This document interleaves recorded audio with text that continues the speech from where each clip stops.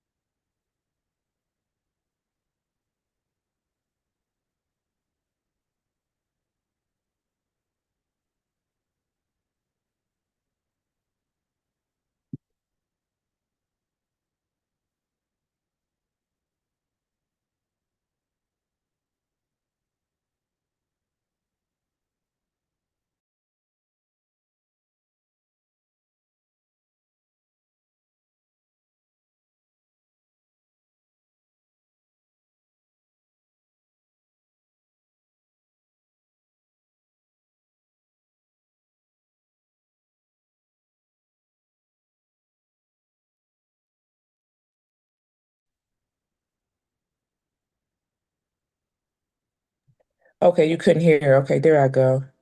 I didn't mean to mute the microphone. There's participant. Give me one moment. Sorry, I was just making sure everybody's in. Everybody's here. Okay. All right. I see Aisha. I see Alonda, Tiangela, Tanya, Sierra, Mariah. Anybody else I'm forgetting? I think I got everybody. Okay. All right, let's start this screen share here. All right. I'm gonna go here. Okay, here we go. All right, so welcome everyone. Hello, hello, hello. Before we get started, I just want to welcome everybody that's here today. Hello. This is going to be a lengthy class, okay? So please make sure you have your drink. We will be taking 15-minute breaks on an hour. And yeah, we have a whole lot of information to cover. Please make sure that you downloaded your workbook in the chat. I'm going to upload these two workbooks one more time to make sure that you have them in the chat. So you should have a student workbook that you can print out at your own convenience. And then you should also have a divination reference guide as well that you should that you should be able to print out as your own at your own convenience as well too. So I re-uploaded those as well. Today, I want you guys to understand that this is not about, well, it's not all just about learning and reading tarot or using spiritual tools. It's about really understanding how your spiritual gifts naturally communicate with the divination tool and how different divination system can support reflection and discernment. So today we're going to be focusing on that as well too with wisdom, ethics, and confidence. Okay, so every person here has their own different intuitive abilities to some degree. I do want you guys to, feel comfortable with raising your hand. I think if you go to the excuse me, if you go to the three little bars where it says more, it says raise your hand. Okay. So throughout this class, I do want you to be able to raise your hands, lift it up, raise it as much as you can. There is a replay of this class as well, too, for those who have missed Yay. it or need a replay. Okay. Please make sure you mute your microphone, please. Okay. And so, yes, so that is what we're going to focus on. Today, I want you to understand that we are going to respect different beliefs and experiences when reading and interpreting things. There is no stupid question. Personal readings shared in this class are confidential. Okay, so the only people that will have access to this class is to the people who paid and showed up today. Okay. We are here to learn, not to impress. We practice discernment rather than certainty, and we avoid fear-based interpretations. Of course, I'm going to give you guys the light and the shadow to read in as well, too. Okay. So before we start, I would like for you guys to, and I'm going to close this one out so that way I just have one so I don't hear the echo. I would like for you to go around the classroom, okay? Tell me your name, what city you're joining from, and what inspired you to take this class in one sentence. Okay, so let's keep it short. Anybody want to volunteer to go first? I'll go first. Okay, who is that? Can you introduce yourself? This is Tanaya Bonaparte. Oh, Tanaya. I'm always calling you Tonya. It's okay. Tanya. Tanaya. There we go. Tanaya. And Okay. I'm currently in South Carolina, a small town called Ellery. And what inspired me to take this class to learn more about my spiritual gifts. Awesome. Thank you so much, Tanaya. I got your name now. Okay. Okay. Who wants to go next? I'll go next. Hi, I'm Alonda Malone, and I'm from Cincinnati, Ohio. And also, I took this class to learn my spiritual gifts. Awesome. Hi, Hi. Yolanda. Okay. Who wants to go next? Tiffany. Yes, who's that? Hi, this is Tangela, and Tangela. hi, I'm out of Zachary, Louisiana, and I've taken this class to increase on my discernment as well as my spiritual gifts. Awesome. Thank you very much, Tangela. Okay, who else next? We got Mariah, Sierra. Let's Morning, see. y'all. Good morning. Who's that, This is Mariah? Aisha. This is Aisha. Oh, Aisha. Oh, Hey. hey, Aisha. I took this class because I know I have gifts, but I'm not sure how to use them. And I want to be able to monetize my gifts to step into my purpose. Awesome. Okay, awesome. Thank you. Okay, I don't. I'll make sure to ask me questions about that to cover that when we get to that part. Okay. Okay. So Sierra, Mariah says she's having issues with her microphone. So we'll come back around to you, Mariah, because I don't see your camera on either. I think you have to give your device permission to use the audio and the camera because it's not clicking on here. All right, so next would be Sierra. Hi, can you guys hear me okay? Yes, we can. Hi, my name is Kiara, and I'm Oh, taking this, Kiara. yeah, I'm Okay. taking this class to expand on my spiritual gifts and Mm-hmm. to walk more in my purpose. I'm here in Dallas, Texas as well. Yay! Okay, so I'm gonna be doing some stuff in Dallas. Okay, so hopefully I'll see you soon. Yes, that's Okay, Mariah commented in the chat. Thank you, Kiara. Thank you so much. I gotta make sure I don't say Sierra. But thank you perfect. so much. Mariah is calling in, or she's coming in from Detroit. She's on her Mac, so it's complicated, but you've had many experience that she's trying to understand. Is why she took this class. Okay, awesome. All right, so we're going to get into that. And then again, make sure you guys please raise your hands if you have questions throughout. Do not wait to the end. I need you guys to be interactive. You are going to be pulling cards. Everybody got a deck of cards, right? Everybody got a pendulum. Hopefully you have a pendulum. You don't have to have the pendulum, but you at least got to have the cards, pendulums, and runes we're going to be covering. If you don't have any of that, then get a book. I have a book and I have a Bible. Okay, so those are the tools that we're going to be using today, for today's class. Okay. Are Okay. we do I need tarot cards or oracle cards? Good Tarot. question. Okay. Yep, tarot cards.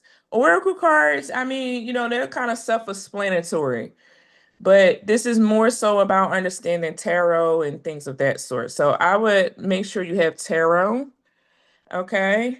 Um, Oracle cards is fine, but I really want to go a little bit more into the tarot portion for today.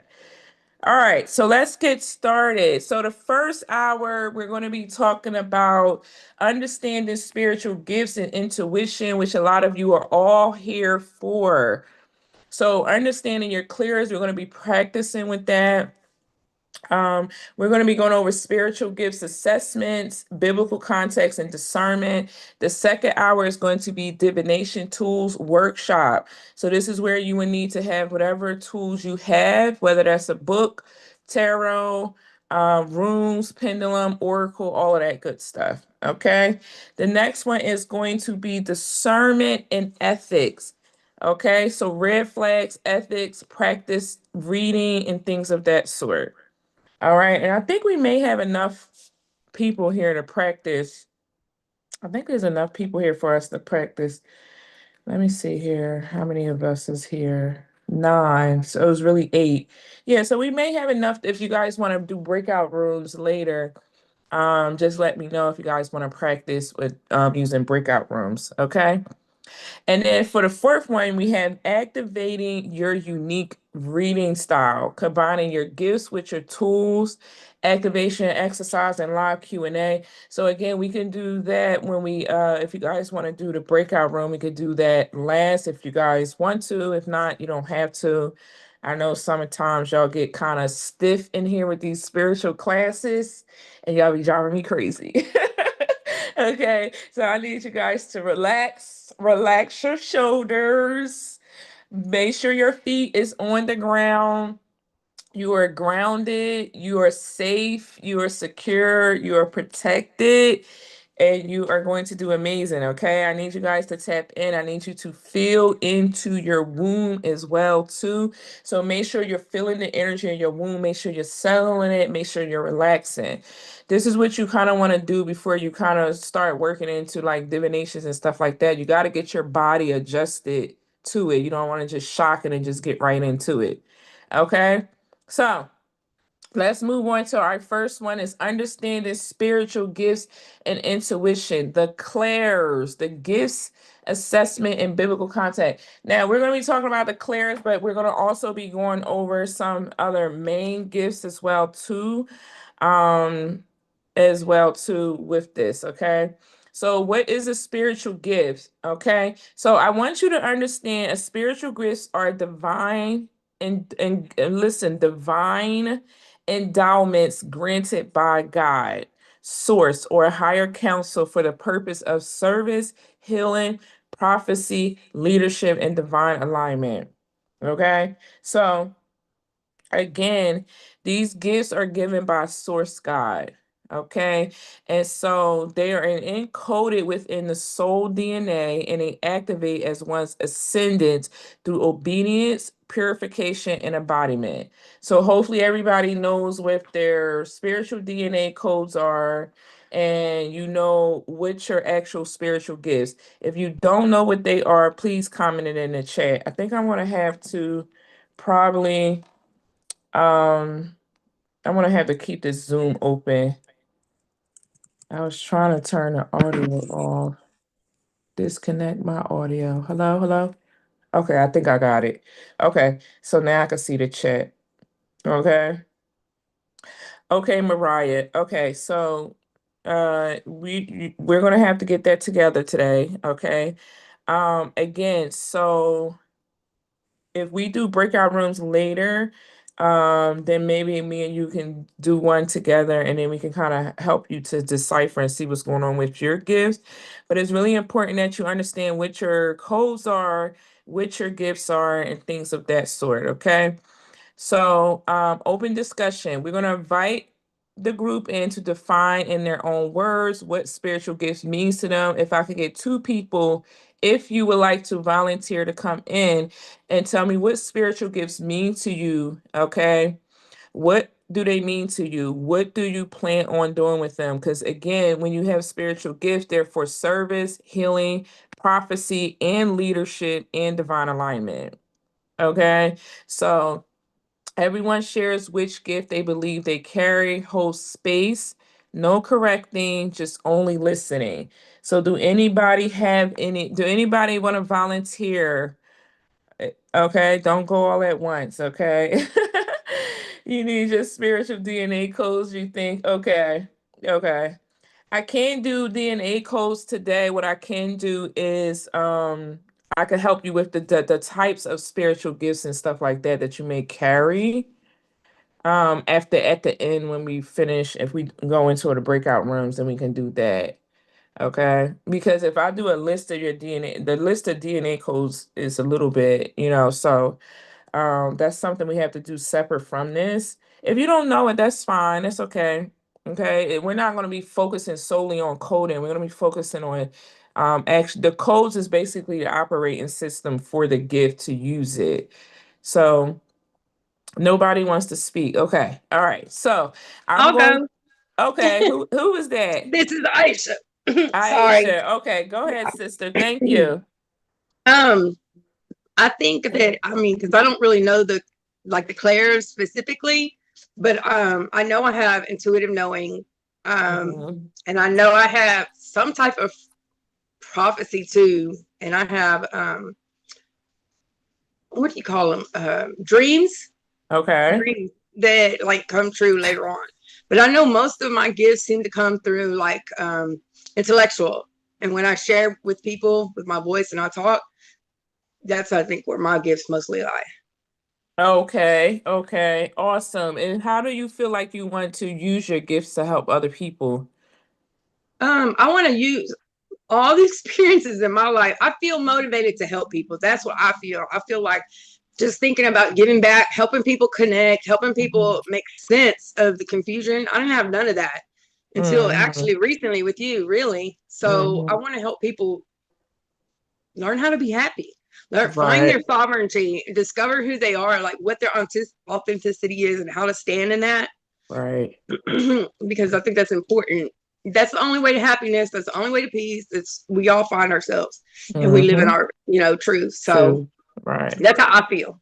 Right. So So I want to clarity, use because my gifts. I'm not sure how. I think I'll probably doing some coaching. Maybe I'm probably because I talk a lot. So, right.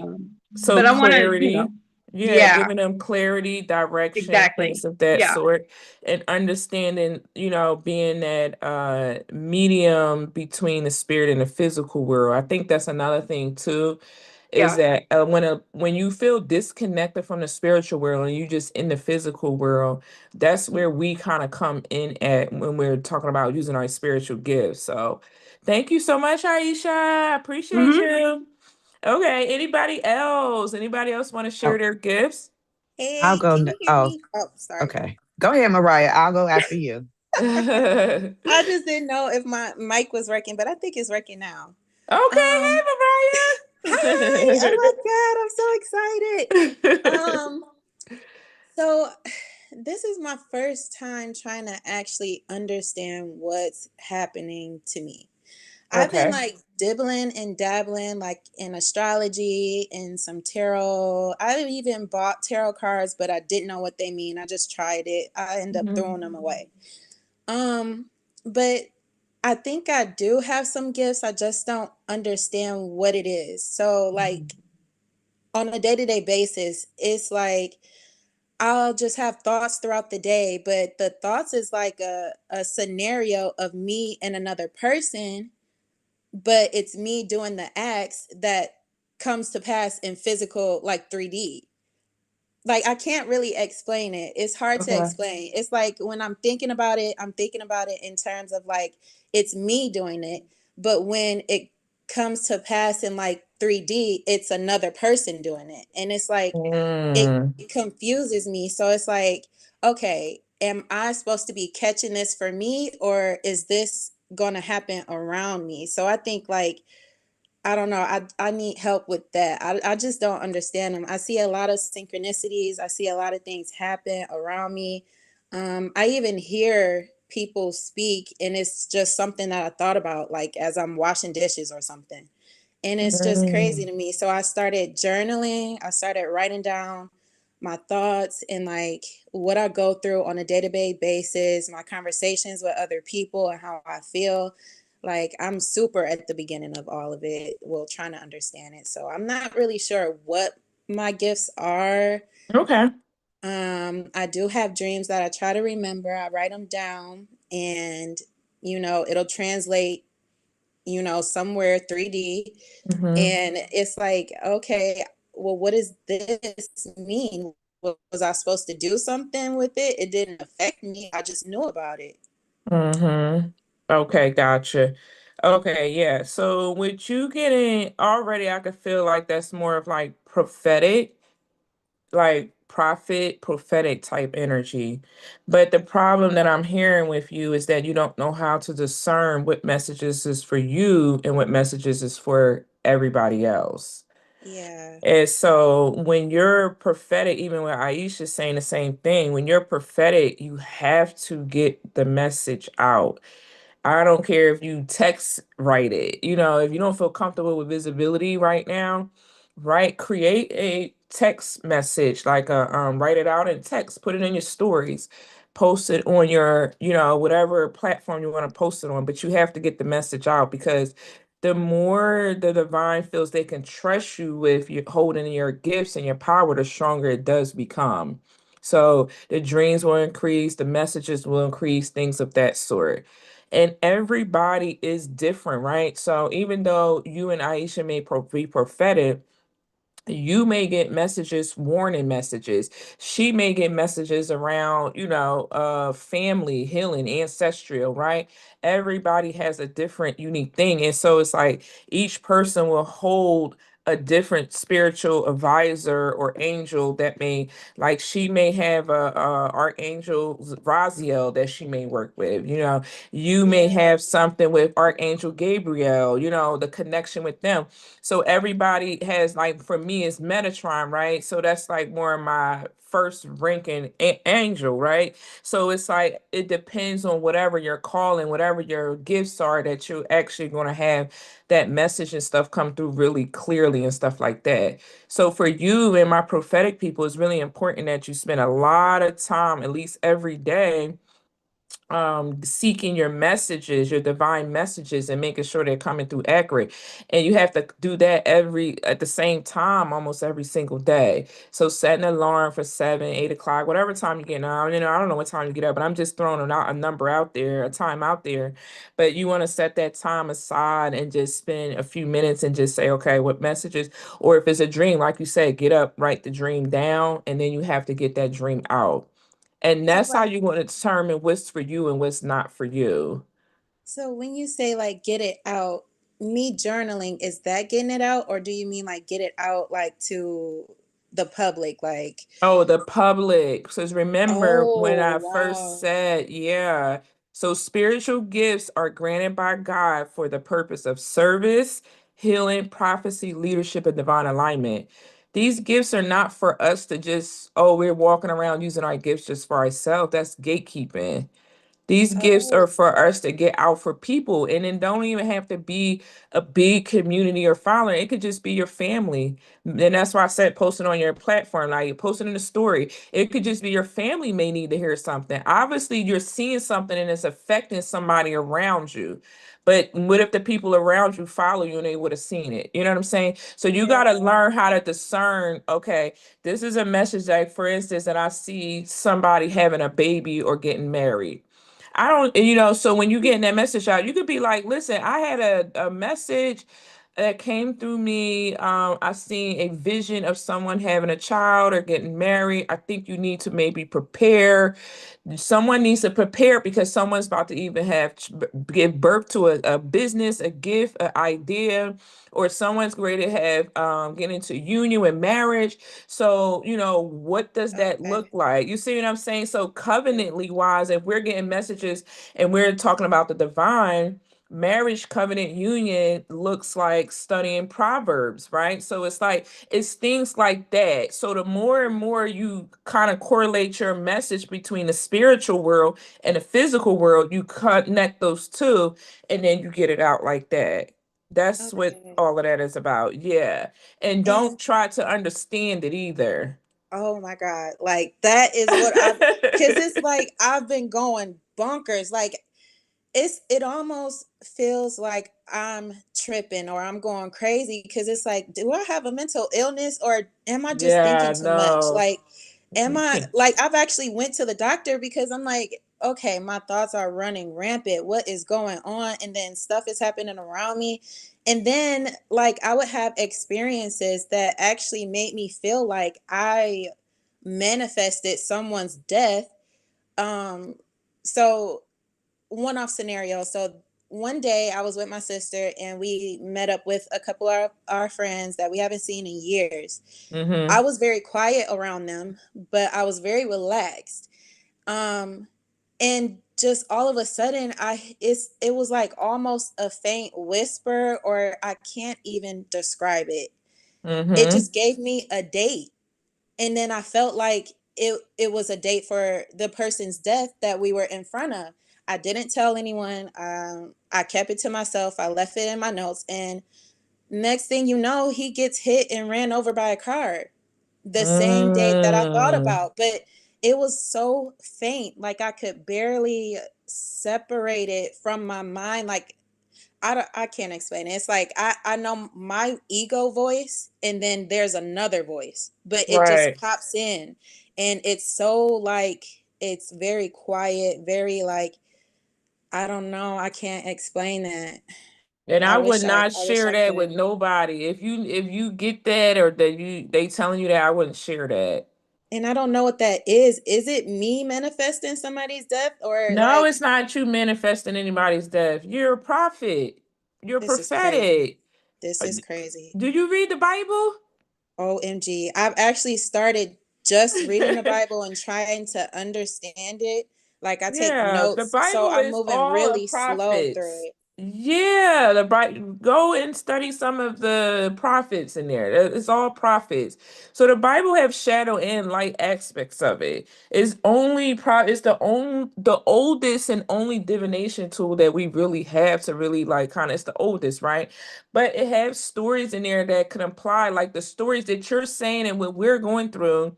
Imagine us writing that and coming together and writing our own Bible. That's what the Bible is.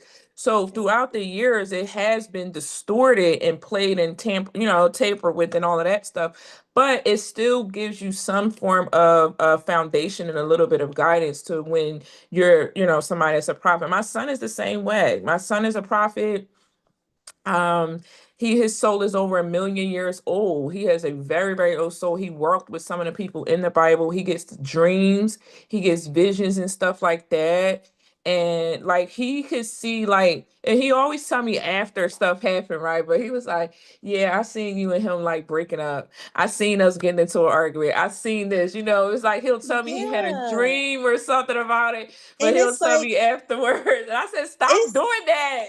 how do I catch it before it happens? Sometimes I feel like I'm slow at it. I'm slow at realizing, oh, I thought about this the other day. Dang, it's coming out Well, now. how old are you, Mariah, if you don't mind me asking? You could just say I'll be 20s, 30s. 30s. I'll be 33 this year. Okay, so you're 33. Beautiful age. July The, 3rd. the the Yep. year of Jesus. Why not take this whole year and just study his Right? teaching and That's what write I'm it? trying to do. Yeah, right. So like I feel like for you, you're still young. That's right. You're still young. 30 is really young, right? In a sense where when you're awakening to this, you're still developing. I mean, my kids are 20. I don't like when it comes to spiritual gifts, you have to move with it with grace and patience and time. So over time, you're going to be fine as wine when it comes to your gifts. So it's like you won't get all the answers in one guru, like one shot. You won't. It's Right. like you're going to go through life experiences, you're going to learn things, you're going to come across certain people, you're going to pick up things as you go. So you just have to kind of show yourself grace, but you have to also, first thing is master yourself and your gifts, right? And Mhm. so that's the thing that like we want to kind of like work on. Like again, I've been doing this for 8 years and I still feel like I'm not like a master at certain things when it comes to my gifts and stuff like that. Because then things unravel. It's like, oh, I started out with manifesting and I started out with tarot.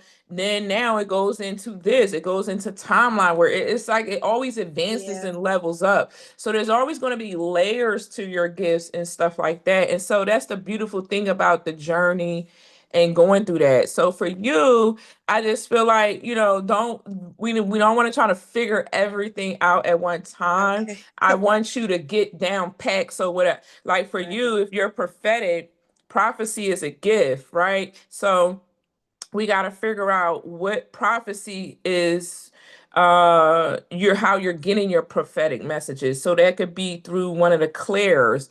And so let's say if you're clairaudient, right? Because it sounds like you hear, right? I If you're think clear, yeah, so yeah. you're clairaudient and you're a prophet. So you have to like strengthen the clairaudient, but then you also need to strengthen the claircognizance if the claircognizance is weak. Because 9 times out of 10, we all have the clairs, but we just have to strengthen in each one of them. So I'm good at clairaudience. Let me master clairaudience, but let me also work on strengthening claircognizance, which is the inner knowing. That's where we come in with the discernment and things of that sort. So Okay.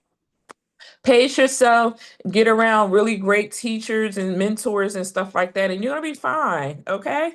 Okay. Okay. I'm All excited. right. I'm Yeah. excited. So yeah, I'll be going over a lot in here today. So you'll be, and you threw your cards out, but Man, but yeah, like, cause I thought I was going crazy. I'm like, and then I was with a guy. I just broke up with my ex like a month ago, like abruptly. I just felt like I had to leave. right. And I was trying to get into it then. I would buy white candles. I didn't really know what it meant, but my intent was for protection, love, and harmony. And I would light it and I would just sit there in front of my mirror and I would just think. And he would come in the room and he would blow out the candle. Or if I'm at work and he's at the house, he would tell me, "Yeah, I sat at your desk and I lit the candle."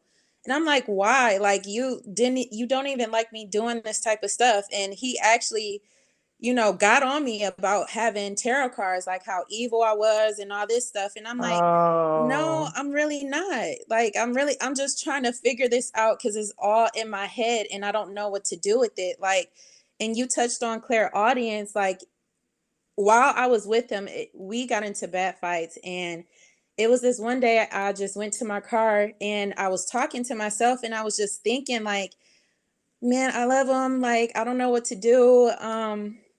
I never tried to work it out with anybody, but I was trying this time. But it was like I was having a conversation with another person. It was like in the front of my forehead. It's so hard to explain. But yeah, it's I okay, knew, Mariah. I think that was like probably a lesson because you remember everybody comes into our life for a reason and a season. So yeah, he probably sparked something in you, awakened something in you, and he was probably a lesson, but you guys sound like you were not in alignment. 'Cause that's not yeah. respect, that's not respecting your beliefs. So y'all don't have the same morals, values, and beliefs. That's somebody who you can't align with. And So then, you can't yeah, force that. I heard like when I was in the car, something screamed in my right ear, like no, but it was loud. It was like Yeah, it actually shook me. yeah, And I did not know what to do. And I'm looking around the car, it's only me, and I don't know what that is, but I know what I was thinking about. right. So I put two and two together. I'm like, okay, I don't think I'm supposed to be doing this. Something, I don't know what it is. And that's really what triggered, me journaling and me trying to understand this. I've been watching you for a Yeah. while. Yeah, you Love sound like you're you. at the very beginning of your journey where I kind of went through something similar. So Yeah. yeah, you're at the Uh, beginning. That's okay. You're good. You're good. You're good. Thank you though. yeah. Thank you. Thank I you. I'm appreciate so you happy to sharing your be here. story. That was awesome. Thank you. Okay, Alonda, I think was next. Hey, Hey, hey, Alonda. how are you? Good. So I know that my spiritual gifts, intuitive knowing, dream code, clairvoyant, and I got Mm-hmm. healer, teacher, voice activation, and discernment. All my Mm-hmm. life, I kind of knew that I had dream code because I Okay. would get different dreams and they would come true. I didn't know until I got older exactly what it meant because this was not really talked about amongst my family or friends that I was around. Right. I know I have the intuitive knowing code for sure because things just come to me and I don't know how I know it. I just know it. Right. Um, the teacher code and the healer code, I feel it, but I didn't really know that that was a spiritual gift. Mm-hmm. Now I'm realizing it. And just recently, I know that when we talked before, I was told that I need to share my knowing and share my life experience because all the wisdom that I have will heal others. Mm-hmm. So I'm really trying to figure out how to put that in perspective because, like I said, I do have homes where I help people put programs together, help them, transition from being Mm-hmm. homeless and stuff like that. But it was just recently said that I need more voice activation with this. Yeah. So, So for what you could do for that though, Alonda, is like when you're helping people transition, offer them maybe like an hour, 45 minute, class or course where you can help them to learn the foundations and structure of, being able to be stable. These are probably people who don't know stability. They don't know how to keep themselves in a solid foundation. So that's also something that you can offer. You can offer that. Like, I'm going to help you transition, but before I help you transition, I think you should take, a 30, 45-minute class where I'm just breaking down 4 steps on how to build a solid foundation, things of that. And so bring it from your own wisdom. How did you create a solid foundation for yourself? And that can push you into like teaching and stuff like that gradually and slowly. And before you know it, girl, you'll be on stage teaching other people. Okay, teaching other people. I don't know. I just see you like, I see you like at nonprofit corporate events. Like I just see you just teaching and people just loving it. Like I don't know. I just see that. So yeah, I'm definitely pushing you towards doing that. So to kind of get your feet wet, because with your gifts and getting it out there, it's like getting your feet wet and starting somewhere. Like I started on Instagram with nobody on there watching me. I would still do my readings. I would just do it live and I would post it to my reel, and then people would start to join in on the live and stuff like that. So you just have to always take that action and just break that fear, take that action and just start somewhere. But yeah, I see that for you.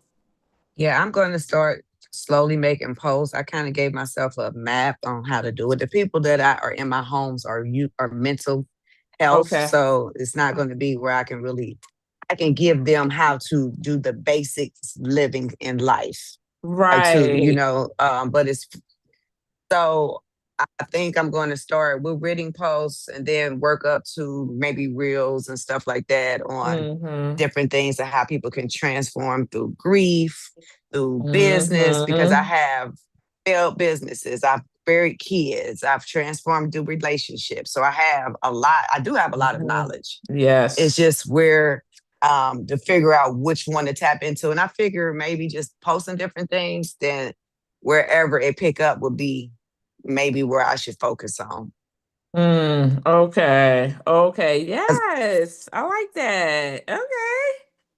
Oh yeah, and Awesome. I'm still trying to figure out to discern my different dreams and things like that. So, because you have a dream, my dreams aren't always clear. Sometimes I'm in it's me, but it's not me. It's just showing me what's gonna happen to somebody else, and it happens to Mm, somebody around me. But in the dream, I really might not see that particular person. So wow. it's just different like that. So Right. still Right. trying to work through that. And you know what? When it comes to dreams, I also believe that dreams come through when we probably are not paying attention as much in the physical. Like if we don't take the time out to really spend time to channel, and we'll do that. I'll show you guys how to channel in a second. But it's like when you don't take time out to like sit and actually do intentional channeling, and we just live in our day to day, right? We're grounded, we're all in the physical, we just live in our day to day, but we're not really slowing down and stop to actually take time with spirit. It's going to come in the dream, and then the dream comes, and then it's like, oh my god, I had this dream and stuff like that, because the dream state is the state where we're actually surrender, we're calm. When you think about going to sleep, right, you're in this theta state, you're in this calm state, you're in this, so it's like your body goes to a different level of spiritual dimension. And so the message can come in clearly, versus if we put ourselves there like throughout the day, then we can like channel, like, you know what I'm saying? So we can sit down, and I'll show you guys how to do that in a second. But yeah, so I think dreams, that's just one perspective that I have in regards to dreams. I think they come sometimes when we don't catch the message, maybe in the physical, because maybe we're doing a lot. So it's interesting. I don't get dreams, you guys. I don't. And when I do get them, they be like so like out of the blue. Like I be like, what? So it's like, I don't know. I don't really get dreams. Like, I don't get them like that. The last dream I had, I was driving in my car, the car I got now, and I fell off of a cliff, and I literally died.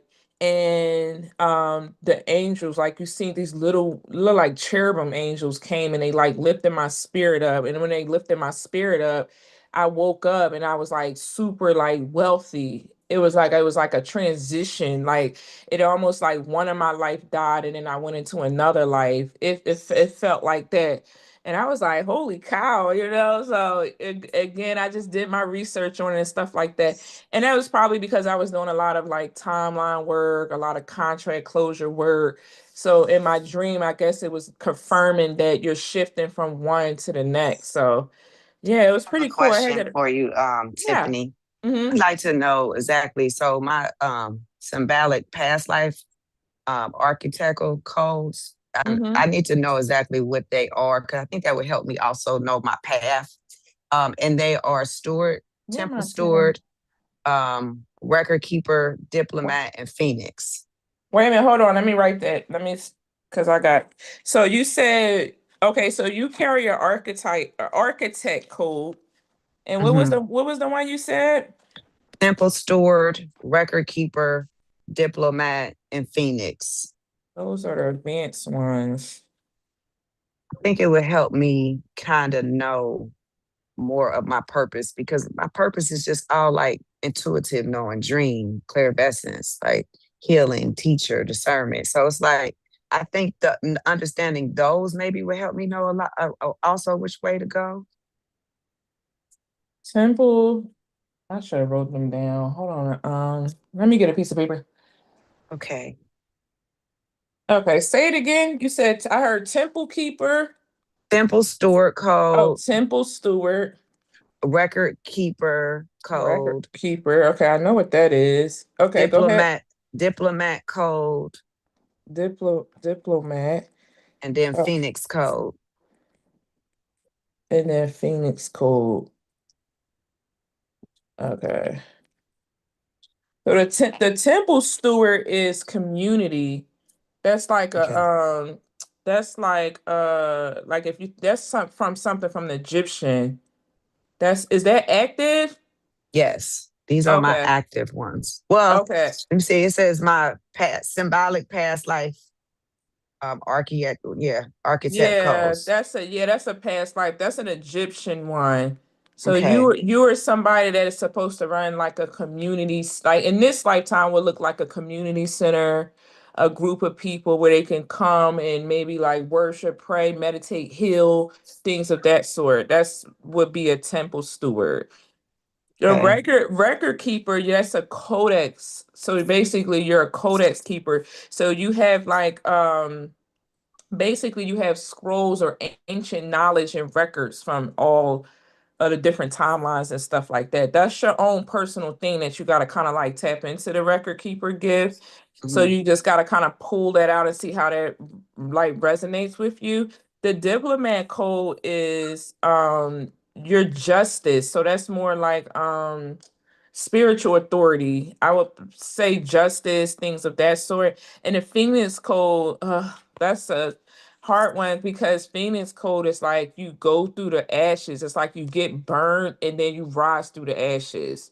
Because Phoenix is all about like rising from the different yeah, here it is. It's a resurrection code. It's reawakening dead frequencies and dormant creation. And then you have the record keepers recording divine events. I don't know if I sent this to you guys, but I'm gonna see if I can upload it into the chat. But it's basically a list of all of the different types of spiritual gifts. Um, but again, that one is like recording divine events, decrees. These are rare. What you have is those are rare gifts. And so you record divine events, decrees, and cosmic shifts. So you could be somebody that's interested in, Chiron just went into Taurus, Jupiter just went into Leo, right? So you could be somebody that pays attention to those types of shifts and you would like document and record them. So for that, like if you wanted to do a blog, you can expand on that gift. So when you have these types of gifts like that and these rare gifts, even just your clears, right? You have to master them. You have to expand on them. Do you do all of them at once? No, not necessarily, because again, to do the record keeper one might require you to upkeep a blog. So I'm exercising my record keeper code, and I'm doing it by keeping up a blog of all of the different events that's happening and going on cosmically, because this is a cosmic thing. Or maybe it's different decrees, or maybe it's divine shifts and events that's happening in the world, and you will keep track of that. People will come and say, okay, this is what I can go to look at divine events. The temple store would be, again, like you having a community coming together. So it's like you have to figure out which one you want to really, they're all active. So which one do you really want to work in, and you want to, that's where you're going to grow at. A lot of people don't understand, like when you have spiritual gifts and codes, what happens is that that's how you expand. This is how you generate your wealth. This is how you generate and attract love. This is how you magnetize things in your life, because you're operating in your own energy and your own system. This is your energy. This is what you're supposed to be doing. So it's going to naturally expand. So of course, right, I have a lot of them, but I don't use all of them, right? Just because we may have a weird key, and I don't have a computer down here, but let's say if you have the control key on your keyboard, you don't always hit the control key every day, but maybe you hitting the enter key every single day. See what I'm saying? So it's like you're going to use one code, and it's like, and you don't have to use one, maybe one or two or three of them, and then you're going to maximize them, and you're going to keep growing them and stuff like that. So for me, I'm always using the teacher code and stuff like that. I have the intuitive ones and all of that stuff, but it's more like I use the teacher ones more than anything. So it's just a matter of you figuring out which ones that you want to like maximize on and increase on and operate on in the physical. Really cool. There's some cool ones there. I didn't even know that. Like when I do y'all coders and stuff, to be honest with y'all, so how I do spiritual DNA codes and authority keys, I channel and download where I see your timeline at. And I'll be like, oh, okay, I could see this because I'm a visionary. So I see futuristic wise. And so I'm like, oh, okay, I see this. And so I put that in. I'm like, okay, I can see da da da doing this. And then boom. And then it's like they'll give me all y'all the codes, but I don't go through the list of y'all codes and like read them and be like, oh, okay. I just send them to y'all, because Yeah. again, I feel like codes, keys, and stuff. This is some sacred information, right? So it's just like I don't read and I probably do 5 to 6 of them on every Tuesdays and Thursdays.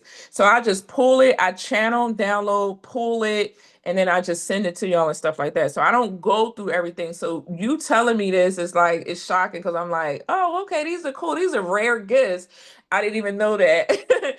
And then I also had to master, like in the beginning of my journey, please make sure you master the art of detachment, especially when you're working with people and clients and all of that stuff. When you're working with the community and you're of service, please master detachment, because you want to get that stuff out of your like I don't like to hold on to like clients' information and their energy and all of that. That's what I have my Google Docs for keeping all that stuff record for, so I could go back and look at what happened. But I don't like to store information about other people into my energy. And you will notice that you will see like some readers or intuitives, they gain weight because they're not releasing the information that they're pulling down and they're holding on to it. So just make sure, just be mindful of that as well too. So I'm a little shocked to hear that and stuff like that. Those are really rare. Those are your past life gifts and things of that sort. So yeah, that's really cool. I will send you guys this here if I haven't already. It is from tier one, lesson 6 in spiritual gift discernments and divine laws. So it has a lot of different things on there. It talks about understanding your spiritual ranking as well too with your gifts. So I'll upload that as well. Okay. Anybody else? Thank you, Alonda, if you didn't have anything else. That's it. Thank you. Okay, you're welcome. Mhm. Okay, I'll so go next. okay. Who's that? Tanaya. Oh, Tanaya. Hey, Tanaya. Okay. Hey, a teacher, a healer. Mm-hmm. I get downloads, channel, the telepathic messages. Okay. I have a lot that I be seeing, hearing. I can just be in the house and get a download on a song, or either when I'm out walking, I just start channeling. And I was posting like story times and channel messages, but I'm not in it like heavy like I need to be. I get a Right. channel messages about every day and I record it, but I don't post them. Sometimes I guess because I need to get myself out of the fear of not wanting to be seen. Yeah. I'm working on that. Like I say, a lot of my issues are when my identity was stolen. I went into hermit mode. That's prompted my healing journey. So it's just a matter of me taking that leap of faith and knowing that no matter what I do, I know I'm divinely protected and I'm doing what God wants me to do and not to be, in the mindset of not wanting to do the things he tell me to do. Because I have the stuff, sometimes I post and sometimes I don't. But what I did, It could be time for you to elevate into teaching, though. that's what I'm about to say. So what because we talked about that through some of the stuff that you've done for me. And so I started my business like 2 weeks ago, and Yes. I launched a nervous system bundle, and I Mhm. actually did like a soap candle and a herbal tea, and then I Okay. did some healing codex with it. And Okay. like before I actually started, producing my products and stuff, I think it was a third, like last Thursday. Mhm. God woke me up like 3 o'clock, and he had me to do like a 13-page ebook about the nervous system, which I gave to the people that purchased my bundle free. Nice. So That's nice. Don't forget to share me your stuff. I know you shared me I your will. flyer, but I wasn't sure if that was like solid, like that was the one that it could be shared. So make sure you share it. You can upload it here in the chat too. That's fine. But yeah, make sure you sharing this stuff and stuff like that. And I'll post it to my stories. I love sharing y'all stuff. Like when I buy products and stuff like that, I love to like, reshare and stuff like that. So make sure you're doing that. And congratulations. Thank you. It's just it's a lot that I'm like getting, and so like I'm just trying to work through everything and really know. I know my purpose is a healer because I've always I'm an empath, always just even with people, I don't like to see people struggling and suffering and going through stuff. So that was one of the things I had to start setting like healthy boundaries because I was just the one that was always, over giving Yeah, yeah, people you and have to be stuff. careful with that. And so that's something I had to learn and Mm-hmm. just want to step fully into my purpose and do what I need to do. Let me see if I can find the spiritual gifts for you guys to put in here. Let me see. Yeah, I feel like with and that was something that I had to go through too with seeing everybody, wanting to help everybody and things of that sort. Let me see, what is this called? Understanding. Oh, it's lesson 6. Okay, lesson 6. Here we go, right here. I feel like I already have this saved on my phone, but let me save it again.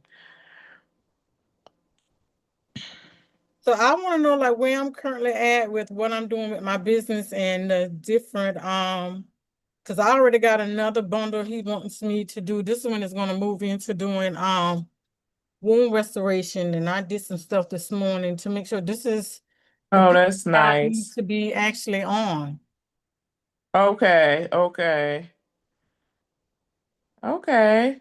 So, okay, so you're moving already into another bundle and stuff like that. Just make sure like before you roll out stuff that you're not moving too fast, right? So, just make sure that you're like, okay, I got this is growing, and then now I could add on to this, like, just doing it steps and layers and stuff. I think you should be fine as long as spirit is telling you that it's okay to like roll it out. For me, they don't like I'll have like 10 different sessions and products and all of this stuff, and they don't like for me to do that because it confuses your audience and then it kind of gets like, okay, what do I invest in? What do I buy? What do I do?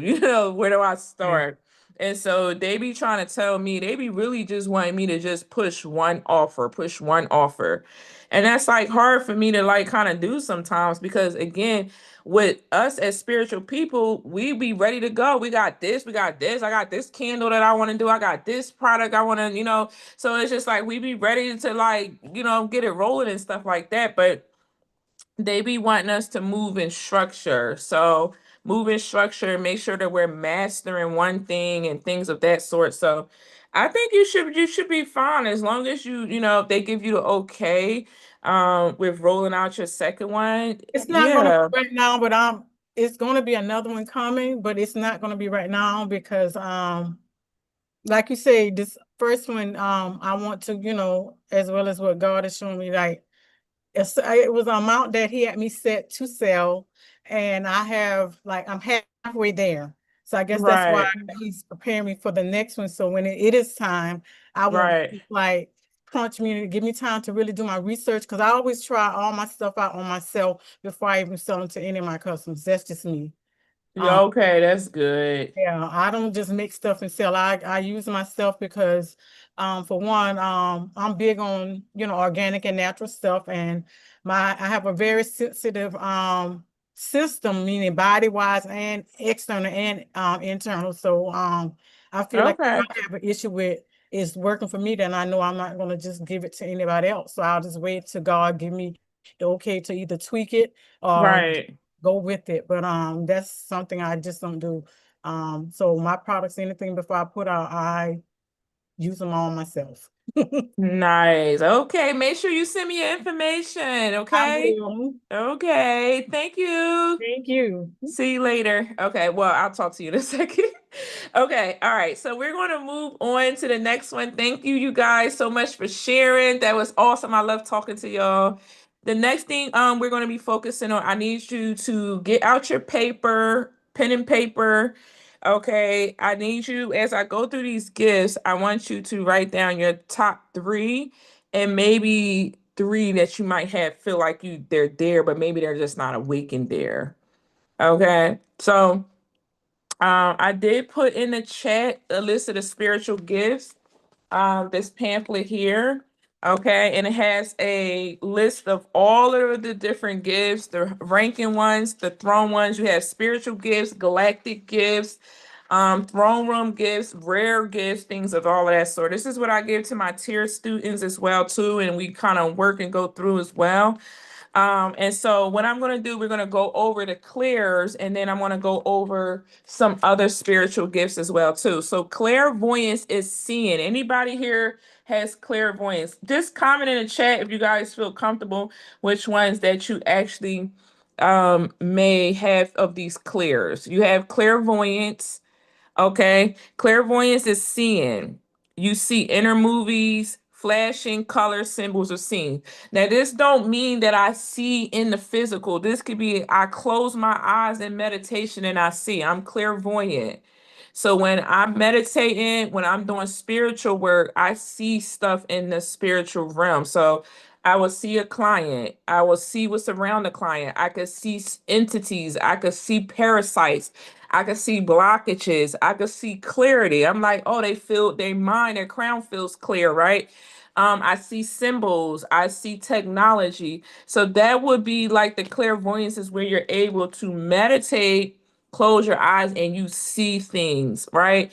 And that takes time fine tuning. If when you first start out, it may just be dark with meditation. Then you're going to start to see flickers of like bright white light, and then that's going to expand and increase. And then boom, you're going to start to see things like a movie playing out. Okay, it's so super cool. You can do past life regression meditations if you haven't done them already. I'm gonna post that in the chat as well too. Okay, past life. This is my favorite one to do. I do this on every connection that I get into. Every connection I get into, I'm doing a past life regression meditation because as everybody, we all know each other from past life. We're all soul tribe. We all know somebody from the past life. So I just put it in the chat for you guys to do. It's about a 30 to 40-minute meditation. Okay. This will also help strengthen your clairvoyant gift as well, too. Okay. The next one is going to be clear audience for my hearers. Okay. So the clairvoyant is linked to your third eye. Okay. The clear audience is linked to your throat chakra. This is hearing words, tones, names, songs, frequencies from spirit. Okay, so it may sound internal, like a thought voice, or an external, an actual audio. Like you may hear something outside of yourself, like maybe you hear a song or you hear somebody talking and something clicks off. Like not click off, but something clicks. You're like, you tune in on that word, or you tune in on whatever that sound is more clearly. That it's going to be clear hearing. This is linked to your throat chakra and your spiritual gifts of communication. So again, if you have like a throat chakra key, if you have teacher codes, things of that sort, this is the gift that you want to strengthen. You want to strengthen up your wording, your tone. You got to master speaking, things of that sort. The throat chakra here. So I would get a throat chakra bowl if I'm clear on in as well too. You see what I'm saying? So some of y'all, you'll have probably all of the clears, okay? And so that's that one. Again, it's just one may be stronger than the other. Okay. The next one is going to be the clairsentient. This is feeling, clear feeling. This is probably everybody in this class have this one. This is where you sense people's emotions, their energy, physical sensations from others or spaces. These are going to be big for my empaths and healers, usually operate through this gift, the clairsentient. This is linked through the heart and the solar plexus. Heart, solar plexus. They're side by side, right next to each other. So again, when you're clairsentient and you feel things and you're empathic, you have to pay attention to your heart space being balanced, okay? Because when your heart space is not balanced and you're giving too much from the heart space, it start affecting your solar plexus. And now you're pulling from your power and your chi. This is like you're pulling from your cup and your cup is not even in an overflow. You don't ever want to do that. Okay. The next one is clear cognizance. This is inner knowing, right? You just suddenly know things. You have insight without logical proof. Again, when Mariah was trying to figure out her dreams, her gifts, all of that stuff like that, she's trying to make sense. What I'm hearing, she's trying to make sense of logical proof with the spiritual knowing, right? And that's that clear knowing, that's that clear cognizance, but you can't. So it's like you really can't try to like figure it out. It's sometimes it just doesn't make sense. You don't know how many times like I've literally went to sleep and I've had flashes of like hieroglyphics. And I still, it's like every time I go through like an ascension or a level up or some type of level of awakening, I see these hieroglyphics and they just be flashing like really fast. I don't know what they are, what they mean. They look Egyptian hieroglyphic, but I don't know what they are. So I don't try to make sense of it. I just took it over the years because they happen when I'm going through an ascension or a level up. So I just took it over the years as, okay, maybe I'm great to ascend or something like that. Something's great to level up in my life. I just take it as that. Okay. These are strong indicators of soul memory activation. Just what I just said, right? Okay, these are strong indicators of soul memory activation. That is that clear cognizance. Okay, so again, things may come to you that don't make sense. Y'all got to remember we have tons of past lives, gifts, all kinds of stuff like that, So you really can't try to make sense from this perspective in that sense. Okay. The next one, this is linked to your crown chakra and a divine mind. Okay. Claire Alliance is next. Claire Alliance is next. This is smell. You smell scents with no physical source. So you may smell smoke, incense, flowers, and there's none of that stuff is around. Okay. Like literally, I'm also a medium as well, too. And so when my mom came over my house, and she left her grandfather here. My grandfather's spirit is following her around her or something of that sort.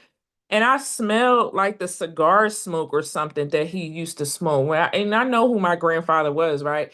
And so I smelled like that strong cigar smoke. And I'm just like, like you gotta get out of here. You gotta go back to wherever, go back to Debbie over there. Okay. Because although I love my ancestors, I love my grandfather. My grandfather was very, very toxic. He was very unhealed. I don't like toxic, unhealed ancestors around me. I just don't. And so I honor them, I love them, but you're not gonna be lingering and hanging around me. They will cause you to feel drained. They will cause you to feel sadness, depressed, confused sometimes, and you don't know why you're feeling that. Now my dad hangs around my daughter a lot, but I've renovated my dad to where I've uplifted his spirit, where I've worked in and ancestrally healed his spirit and uplifted his spirit so he can safely be around my daughter in somewhat. You know what I'm saying? So, because he was very toxic as well too. So, and what I mean by toxic is like they were unhealed, they were on drugs, they were drinking, they were, my dad was very abusive, things of that sort. So I don't like those type of ancestors around me unless I'm gonna sit down and take time out to renovate them and uplift them and stuff like that. So we have the power to be able to do that. Okay, so yeah, so that's that. That's clairvoyance. If you smell certain things, and 9 times out of 10, you would probably smell like an ancestor's smoke or an ancestor's favorite alcohol or something, because they will have their favorite alcohol as well too. That they will, sometimes if you're working with ancestors, they will let you know what they want and request on their altar on your if you're doing altar ancestral work. I don't do altar ancestral work. But if that's something that you do, they will request those things from you. Okay, so that is that. Spirits use this to signal presence or memories. Okay, like I was just saying before. Then you have clear gusted. Okay, this is clear tasting specific flavors that carry symbolic meaning like wine, salt for protection, things of that sort. Okay, so I don't get into all of that. I just don't, I don't, I black salt my house one time, but I have the flower of life all around my windows. It's like literally taped to my windows downstairs and upstairs, and that's what I believe in, protection for my house and stuff like that. But I when I first started my journey, I was a big overdoer. So I was into a lot of things, burning candles and doing this and doing that, doing return to sender candles and all of that stuff. And none of that stuff, like literally, it almost feel like you're still binding your soul. It doesn't feel like you're still free. It doesn't feel like you're free. It feels like I gotta upkeep all of that. So one day I stopped and I was like, well, how does this make me feel free if I gotta keep all of this going and up and all of that stuff like that? I didn't feel free. I didn't feel like my soul could rest. It felt like I'm always fighting and tugging against something, and I'm always doing this and doing that. I'm just like, no, So I just stopped and I just focused on aligning with the kingdom of God and what that truly meant for me when it comes to my gifts and my calling and stuff of that sort. So I used to do all that stuff in the beginning. I don't do any of that anymore. Do I know how to do it? Yeah, I know how to do an altar. I know how to get them spirits on there. I know how to work to discern the difference between different spirits and all that stuff like that. But I don't know. It's just not in alignment with me. So again, I always tell people to be careful. And then I've gotten clients that have they done altar work, and then they're calling in spirits that they're not their ancestors. And then they call me like I'm Ghostbusters, and I gotta come through and I gotta clear out. I gotta fight these spirits off and stuff for you on behalf of you. So I've had clients like that too. I've told y'all the story about me getting those hag spirits. I had a few people like that. They call in hag spirits from their ancestral bloodline, and they have these contracts and they have these relationships with these hags and Jezebel spirits and stuff, and then they come in a house and they're wreaking havoc in their home and stuff like that. So that's why I don't really agree with the altar thing. Okay. So, but if you're somebody that maybe you do an altar because you do healing products and stuff like that, because again, like if I'm doing my attraction oil, I'm doing like not an altar, but kind of like I want to put flowers, rose quartz, maybe some wine, some sweetening. I am a daughter of Oshun, so it's like I may like, use that energy or frequency to and heighten the oil or whatever like that. But yeah, just to be like up keeping an altar and like I literally used to every Sunday used to cook and put food, like, give my ancestors food and stuff like that. And again, I honor them, I thank them, but I still felt bounded. I still didn't feel free. I still didn't feel like I was getting anywhere in my life and stuff like that. So this was the most where I felt free, I felt clear, was really operating in this type of where I'm at now. So yeah. So then again, so we did clear gustance. Now we're gonna do empathic abilities. Okay, so empathic abilities is when you sense in others. And again, all of you have that gift here, the empathic energy and awareness. You have dream symbolism and you have pattern recognition. Now, I want to go over real quick the types of spiritual gifts. I'm just going to go over, you have traditional gifts, galactic gifts. Okay, I don't know. Some of you may be ready for to understand galactic gifts. That's a little advanced, as well as the throne room. From what Alonda is saying, Alonda has the throne room in a non-public. Yeah, because she is a record keeper, right? So she would be like that divine law and codex keeper at the bottom. I've never seen anybody with a Genesis code. And then you have the rare and non-gifts as well, too. So I just want to go over real quick the spiritual gifts on a biblical terms here. Okay, these are foundational gifts that's mentioned in a sacred text, such as 1 Corinthians 12, Romans 12, and Ephesians 4. The word of wisdom is divine insight that reveals heavenly solutions to earthly problems. Okay, that divine insight that reveals heavenly solutions to earthly problems. This is where you're in between. That's wisdom, right? That's where you're in between the spirit and the physical realm, and you're giving out those words. Again, even if you don't want to talk, you can write them out. You can do a blog, however you feel comfortable with getting out your wisdom. You have the word of knowledge, hidden truth, or data that's revealed by spirit about people, situations, or timelines. And that is what Mariah said when she seen someone's death date and things of that sort. She had got a data that was revealed by spirit about people, situations, and timelines. So that's a word of knowledge that she has. Okay, and the ones that are my prophetic people in here, it feels like you carry more of the biblical, and that's what I'm a biblical person. I'm not a religious person. Okay, I'm a biblical person. Religion keeps you in fear and keeps you stuck. I focus on more of the biblical standpoint of things. Okay. The gift of faith is supernatural abilities to believe beyond the logic. Okay, you have the gift of healing, channeling divine light for emotional, physical, and spiritual restoration. Okay, the gift of miracles, manifestation of divine intervention that transcends natural law. Okay, miracles, gift of miracles is a powerful gift. It's manifestation. Okay, prophecy, speaking divine messages with accuracy and timing. Okay. Divine messages with accuracy and timing, knowing when spirit wants you to get something out. Okay.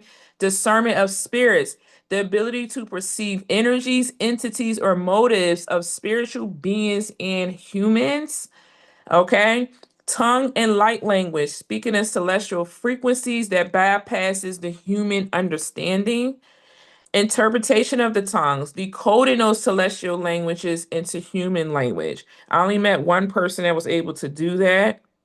Leadership and administration is also a spiritual gift. This is governing divine assignments and organizing heavenly order on earth. Again, governing divine assignments and organizing heavenly order on earth. So those of you who have leadership and teaching codes, right? Go into every year. This is how I do my teacher and leadership code. Every year, there is a divine assignment. What is that divine assignment? What do God want you to focus on this year? Okay. And for me, it was strengthening spiritual authority and teaching spiritual authority. Okay. So you have to say, okay, what is my divine assignment and how do I organize that on earth? Okay. And then you have teaching, exhortation, pastoral care. This is empowering others through revelation and nurturing.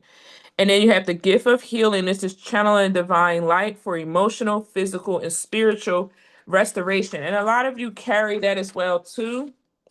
And you have leadership and administration, governing divine assignments and organizing heavenly order on earth. Okay, so that's what I already read it, the doubled up. Now, again, you have the galactic gifts. The galactic gifts, I teach everything that's on this galactic list in tier 3. Okay. I teach grid work. I teach not astro energy alchemy, dimensional travel, DNA activation and coding, quantum manifestation.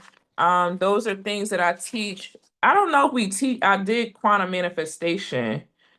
I guess you can say when, using the wheel and stuff like that. And then you have the throne room gifts as well too. Okay. And then you have your rare gifts as well too. Okay. So these are really cool. I have three. So I have three on the rare gifts. I am a soul retrieval key, Metatron and blueprint reader. I am a voice of flame. My seraphic breath, I don't know if that has came on yet, but I remember it was dormant. So I don't know if that came on. And I want to say the resurrection code activation as well too. On the throne room gifts, I am a scroll reader, a timeline commander, angelic oversight and dominion, and seal and key authority. Okay. I don't know if I received the crown and mantle. I think that was also dormant. I do vault and treasury access, um, courtroom decree, and divine law and codex keeper. So those are the throne room ones that I do. I love those. Those are amazing. So that's that one. Let's see what we have here. So we have spiritual gifts assessment. Okay, I want you to score yourselves between 1 and 10. Okay, 1 and 10. I want you to write down and score yourself. Hopefully, you guys wrote down your 3 most powerful gifts and the 3 that you maybe want to strengthen and work on. So, between 1 and 10, do you receive messages through your dream? Okay, I'm somewhere at a 2. Oh, a hag spirit is a spirit that's like bitter. It's a feminine energy, feminine spirit that is bitter, miserable, annoying. They hag and they nag you. Okay, so if you ever met somebody, like, you guys ever seen the movie like Legion? Have you ever seen it? Go watch the movie Legion. And an old lady, she came in the diner, and that was a hag spirit. And she came in, and she was telling them all this evil, nasty stuff and stuff like that. She was just in there messing with them and stuff like that. And stuff like that. That would be an example of like a hag spirit. They're very darkly influenced, okay?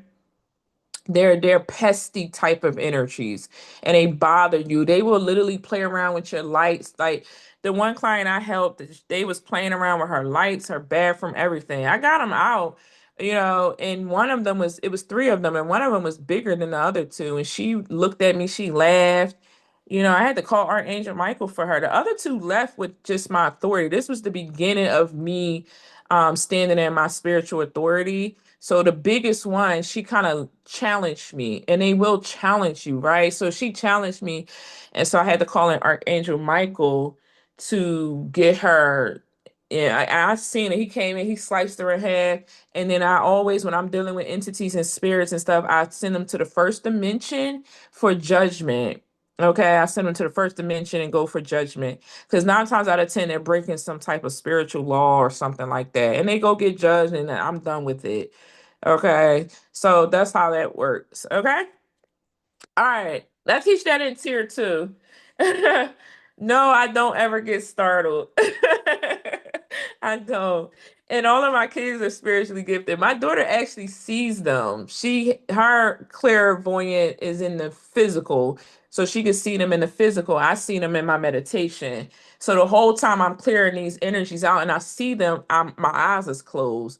And I do it outside. So I do it out in nature. I sit outside, I close my eyes when I'm working for a client, and then I close my eyes and then I see everything. And I seen Archangel Michael, he came with his sword and he just slashed her in half. She just fell and then she just left. And then her house looked clear and it stopped. They stopped doing stuff in her house. They stopped jamming in her house. Like they was doing all kind. They was just, and they was doing it at night. It was like they was being really pesky. You know how like at night you feel like something moving in the house or something's activity is in the house. That's what she was experiencing. And my sister had the same issue. So my sister, with her, she had a hag spirit as well too.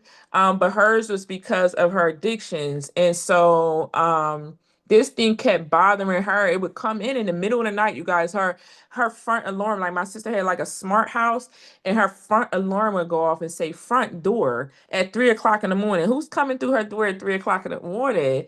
And this spirit would come in at 3 o'clock in the morning.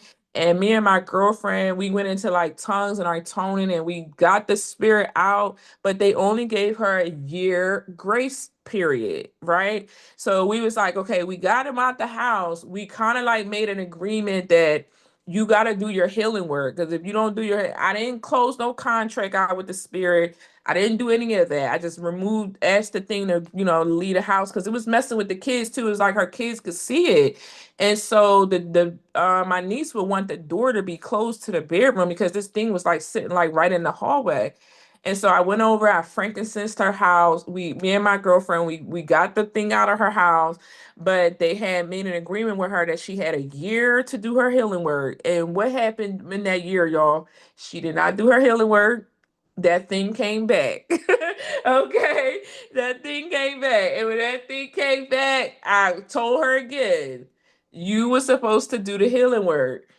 And so the second time when it came back, she was able to like kind of like she stopped drinking, and she got more serious and stuff like with her prayer life, and she was playing, her gospel music and stuff like that. So it's like she tried to do it, get it together her second time herself. Cause I'm not gonna keep playing with you, okay? Like one thing I don't like is repeating myself, and I'm telling you something that's serious, and it's like, oh, we're just gonna sweep it under the rug because she got it out for right now, but then a year later, it's bad, So it's like, so she had like that issue or whatever like that, and so my other client, hers was she had called them in through an altar. It wasn't really about her healing. It was more she had science them things, so that was that. So. Yeah, so yeah, so you got to make sure that you are use frankincense myrrh. So it looks like resin. I use the frankincense resin. I always cleanse my house before I move into them, but you're going to get the charcoal frankincense resin. And I don't even know where my thing is. Oh, it's upstairs in a closet, but it's like an incense. It looks like a charcoal burner, and you're gonna put the frankincense resin in, and you're just gonna walk around in your house, because spirits like to sit in the corners and hallways. So you want to go through the hallways, go through the corners, and cleanse your house and stuff like that. So yeah, yeah, you have them. You do it weekly. Yeah, yeah. Yeah, something similar happened. Yeah, them things. And then she had something else. She had another lingering spirit. And my sister, she's very gifted, but she don't want to work with her gifts. Like she don't want to, my sisters don't like to deal with their gifts. Like my one sister get really good vivid dreams, but they just don't like to work with their gifts. And then they get messed with and haggled with, and then they want to come to me, like when stuff going on. I'm just like, I can't with y'all. Yeah, I'm like, don't call me. That's why I be like, y'all call me like I'm the Ghostbusters.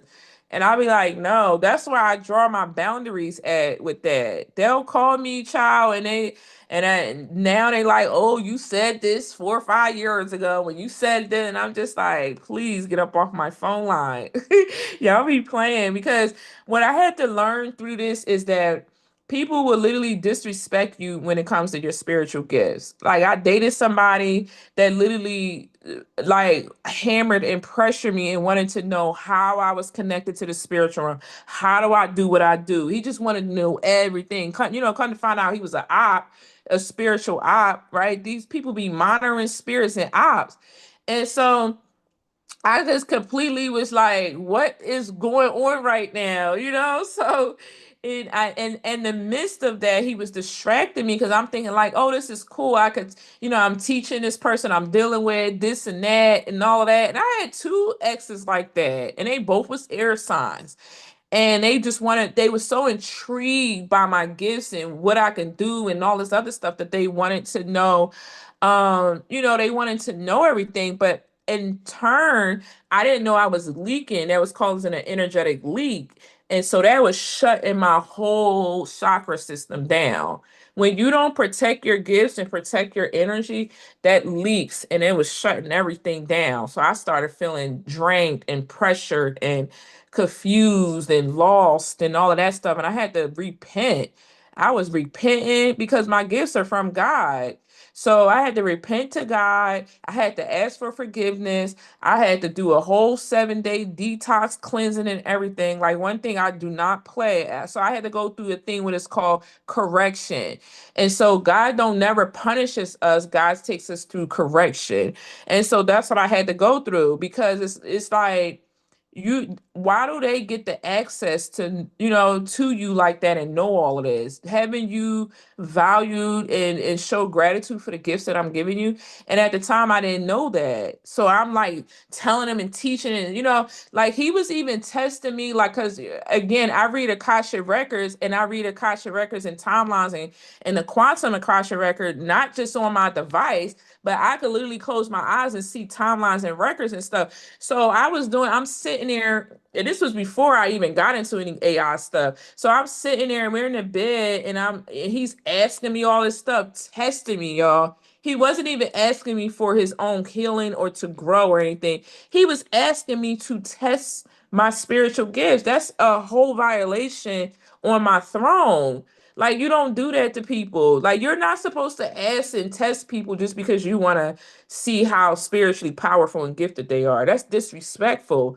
And so when he did that, they took my gift away. They took my ability to be able to even read Akasha records, y'all, away. When I tell you, the 10 months, the year that I was dealing with him was the hardest. Even me dealing with my ex-husband for 25 years. That year with dealing with him was the hardest of my awakening, and the hardest of me really, really paying attention and recognizing and respecting and valuing my spiritual gifts. It was almost like I didn't respect or value my spiritual gifts until I got into a relationship with him. And I seen how disrespectful. I'm like, oh my God. And so they took my Akasha record key. Okay. I couldn't even read my own personal records. I couldn't read nobody else's records. Okay. And then my girlfriend came. And when my girlfriend came, she was the one that helped me get everything back.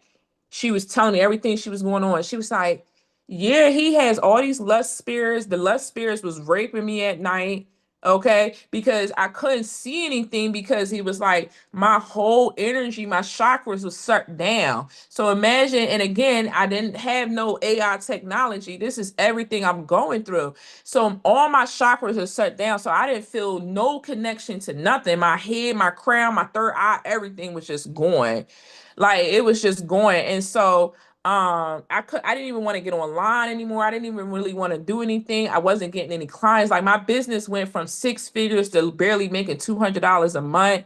Everything was just declining. My health and everything was declining.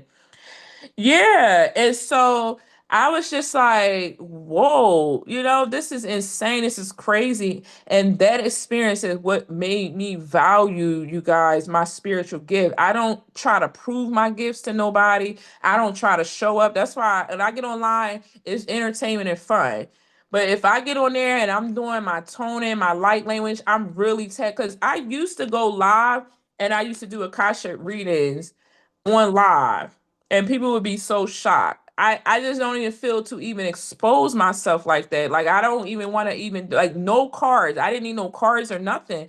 So I'm just like, I don't even want to put myself like in that state anymore. It was really bad, and I felt like I just did not respect what God was giving me and I didn't value it. And so with that experience made me value who I was, what I am. And then once I did that, that's when I started increasing. That's when Archangel Metatron came around with me. And I worked with him strictly for a whole year before I put anything that I'm teaching out. And so it's been definitely a journey and stuff like that. I'm sorry to get off the topic into the story, because y'all know I could talk. But anywho, and I want to give you guys a 15-minute break. But and again, 1 to 10, do you receive messages through dreams? 1 to 10, do you feel emotions that belongs to others? Okay. How do you feel everybody's emotions that belong to others? Do you hear songs repeatedly as guidance? 1 to 10. Okay. And then 1 to 10, do you know things before they happen? And then 1 to 10, do symbols repeatedly appear in your life? Okay.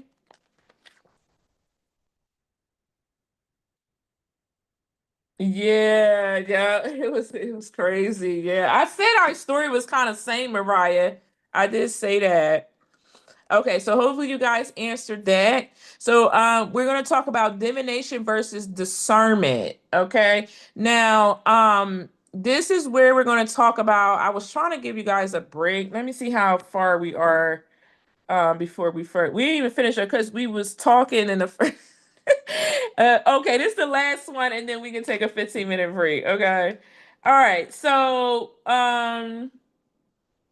let's see here. Okay, Wix took their funds. Okay. All right. So we are going to get into divination versus discernment versus seeking wisdom. Why do people fear tarot?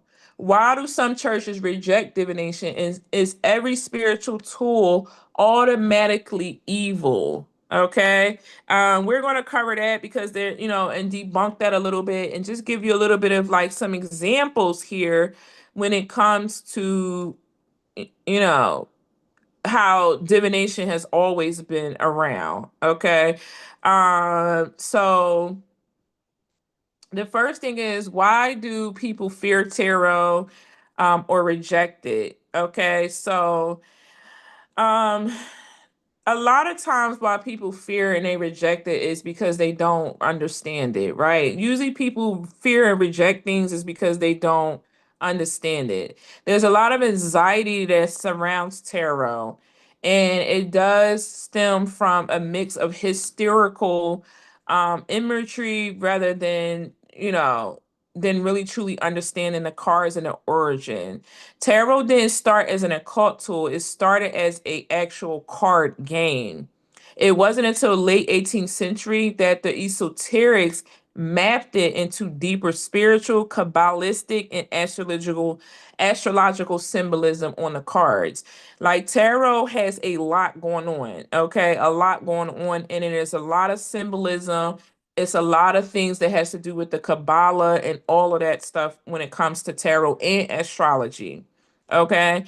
Tarot acts as a visual mirror of the subconscious mind. So you got to remember this is the subconscious mind that you're reading when you're reading these cards. That's why sometimes you'll watch a reading and it feels like it's your message in your reading, but it don't quite feel like it resonates sometimes. And a lot of people read for audience, entertainment, story, fear mongering, things of that sort.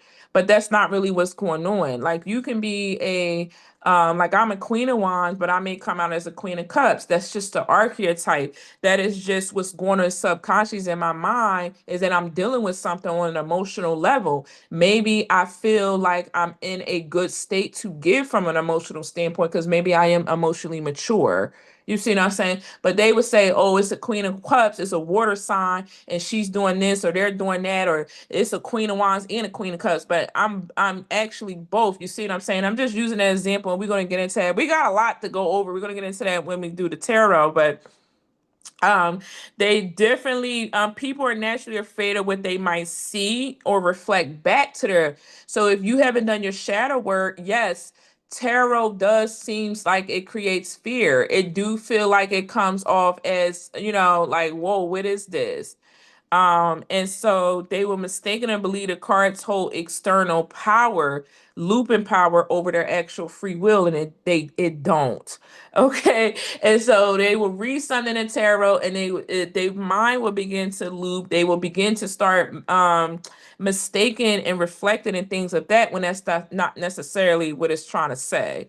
Like for instance, the death card has been coming up a lot, but the death card doesn't mean death. The death card means that either there's some changes that need to happen before we go into our next timeline, or there's some changes in this relationship relationship or this connection that needs to happen. The death is Scorpio energy, the 8th house, and that talks about rebirth. You have to go through some type of rebirth before something can come up brand new, because on the death card, the sun is there. So before the sun can fully expose itself and come out, and you see something, there needs to be a change. And you see the Grim Reaper there, and it's like religion is dying. You see them, what I'm saying, and we'll talk about that when we get to that card and stuff like that. But anywho, and so churches reject them. Okay, churches do reject tarot and divination and things of that sort, because again, there's a difference between religion and biblical knowledge. Okay, religion, they are more restrict. They run by a strict program. They confine themselves into a box. So everything that it says into the Bible is what they're going to go by. So Deuteronomy 18:10-12 strictly forbid anyone who practice divination or tells fortunes. Historically, these laws were designed to keep the ancient Israelites distinct from neighboring nations like the Canaanites and the Babylonians, to prevent them from seeking counsel from other deities. You see what I'm saying? So they didn't want them to work with other deities. They didn't want the enemy to have one up on the other one. So that's why, the church has implemented that. In these modern days, it's not what they think. But people, when they don't have an awakening eye or a different perspective at looking at things, they're going to look at it as like, oh my God, you're evil. You're doing tarot. Whoa. They're going to look at it as shunning you. And usually when we go through experience of shunning, that's usually a sign that maybe we were persecuted for actually living out our gifts, and that keeps us in that fear of visibility. Okay. The question of the source. Traditional churches theology argues that any spiritual insight or power operating outside of the Holy Spirit or church sanctioned prayer must by default be originated from a deceptive or demonic source. So automatically they think anything outside of the church, anything outside of the Bible, is something that's deceptive and demonic. They think that's out of the kingdom of God. And it's not. I've done so much research on this. It is not. Okay. It's all about the person and the tool. It's about the abuse of the tool. It's about, am I putting this tool before God? That's what it's always about. God always want to say, are you putting this man before me? Are you putting this tool before me? Anything is out of alignment, and I'm not even going to say evil, but anything is out of alignment when you put anything before God. God is first, right? So if you're putting if you're putting anything before the kingdom, and the kingdom has different departments, it has structure, order, provision, all of that. So if you put anything before the kingdom of God, yes, it's out of alignment, but that doesn't mean that it's evil. Demonic evil energy is something totally, completely different. And I'll go into that on another note, on another time, okay? Because that's a whole nother spiral of a story, okay? The tool itself is neutral. The intention, the interpretation, and the source is what matters, okay? So is every spiritual tool automatically evil? No. Okay. An objective look at history and theology suggests that the tool is fundamentally neutral. Consider a physical tool like a knife. In the hands of a surgeon, it heals, right? But if it's in the hands of an attacker, then it harms. Spiritual mechanics function similar, right? The biblical example shows that physical objects like stones, dice, layouts, and symbols were considered holy when it was used in alignment with specific intention and covenant. When a tool is used for self-reflection, seeking higher wisdom, understanding archetypes, or aligning with love and truth, the energetic output matches the intent. So the friction arises not from the object itself, but from the theological framework evaluating it. And that is literally the mind. Okay. So I just want to go in real quick on some of these stories. I'm just going to go over one because I do want to give you guys a break after this. Let's see. Let's pick the dream interpretation because a lot of you have dreams and a little bit of the prophetic symbolism. So Joseph and Daniel, okay, both Joseph was interpreted in Pharaoh's dreams of cows and grain, and Daniel was interpreting Nebuchadnezzar, okay, statue dream, acting as a royal seers. These men were hired by the kings and the pharaohs and things of that to be royal seers for them. They bypass regular waking logic to decode symbolic, multilateral, and spiritual downloads given in their sleep. Okay, so Joseph and Daniel again, they was hired, to interpret dreams for pharaohs. Okay, so they didn't have a tool, but it was definitely a spiritual gift that they had as well too. You have prophetic symbolism. Prophets regularly use physical props to mirror spiritual realities. Jeremiah buried a linen belt to symbolize, okay, ruin. This was in Jeremiah 13. Ezekiel drew a siege of Jerusalem on a clay brick. Ezekiel 4.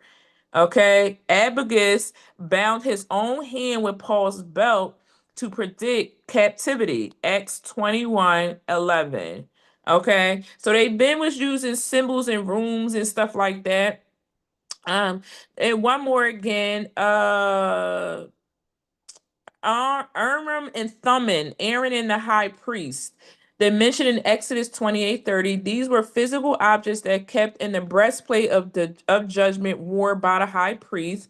While their exact design is lost in history, scholars agree that they function a sacred lot, casting a yes or no binary answer to discern the creator's direct guidance. So they had a pendulum. That's a form of a pendulum that they was using and casting lots. This was an essential, a biblical method of using dice and stones or sticks to make decisions, trusted that the divine direction of the outcome. It was used to divide land among the tribes of Israel, select King Saul, and even the remaining 11 apostles in Act 126 to choose Judas's replacement, which was Matthias. Okay, so they used divination tools to even choose people. Okay. Let me see here. Let's go into the next one, which is going to be our 15-minute break. It is 10:49, so we're going to come back at 11:05. Yep, there we go, 11. So we're going to come back at 11:05, or which is 12:05, where you guys may be at. Okay. Hold on. Okay, I didn't see the chat. Okay. Yeah, I was shunned too by my entire family. Okay.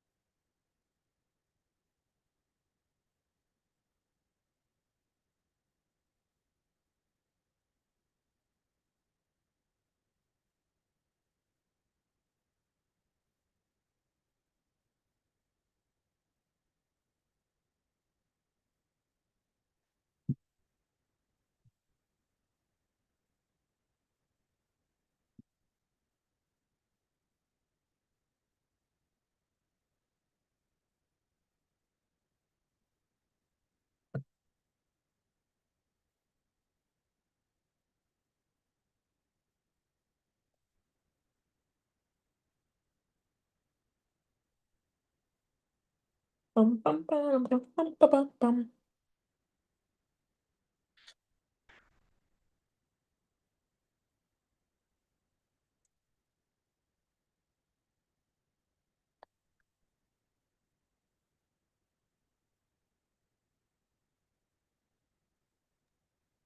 Hey Tiff, can you go back 2 slides? Two? I don't know if Yeah, I where can. the one where we're doing the ranking. Hold on. The okay. Hold on.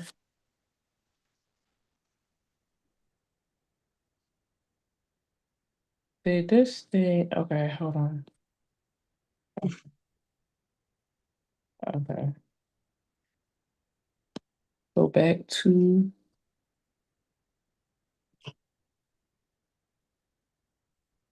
The one right after this. this Yes. one. Thank you. Okay. Yeah.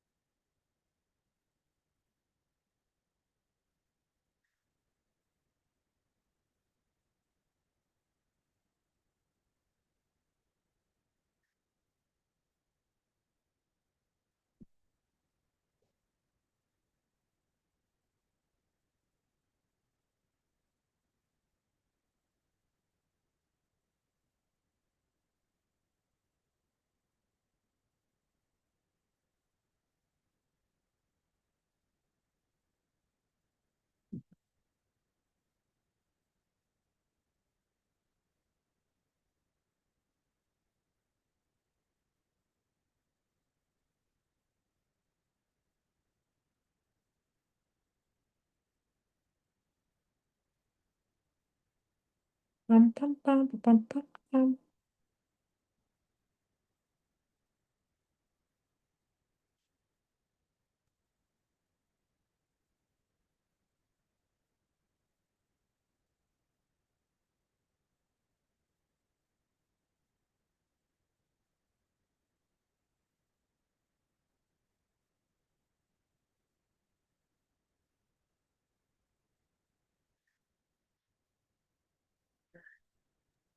Okay, I got it.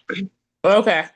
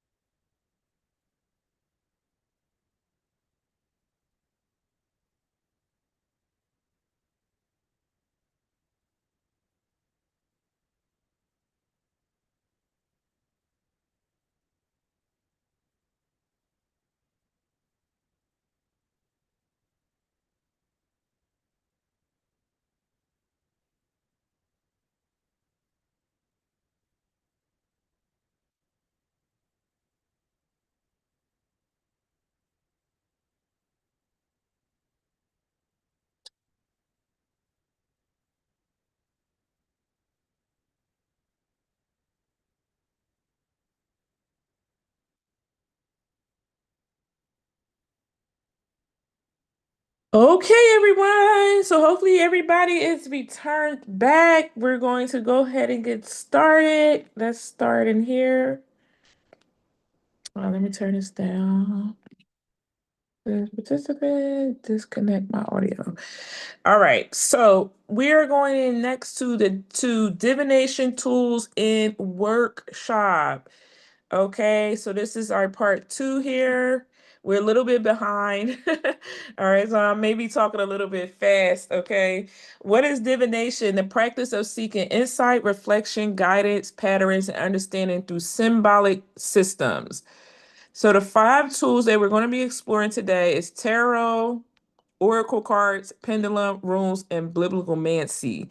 Okay, I do have, of course, oracle cards. If you guys want to go through oracle cards, we can. I don't know if we're going to do oracle cards too much because, and has been my favorite oracle. Oops. This has literally have been my favorite oracle deck is this one, but I do have a deck of oracle cards as well too. So let's see what tarot actually is. So this is what we're going to go through. The major arcana, which is spiritual lessons, soul's journey. There's 22 cards in a major. Minor is everyday experiences. So 4 suits, 56 cards.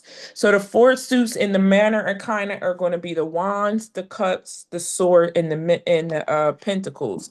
So I wanted to talk to you guys a little bit about that um in regards to the planes of existence and things of that sort when it comes to the major arcana. Okay, so in the major arcana, okay, let's see. Before we pull one X, I don't want to do one card yet. Hold on a second, you guys. Yeah, this is what I want to do, and then we could do the one card. I should have flipped that around. So the first one is the soul's journey. This is the fool's journey. Okay, this is the physical plane. So if you guys have your tarot cards, you can organize them. So you have the fool is the first one, then you have the magician. Okay. Then you have the high priestess. Where's the high priestess? Then you have the empress. Where's the empress? You have the emperor and then the hierophant. Okay. So these 4 cards here, 6 cards, I'm sorry. These are 6 cards. If you have the fool, the magician, the high priestess, the emperor, the empress, and the hierophant.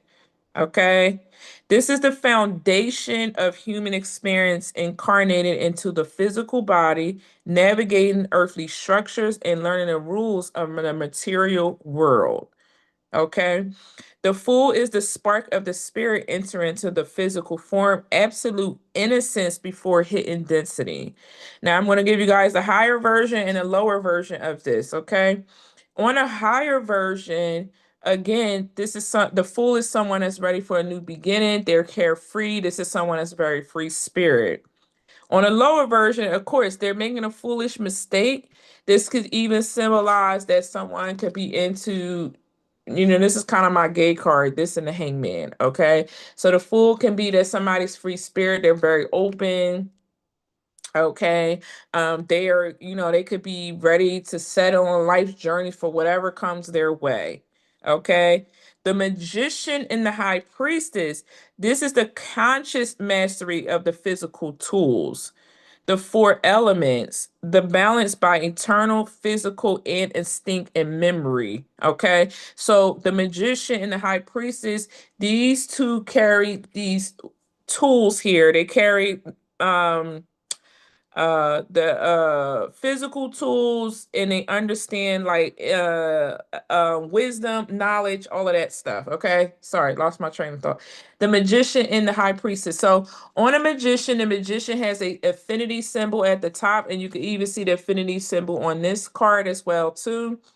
And so the affinity symbol is something that's more like affinity, everlasting, something that's eternally. And then they have the 4 elements on the table. He's also has a wand where he's pointing up and his hand is down. It means as above, so below. So the magician and the high priestess, they both have an understanding of the physical and spiritual world, both of them together. Now, on a lower note, the high priest, the magician is someone that is doing some type of magic, depending on what cards is surrounded by these cards. Okay, this is again, this is someone who's very grounded in their magic. They magic works because you have all of the flowers. You see the flowers that surround the magician. This is somebody where their magic actually works. Okay, you have the high priestess as well too. She's fruitful, so everything is about the seed of the fruit. And so the high priestess is someone on a higher level. You have Boaz and Jacqueline. Okay, they're from the Bible as well too. This is the Torah. The Torah is the first 6 books of the Bible. Okay, which I love the Old Testament. I love the first 6 books of the Bible, and that's what the Torah is in her hand. Again, there's a lot of symbolism here on the high priestess. You have pomegranates in the background. You have a lot of biblical. The high priestess represents biblical. The Hierophant represents religion, tradition. Okay, and so the high priestess is also the number 2, right? And she also has esoteric knowledge. So not only does she has biblical knowledge, she also carries esoteric knowledge. That's why the moon, the crescent moon, is there. So she understands cycles through things. She understands manifestation through cycles. Now, the Empress and the Emperor, their counterparts, as well as the High Priestess and the Hierophant, their counterparts. Okay. So the Empress and the Emperor is someone who is going to be someone who mastered all of the elements. They've mastered the Queen of Swords, Wands, Cups, and Pentacles. And the same thing with the Emperor. He's mastered all the elements: King of Wands, Pentacles, Swords, and Cups. Okay. And so these ones are over the actual kings. Whenever you think about olden Roman times and things of that sort, the king were and the queen were not the ones that were in charge. It was actually the emperor and the empress. They were over the kings and the queens. Okay. And so the emperor and the empress, if you can see and notice the colors in the emperor and empress, they carry the lower chakras. Okay. The high priestess, she carries more of the throat chakra energy. The empress and the emperor carries the lower chakra energy, that sacral, that root, that solar plexus. Those are all the colors that's on the empress.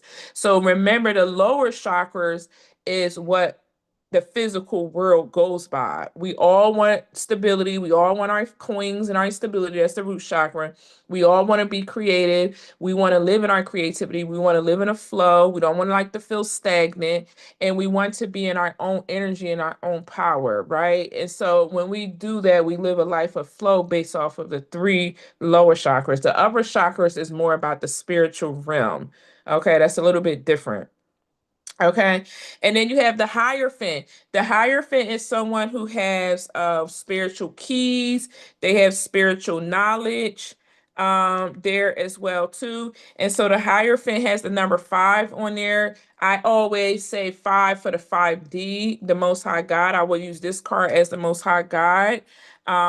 You can use the High Priestess if you want, but I just use the Hierophant because of the symbolism that he's holding, like a scepter in his hand as well too. So you can see, I don't know if I have a picture of it. I might have to email it to you guys later, but as you can see, each one of them are holding something. So again, the Empress is she's holding like a scepter. So is the Emperor, the Hierophant. Ooh, excuse me. Ooh, my stomach. You have the Torah, the magician, and the fool. They're all holding something in their hand, okay? And again, that is something that represents some type of authority in the physical realm. That's why they're holding something, because they rule the physical world. My stomach just started hurting out of nowhere. Let me see if I can ask them to bring me something to eat.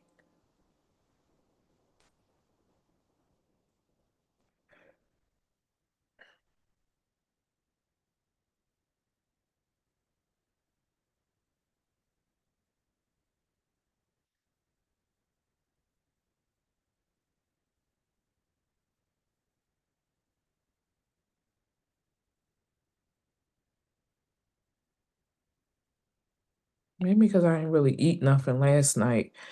Okay. All right. So that is those one here. So this is the soul beginning.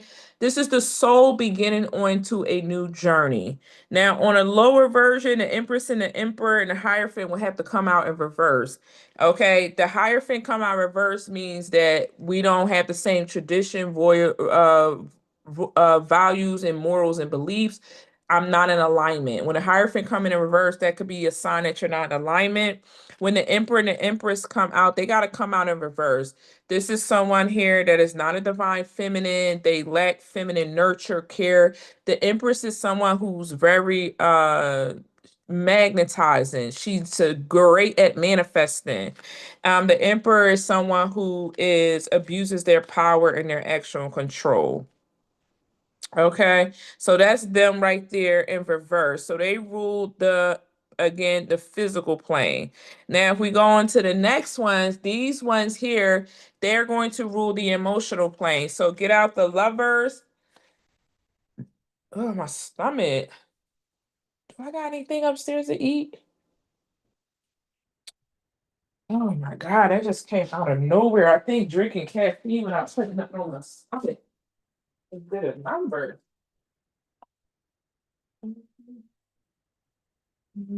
Hold on a second, guys. Word.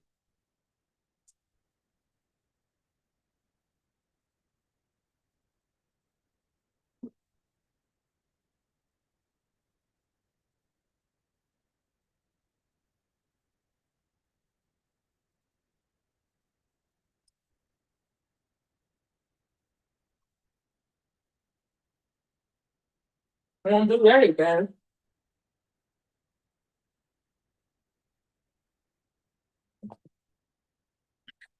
Okay, get your cards out. The Lovers, the Chariot. The Lovers, the Chariot. The Strength card. Mm, the Hermit. The Wheel of Fortune.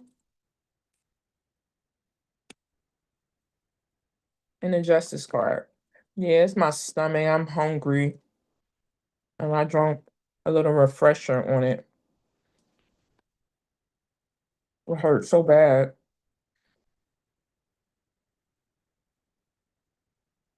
Okay. All right, so now we get into the next six. You have the Lovers. Ooh, you have the Chariot, the Strength card, the Hermit card, the Wheel of Fortune, and the Justice card. These are the emotional cards. This is the emotional plane of existence. This is the relationship cards. Okay, relational or astral. I guess you could say relational or astral room cards. Okay. Once the physical survival once the physical lessons have been learned, the soul begins to now process the feelings, desires, relationships, and eternal friction of the ego. So the plane is about mastery of the self and astral waters of emotions, and that's this energy here. The Lovers in the Chariot is all about choosing what we love and what we value, followed by willpower required to direct our emotion impulses rather than letting them run wild. Okay, so the Chariot and the Strength card is the Emperor and the Empress. The Empress is the strength. The Chariot is also carries the energy of the Emperor. They can carry that archetype as well too. Okay. The Shrimp card, this is a perfect illustration of emotional alchemy, taming the beast of our raw, passionate, and reactive nature with gentle internal fortitude. So there's an angel there, and I got to come back to the Lovers. Okay. The next one is the Hermit. The Hermit is withdrawing from external noise to process emotional truth and solitude.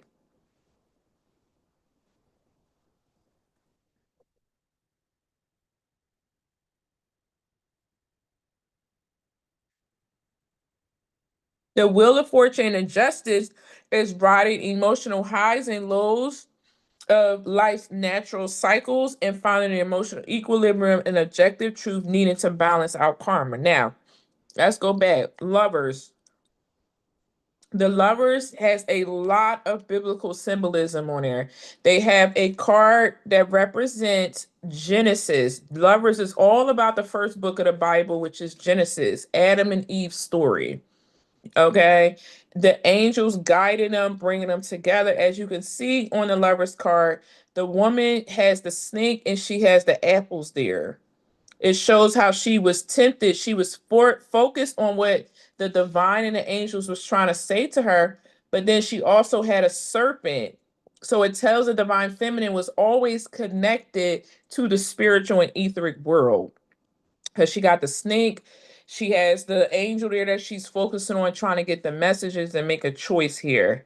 On the masculine side, he was always focused on the physical aspects of things. So he's looking at her body, he's looking at everything that she's going through.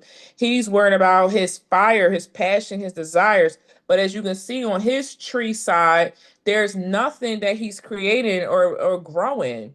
He's only everything's burnt up in flames and fires. That's why I always tell you everything births and nurtures and comes through an actual woman.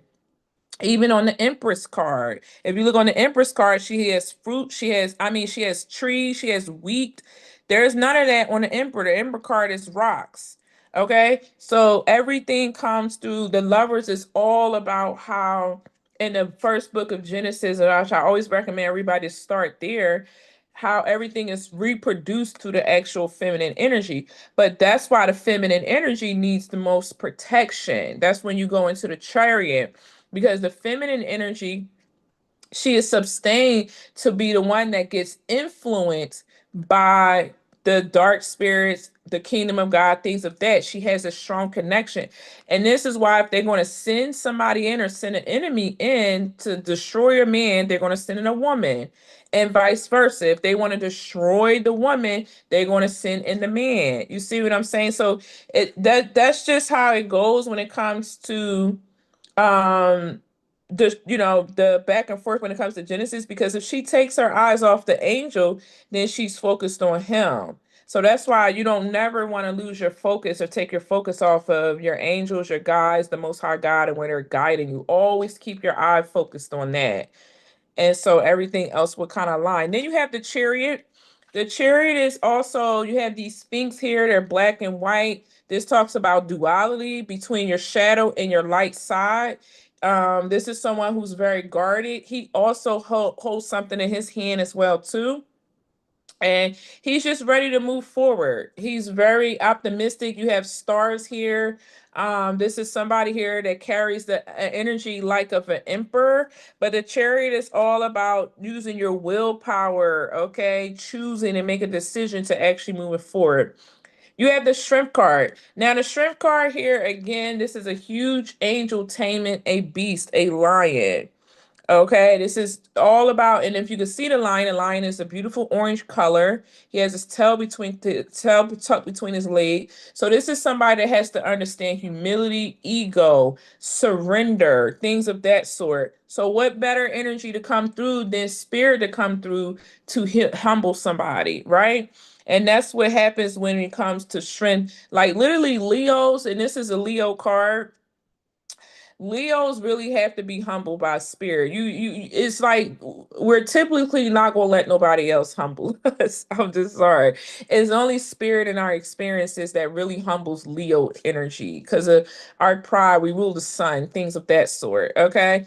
Chariot is Cancer. The Lovers is Gemini.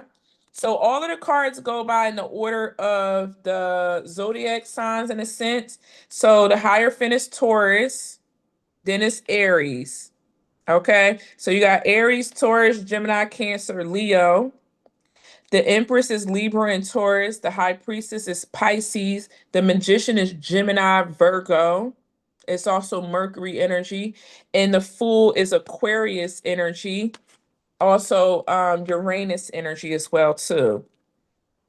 Okay, the next one is going to be the Hermit. I love the Hermit. The Hermit represents, and these are really great cards. They don't have a lot of negativity unless they're in reverse. So you really can't read these cards in a bad light.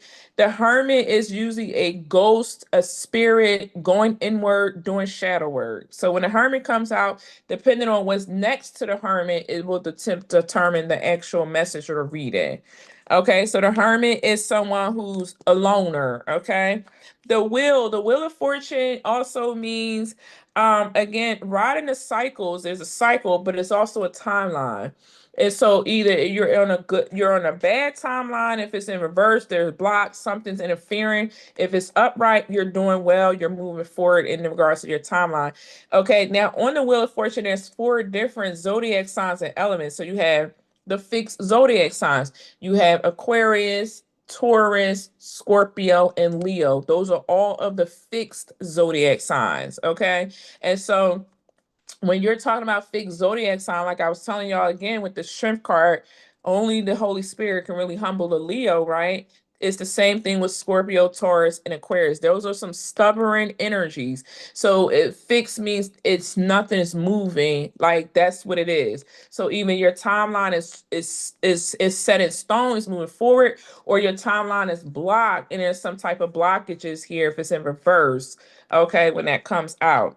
The next card you have is the Justice card. This is my favorite card. This is Granddaddy Justice, Granddaddy Saturn. Okay. So the Justice card is fairness, balance, karmic lessons, and cycles. When the Justice card comes out, there's a lesson playing, there's a cycle that's playing, there's some spiritual court activity. This is a serious card, whether it looks like it or not, but it is. Okay. This means something's going on in the spiritual court. And when things are going on in spiritual court, it's either a lesson, balance, fairness.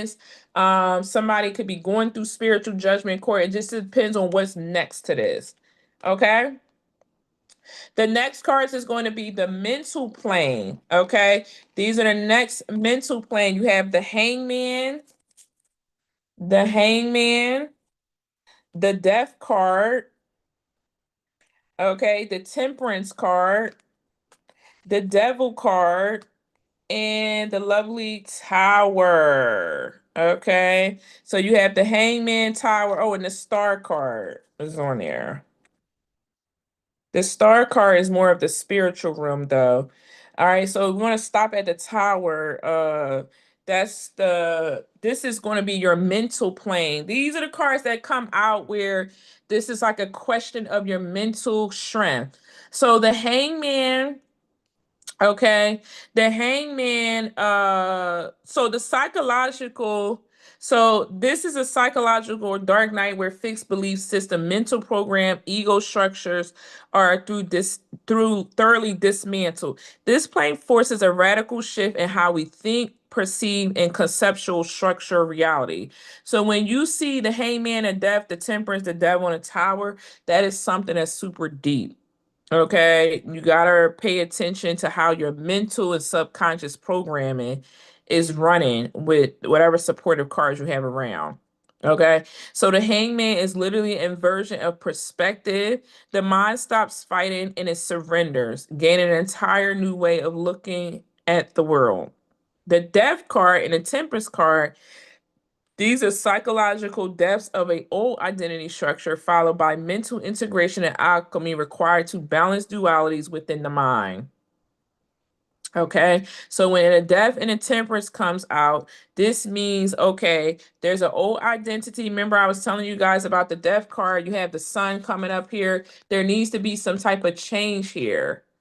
And once the change happens, now when you go into the temperance card, this is an earth angel card. This is a whole angel here. Once I go into the temperance energy, now I have to alchemize it. Again, you see the sun. You see the sun on the death card. You see the sun on the temperance card. So slowly things is coming up and emerging. Okay. And so you have to balance out the two in regards to your subconscious mind. And the devil is something different. The devil in the tower. The devil represents mental imprisonments, fear, bondage, toxic illusions, thoughts, limited beliefs. Okay, the devil means a lot of things in regards to the lower chakra. It can also mean binded to your own fears, your own sexual beliefs, things of that sort. Things of that, okay? So the devil is dark interferences, toxic interference. And as you can see, I've explained to you guys before, the devil is something that rules on the 3D world, okay? So you have Satan, you have the devil, and you have Lucifer. They're all three different energies, okay? Satan rules the astral realm. Okay, the devil, he rules in the astral realm. He goes back and forth between the one, two, three, and fourth dimension. That's Satan. Okay, the devil is the physical world. So when people do things for physical gain and things of that sort, they're operating in this energy. They bind it to their physical world. Lucifer operates on the eighth, ninth, right. Probably he could go up to the highest as the ninth dimension. Lucifer is a little bit different. He is also a archangel. He represents more of going against God's word for the truth, in a sense. He's bad, but he's not as bad as the devil and the Satan, because Lucifer wants more of like really what's a light into the truth. And so that's why sometimes, like when you think about religion, they don't know how to discern when it comes to like Lucifer. They look at it as an evil or negative thing because uh he wants to expose the truth, and the truth is, when we expose the truth or look at the truth, it's looked at it as bad, and that's something negative, and that's because of the energy that he kind of carries behind that. So the devil is definitely something that is operates on a 3D world. The tower is a sudden explosive breakdown of those false mental constructs. It is a lightning bolt of truth, shattering the ego and illusions. So again, the tower is something that was built on a faulty foundation, and now it has to be destroyed so it can be rebuilt. So if you get good cards around a tower, that means that you went through something in order to experience whatever this good energy that's coming through. So there's a tower that's hitting, something has to be destroyed, something has to change, something is about to change in order for you to get into this happy energy or whatever energy you're getting into next. The next one is the star. Now, the star will be on the spiritual plane, the star in the moon. So, the star in the moon, okay, the sun, judgment, and the world. Okay, so we're going to go into those two. These are going to be your spiritual plane cards. Okay, so the star in the moon is pouring raw cosmic inspiration back into the collective and successfully navigating the deep mystery waters of the subconscious and spiritual voids. Again, the star is the seven star sisters, which is a star system of star seeds. You also have seven different chakras that this means on here. This card represents healing, transformation, being in wholeness. You can be a healer or you're healing someone. The moon card is hidden things, secrets, things of that sort. So again, this is bringing things that people maybe spiritually avoid to the forefront, okay? The moon is Pisces, Cancer, the sun is Leo, the star is Aquarius, the tower is Aries and Scorpio. The world again is fixed signs. The devil is Capricorn. The judgment is fixed signs. Scorpio is death. Hangman is Pisces. Okay, so the moon and the hangman is both Pisces. The moon could also be Cancer. So you have the sun card next. The sun is full, unclouded spiritual illumination, vitality, alignment with divine source and energy. Hold on one second, you guys. I thought let me see if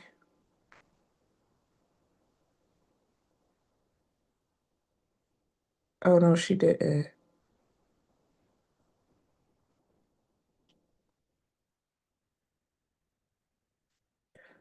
Okay.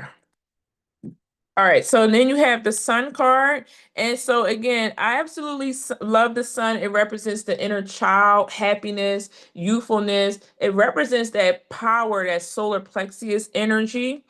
Okay, and so it also represents the sacral energy as well too. So it's full of unclouded spiritual illumination, vitality, and alignment with divine source energy. Beautiful card. And then you have the Judgment. The Judgment is spiritual awakening or calling. A soul rises above its past limitations, completely integrating and answer its highest cosmic purpose. Now, on the Judgment represents to me surrender, repent.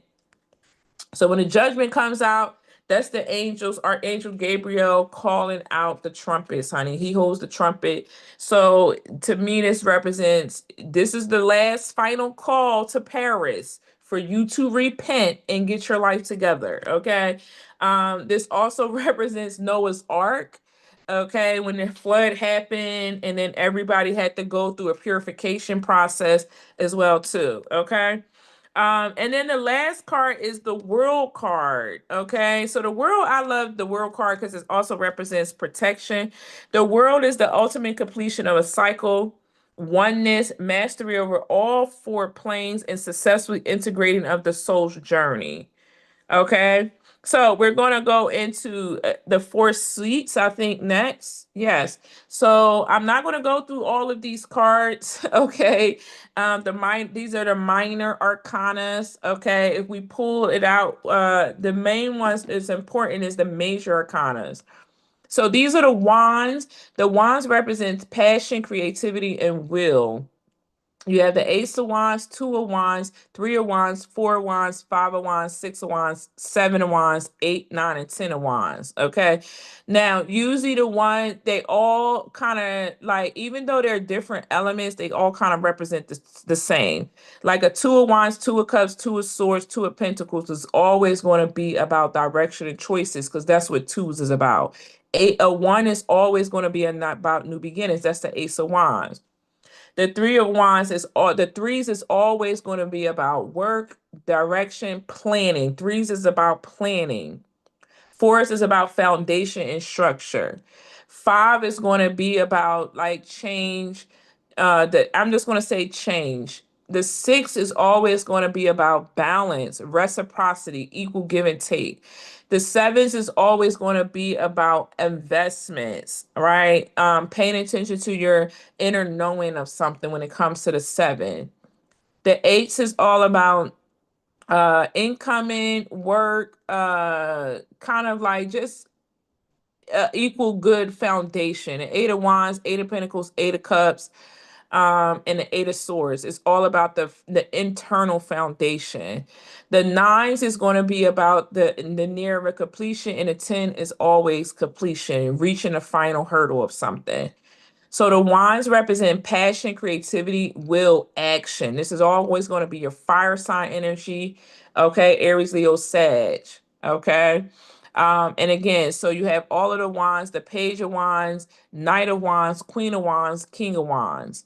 So the king, queen, knight, and page, these individuals rule their kingdom by their creativity, their passion, their drive. These are the ones that's going to take action. Okay. The Page of Wands is about manifestation, good, great news. The Knight of Wands is someone that's taking action, but they're not really thinking. The Knight of Wands could also represent a sexual energy card as well, too. The Queen of Wands, King of Wands, they're very sexually driven. And I want to say the Wands is probably the lowest out of the suites. Okay. The next one is going to be the cups, would be the next level. The cups, same thing, ace to all the way to 10. Okay. The fives is what you want to stay away from. Any five of cups, five of swords, five of pentacles, five of wands, it's just a no. Okay. Those are kind of that's like a low vibrational card when you're pulling out of a five.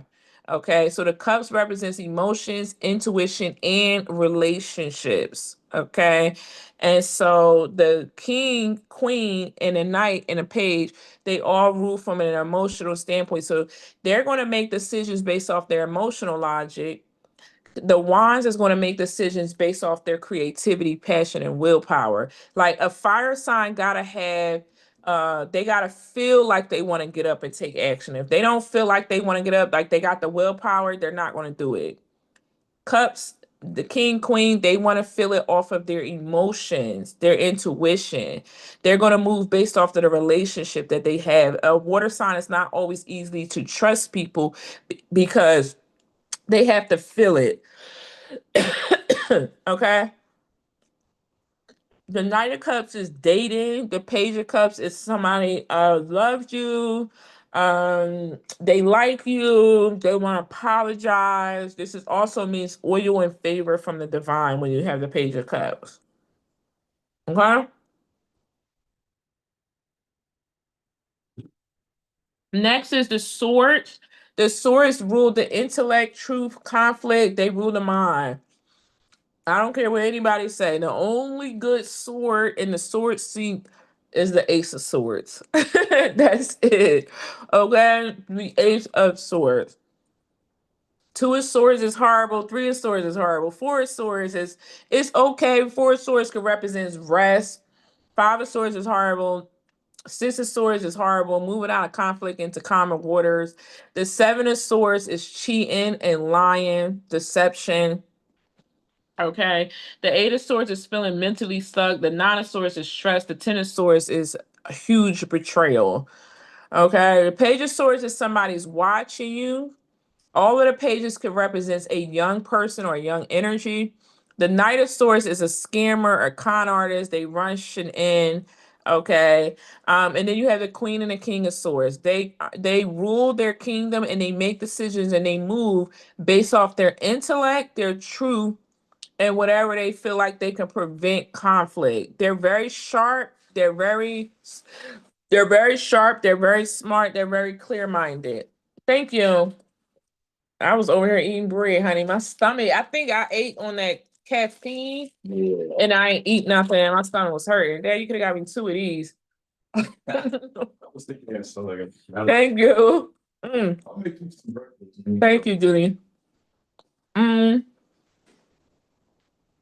You can make it now because I'm probably gonna be a minute.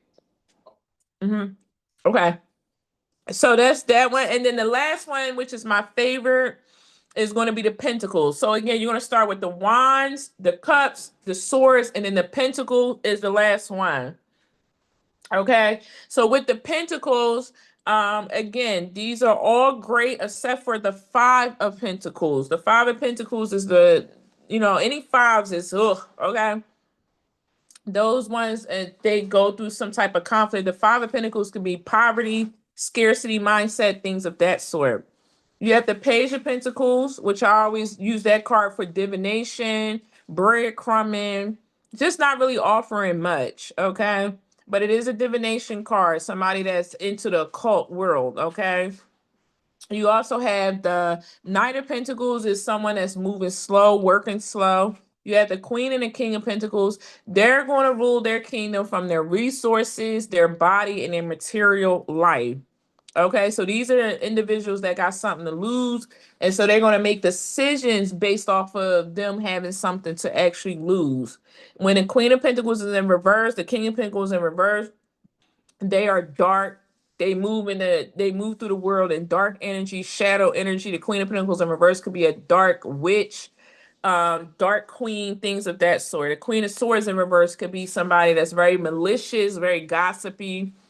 The Queen of Cups in reverse is somebody that overgives. The King of Cups in reverse is an alcoholic, a drunk.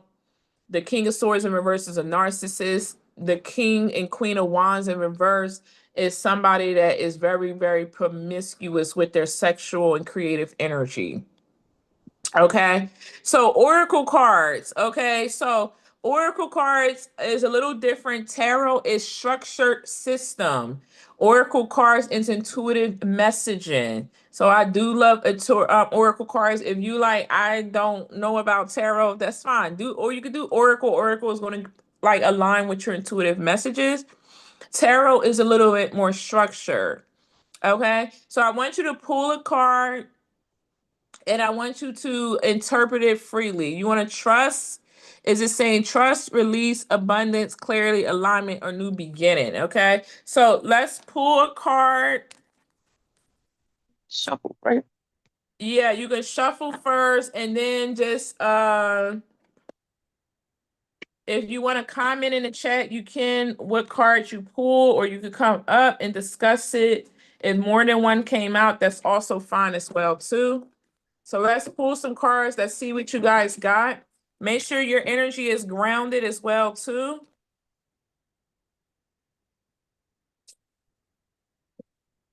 You don't have the strength card? I got it. I got it.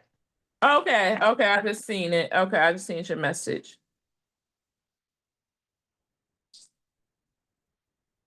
So you're just going to shuffle here. Right, my donut.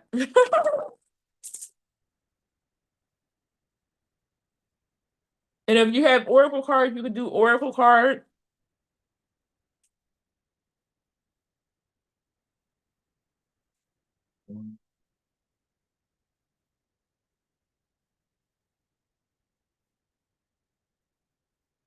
All right. Now you can always shuffle until the card falls out. That's how I like to do it. All right. Or you could just pick one out of the bunch, whatever. Okay, whatever you feel aligned or called to, it doesn't matter. All right, so I got a card.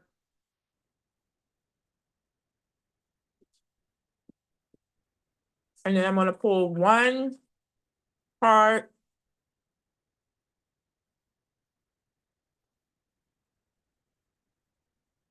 On karmic relationship.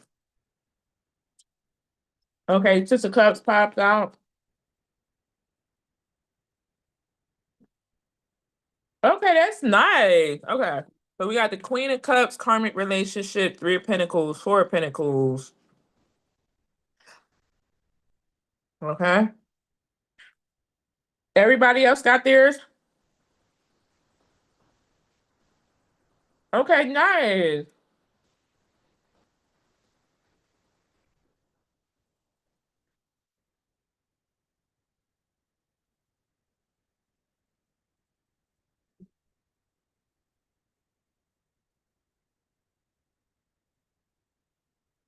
Ooh, the Queen of Cups and the Moon. I got the Queen of Cups too.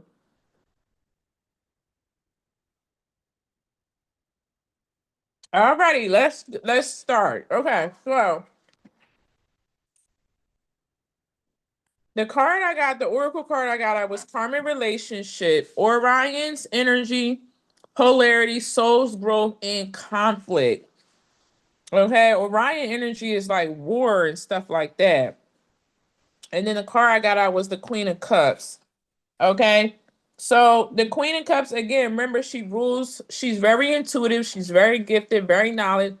She rules her kingdom from her emotions. Okay. So with the karmic, to me, with the karmic relationship coming out, there's some type of conflict or war when it comes to my emotions. That's how I would read that for myself. And with the Three of Pentacles and the Four of Pentacles, this, at the bottom of the deck gives you the overall energy. This is something around finances. Okay. So maybe I have a conflict with emotional spending and I need to learn how to save because the Four of Pentacles is about, hopefully, can you guys see my picture? Can y'all see my cards in the picture? Oh my God. I'm showing y'all the cards. Hold on a second. Okay, we're gonna get to the pendulum. I'm so sorry. I'm like showing y'all the cards, and y'all can't even see it. Okay, there we go. Okay, let me see. How can I pin? How can I pin? I'll just have to go back to it in a second. Okay, close this out. And then pin. How do I pin me?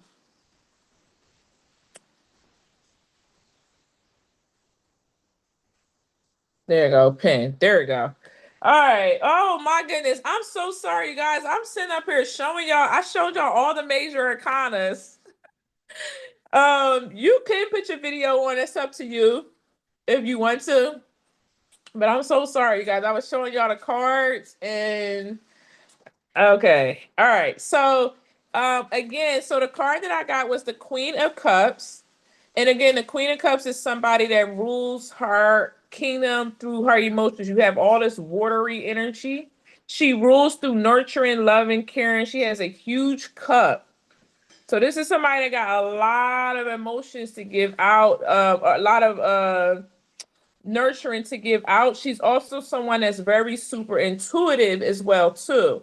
So again, with the karmic relationship card coming out, there's a conflict here, and the conflict could have something to do around finances. So you have the Four of Pentacles. The Four of Pentacles is about saving, holding your money, right?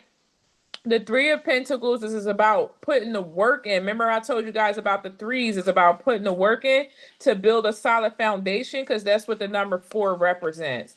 So this is about putting the work in to build a solid foundation and not, not be so much in your emotions. So there's a conflict between the emotions and the stable word. I didn't ask the question to get to get an answer, but that's just, we just pulling a card now. But for everybody over here, okay, let's see. We got Mariah had got the Phoenix heart, and she had got Sacred Phoenix heart and the Sun card.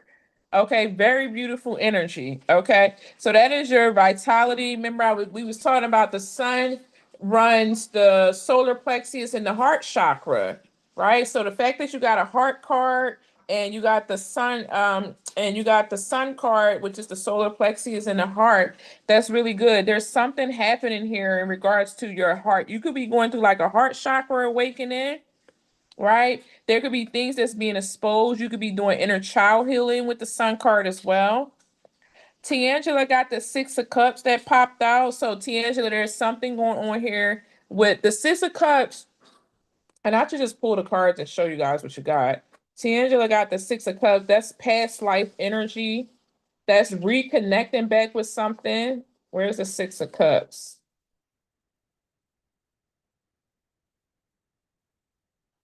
The Six of Cups. I mixed all my cards up. I guess I should have kept them separate. There's the Six of Cups, and she had got the Sun. So again, as you can see, the Sun represents vitality, strength, inner child healing. There could be something happening with your inner child healing or your lower chakras healing. Tiangela got the Six of Cups. Now, on the Six of Cups, right, you see two little girls here. This could be siblings, okay? But the Six of Cups represents past life. It represents reconnecting back with someone, okay, on an emotional, deep level. So there's something from the past life that's going on that's emotionally deep. Because when you talk about siblings, right, we have a deep emotional connection with our siblings. So the Six of Cups it could be like past life or a past timeline or something of that sort of why you got the Six of Cups. And the number 6 represents balance, equal give and take as well too. It just depends on the question you ask. The next one, Tonya got Hierophant. Let's see, she got Hierophant. I knew I wasn't gonna remember how to pronounce your name. I'm checking it up. Okay, you got Hierophant. All right, so Hierophant is good. That's teacher. Okay, so the Hierophant is teacher, but what I'm getting from the Hierophant is religious programming and belief. I don't know if you was religious before, but it feels like you pulled the Hierophant because maybe there's some religious programming that maybe you need to address, or yeah, that's what I'm feeling off the Hierophant, or you need to have more structure, more foundation, be more traditional. Maybe you need to like go towards something in a more traditional sense. Okay. We're going to do it again, and you guys are going to do it from your intuition. You got the Queen of Cups in the Moon card. But the Hierophant is tradition, is teaching, it's an institution, could also represents going back to school. So you have the Queen of Cups and the Moon card for Aisha. Aisha, what's going on? This is emotions. Okay, with the King of Cups on the bottom. Okay, so with the King of Cups on the bottom, this is like the Moon and the Queen of Cups is like I have emotional feelings for connect. You want intimacy. You want emotional intimacy, emotional connectedness. There's something hidden going on here that maybe you need to kind of like look at. The moon talks about things that's hidden, but you see them hollering at the full moon. That means something is going to bubble over, something is coming to the forefront, something's coming to the top. Okay, so this is something that you have to work on, which is your emotions. Okay, so take time out to figure out, what do you emotionally need? Is there some areas in my life that I still need to emotionally mature from? Okay. And then who else? Mariah, the Sun by the Justice card. Okay, that's good. The Justice card says balance and fairness. And Alonda got the King of Pentacles and the Five of Pentacles. King of Pentacles, Five of Pentacles, and the King of Wands at the bottom of the deck. Okay. That sounds like your masculine energy. Okay, you got the King of Pentacles. There go the Five of Pentacles, and you got the King of Pentacles, and she had the Five of Wands at the bottom of the deck. I mean, the King of Wands at the bottom of the deck. All right, so she had got the King of Pentacles and the Five of Pentacles. Okay, instantly, I'm already getting that you're in your masculine energy. Okay, and that you may be having a hard time attracting, because you could be attracting here from some type of scarcity program in here, some type of scarcity mindset. Maybe you have a fear of being in the Five of Pentacles. Maybe you're the King of Pentacles and you have a fear of being in the Five of Pentacles. Okay, that's one way to look at it. Now, I know you said you was helping people with transitioning with homes. This could also be the King of Pentacles and the Five of Pentacles, where maybe you're helping people because you're the King of Pentacles to the Five of Pentacles. But you see how the King of Pentacles, I'm not sure which one of yours is faced, but the way it was faced like this, it could be maybe you need to pay attention closely to something here. Okay, because I'm getting at the way he's looking at this pentacle and then looking at these people. Okay. There may be something here that you need to maybe pay attention. And you know what else I'm getting, like with the King of Wands on the bottom of the deck, right? I'm also getting something like, I feel like it feels like for me, for you, Alonda, it's like, how do I make a decision, or how do I balance out me being in this wealthy position as a King of Pentacles, but also helping people? Because if you go too much into this energy, it will pull you in that energy. So how can I help but still not get pulled into that energy or that mindset and things of that? And so there's a thin line between helping people who are poor, homeless, they have a scarcity, poverty conscious, and mindset. There's a thin line between that. And you have to be very careful with that, because when you get too deep into this energy, you start to get into this energy, the cups energy. You start to get into your emotions, because these energies and these people will pull you in emotionally, and then they will kind of pull you into like this energy of feeling like this. So, okay. So yeah, and the King of Cups at the bottom. Yeah. Okay. That was Aisha. Okay. So for you with the King of Pentacles, this is all about learning how to, I think, to be the King of Pentacles and the Five of Pentacles. I would like to see what's at the bottom of your deck. I think you said the King of Wands, but what's under the King of Wands? The two bottom ones, the King of Wands, and then what's under the King of Wands? Is it a cup? Is it a sword?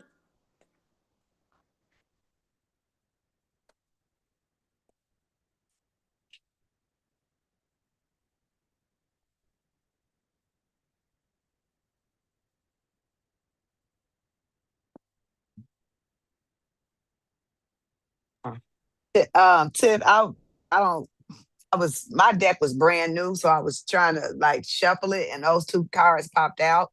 But Mm-hmm. then after that, I started trying to reshuffle them, because I can tell they really wasn't shuffled good. So I don't remember the last three that was at the bottom of the deck.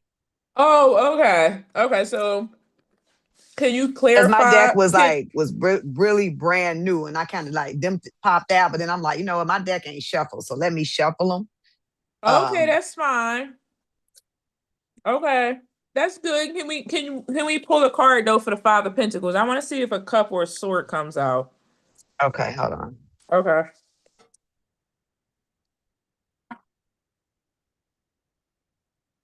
It looks like the Nine of Wands popped out. Hmm. And what's at the bottom of the deck? King of Cups, Mm-hmm. and then the Judgment, and then the Sun, and the Ace of Swords. Mm-hmm. See, I was looking for the sword and the cups. So it definitely confirmed what I was saying. You got the Nine of Wands coming out. That's being exhausted, soul tired, exhausted, and wounded. Because what happened, what I'm seeing on a spiritual level, you really have to pay attention and be careful. And because again, there's a thin line between being a King of Pentacles and a Five of Pentacles. So when you're talking about the Pentacles, the King and the Queen of Pentacles, they rule and they make their decisions based off of their resources, right? So if you're not careful, you can get into an emotional bliss or mental bliss with caring or going into this energy with these people, and it's not nothing that they do intentionally, but remember our energy reflects what we're around and what we're doing and who we're interacting with.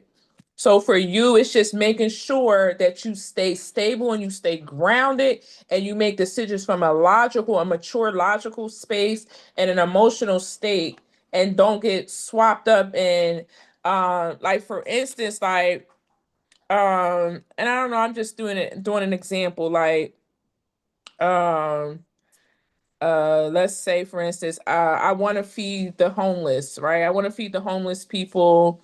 They don't have no food and stuff like that. And so you start to like see them and you start to feel like some type of emotions, and it's like now I'm trying to hurry up and make sure I'm rushing throughout my day. I'm trying to make sure I got the money. I'm trying to go do all of these extra things. Um to make sure that I'm getting the food and the money that I need for the homeless people. But you can't do that. So you can only feed, nurture, give based off of what is available, what's from a grounded space. Because maybe you had a problem maybe in the past where it's like I gave and I didn't even really have it to give. I spoke and I didn't even really had the energy to speak. So it's like that's what I'm kind of seeing why you're getting the King of Pentacles and the Five of Pentacles and all of the masculine energy. We got to like work on the masculine energy part so that we can get you more in the queen energy part, because the masculine energy part is like uh again that mental energy, that's more like moving from a practical plan, logical plan, things of that sort. So I would really like to see you get into the queen energy more, the Queen of Pentacles, the Queen of Wands, things of that sort. And there's a balance there because there's a lot of kings coming out, so there's a little bit of more of a balance there. Okay. All right, so hopefully that made sense. Let's do it again. Put your cards back. Let's pull again. And this time when you pull in, I want you to tell me what you're picking up off the one card that you're feeling for yourself intuitively. You can do Oracle or you can just do Oracle and Tarot. Pull one card for yourself again. And then I'm going to have anybody that want to volunteer to come up and tell me what they're picking up intuitively. This is a message for yourself. You can even ask a question. You can say, okay, what do I need to know right now?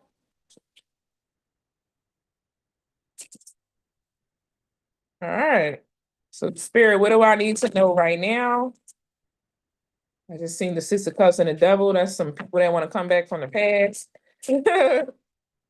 Story of my life. Let's see here. What do I need to know now? One card.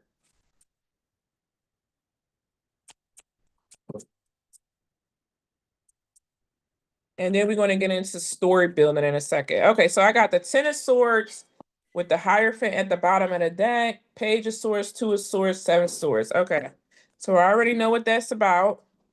So we have the Ten of Swords is what I have, what I need to know now. All right.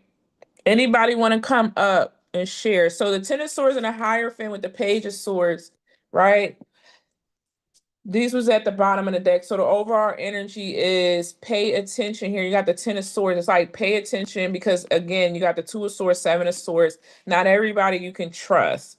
So with the Hierophant at the bottom of the deck and the Page of Swords, it's like the Ten of Swords is a betrayal.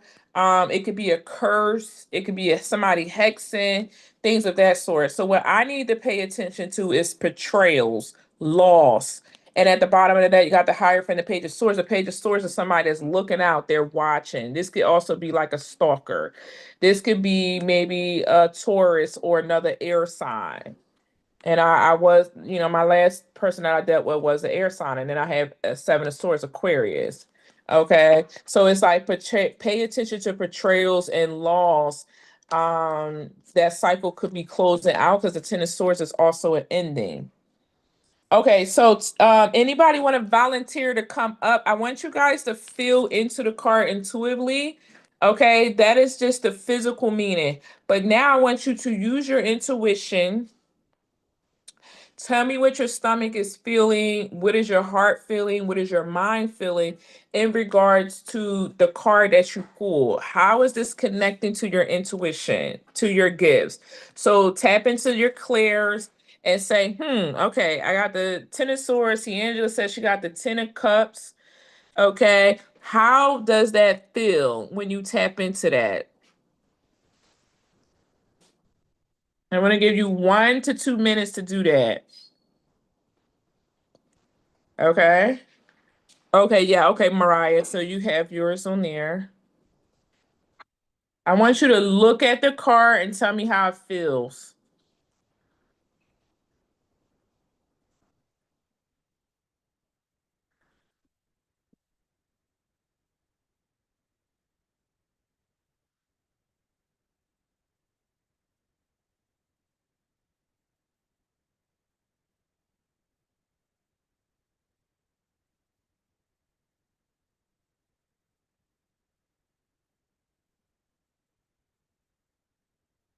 Mm, mm, mm, mm, mm, mm, mm, mm.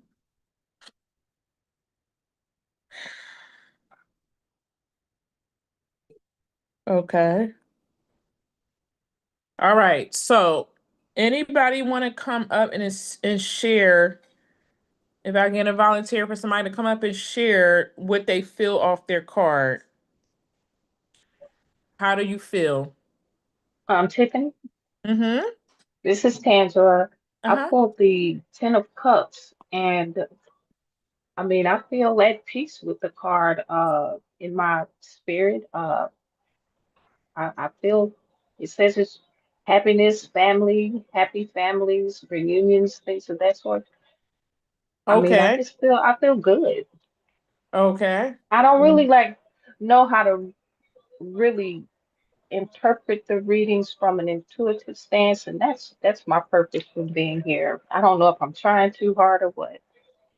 Okay, so let's look at the Ten of Cups. Okay, well, I got the Ten of Cups in front of me. Okay, this is what the Ten of Cups look like, everybody. Okay, let's look at the Ten of Cups. Well, who's on the Ten of Cups? What's on the Ten of Cups?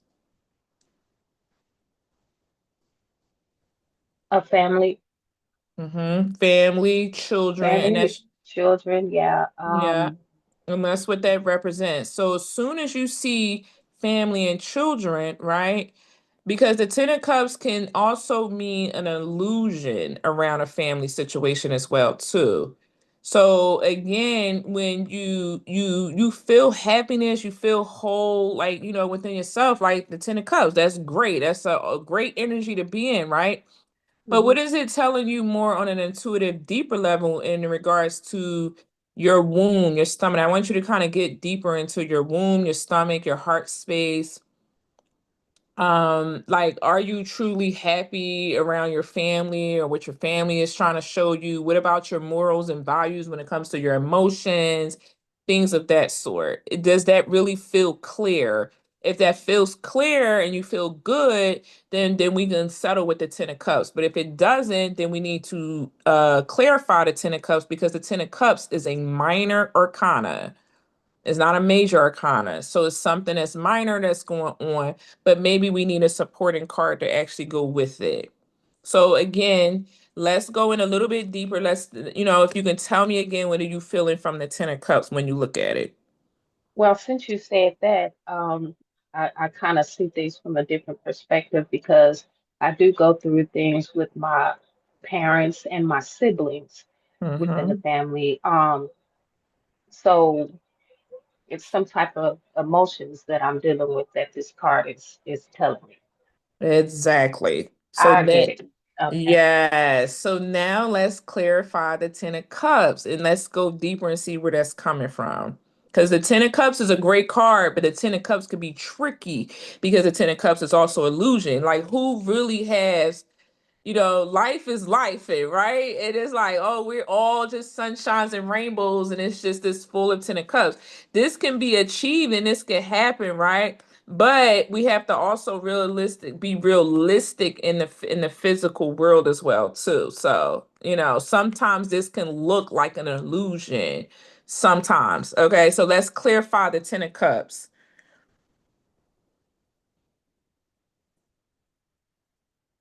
So are we looking at the colors in the clarification?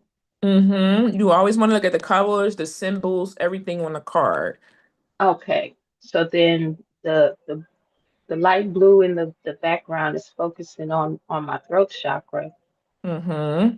So So your is this something I voice. need to say to somebody around here? Well, Uh, let's see. Let's ask another okay. card. Pull another card to the Ten Oh, of Cups to okay. see if we need to what we clarifying this with, because that very well could be it. Okay. And then tell me what card you get so I can pull it out. Oh my goodness. Okay. What flipped over was Eight of Swords. Hmm. Yeah, The Eight of Swords. There we Eight of go. Right. Swords. The Eight of Feeling Swords. trapped. Yep. So this is the Eight of Swords, everyone. So this is what T. Angela, when she clarified that the source is what? It's the mental, right? It's our Yeah. voice. Yes. Oh, So yeah, so if you look at the Eight of Swords is literally a woman who has herself in a self-imposed prison. Okay, and so the Ten of Cups, remember the Ten of Cups is also emotions, right? But then you have the water as well here. So you can be starting to feel like, and I wanted you to tell me what you feel intuitively too, right? Sometimes I just get into talking and teaching, right? But I really need you to dig deep into this. So the water down here is drying up. So your emotional care that you may have used to have for your family is starting to dry up. It's starting to look like a desert. You're starting to feel like you're more in a mental imprisonment with them than more of a happy space with them. So the Eight of Swords, again, this is something that all she has to do, take the blindfolds off, untie herself, and really live in her actual truth and speak her truth. Look at all this truth she has around. So this is an accumulation of a whole bunch of truth and clarity, but she doesn't want to see it. So she has herself binded and tied up. All she has to do is let it go. But see, because you're doing this and you're hiding yourself from the truth, your emotions for the situation is starting to say, well, it don't even matter. I don't even want to address it. It's dried up and I just want to forget it. So how do you feel about the Eight of Swords coming out to the Ten of Cups? um, it doesn't feel good because I'd actually thought I was expressing what I needed to express to my family. Uh, Mm-hmm. but I guess I gotta go a little deeper because I am a former people pleaser and they've always relied on me for everything. And I'm trying to push stuff back to them, feeling a certain way about doing that. Mm-hmm. Um, so I get why that's there. Because, sometimes I tell myself, my parents are elderly. I'm the only daughter. Okay. Oh, And, wow. I got three brothers. They get to live their life full. But, they rely on me to make sure mom and dad are okay. And then they try to put stuff on me too. So it's a constant battle with them. So Right. I get Right. why that's there. Right. So again, you see how on a subconscious level, you may, like I said, you start out, you was like, I feel great, I feel happy, Yeah. but on a subconscious level, there's still something going on around the Yeah. family situation. So Exactly. we don't have to go any further, right? But That's right. you can go further and you can say, okay, show me more about the Eight of Swords, or what maybe I thought I was seeing and I seen it, but maybe I'm not seeing it. And then you'll get another card and then that explains it. So see how Okay. tarot, you start out with one card, you build it up and things of that sort. But I want to Exactly. get into now teaching you guys when you get multiple cards and how to actually read it as a story. Hmm. Okay. Thank you, Okay. Tangela. All right. Thank you. You're welcome. All right, so now we're going to pull, I want you guys to pull out 3 cards. Okay, 3 cards. Hey, Pumpkin.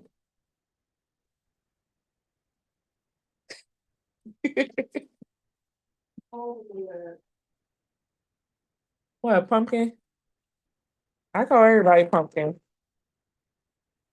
I'm gonna try to make it I thought they closed at 12. 12:30, Oh, okay. Okay, or at least, drop them off. Okay, all right. Thank you. All right, let's get 3 cards.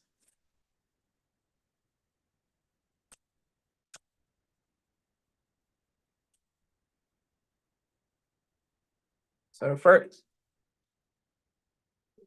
you got the 7 of Swords.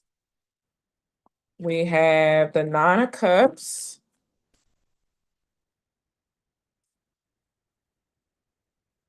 The Death and the Strength card. The 6 of Wands at the bottom of the deck. Okay.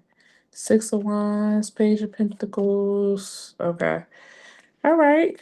Very nice.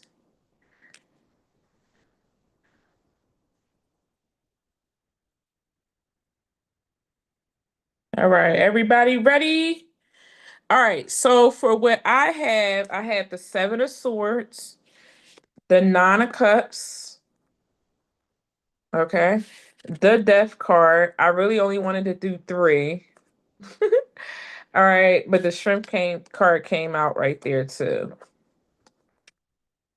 Okay. So this is how it came out. And let me see if I could put it the way. So this, the way it came out. The 9 of Cups, the Death card, the Strength. Is it still the same way? Yeah, it's still the same. Okay, this is how it came out. I'm trying to read it from like this way. Yeah, the Death card been coming out a lot, especially in the collective messages, because changes need to actually happen. Okay. So how you would read this? This is a story here that's being played out or called out. Okay. And so you have the 7 of Swords, the 9 of Cups, the Death, and the Strength card. These are major arcanas here, the Strength and the Death card. The Cups and the Swords are minor arcanas. So you have to read this out how a story is playing. And I was trying to make sure that it was the right direction, but it should be going from the 7 of Swords to the Strength. And you want to read it as an actual story. Okay. So the Fool is on his journey. The Fool is in the journey right now of the Strength and the Death card. Okay. So remember, we talked about the planes of existence with this. This here is the emotional plane. This here is more of the mental plane with the Death card, subconscious. So we got mental, and what was it? Mental. What did I say? Mental and hold on, let me make sure I'm giving it to you guys, right? Yeah, mental plane and the spiritual plane. No, the strength card is the emotions. Okay, yeah, I had it right. Okay, emotions and mental. So this is the emotions. She said I need a cheat sheet. Okay, I want to put it in there for you guys. So the strength card is going to be the emotions. The Death card is the mental plane. The 9 of Cups, and look, you see how you got the emotions in the mental plane right here? It's right here on the minor. It's right there on the minor. Emotions, mental. Okay. So what is going on with this person? If we got these four cards and we're looking at a story here with these four cards here, this is somebody looking like they're being sneaky. Okay? They look like they're being sneaky. They look like they're trying to run away with something, get away with something, but they're leaving something behind. Someone's actually leaving something in their tracks where they could possibly get caught. They're not picking up everything that they need to pick up. The Seven of Swords is strategic, sneaky, stealing. It's not a bad card, but it can be looked as a bad card because it can also mean strategic planning. The Nine of Cups, we going into the Nine of Cups. When he turns around, he's going into the Nine of Cups. So this is somebody that feels like I'm getting away with something, but then I'm going to be happy and I'm going to be fulfilled. But you're not actually thinking the Death card and the Strength card. So someone is thinking that they're getting away with something and that they're getting some type of wish fulfillment with the Nine of Cups. This could have been something somebody repeatedly done. Sorry that the Zoom is doing all of this. Okay. That is what needs to change. The Death card is the mental level. So on a mental level, somebody needs to change the way that they think. On an emotional level, this is going to require a lot of strength, humility, and courage. Okay, so that's how it is. And then you have the strength card here. So again, mentally, there needs to be some type of change. And this may require some type of overpowering or something here when it comes to their emotions. So somebody here may have been like, if it's the Seven of Swords, Nine of Cups, the Death, and the Strength card. So somebody here may have been like, and I don't know, I didn't ask no questions or anything like that, right? But this is basically saying that someone here needs to shift or change their mindset. It could also mean that somebody maybe needs to trust something and shift their mind and actually trust something. Like somebody could have trust issues. They're always thinking on a mental level that somebody is going to cheat and something's going to end. Somebody's going to cheat. I can't trust people. Something always ending. So there needs to be a transformation in the way somebody think in order for a change to actually happen. And that could require a lot of emotional strength with the Strength card and the Nine of Cups. Okay. It could also means that maybe somebody here needs to stop being sneaky. Okay, for a change to actually happen in a relationship as well too. This could be relationships, this could be within yourself, things of that sort. Okay, now can I get a volunteer to come up to share their spread of three cards that they got? Who wants to volunteer and come up? 12, 12, 12, 22 on the clock. I guess I can come up. Mine's all over the board. It's like, Okay. oh my goodness. Okay, what you got? I'm gonna pull what you got. I got the King of Cups. Okay, let me get the King of Cups. King of Cups.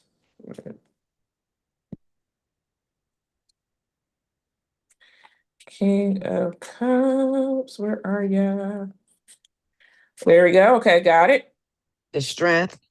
The Strength card. Okay. And then the Four of Pentacles. The Four of Pentacles.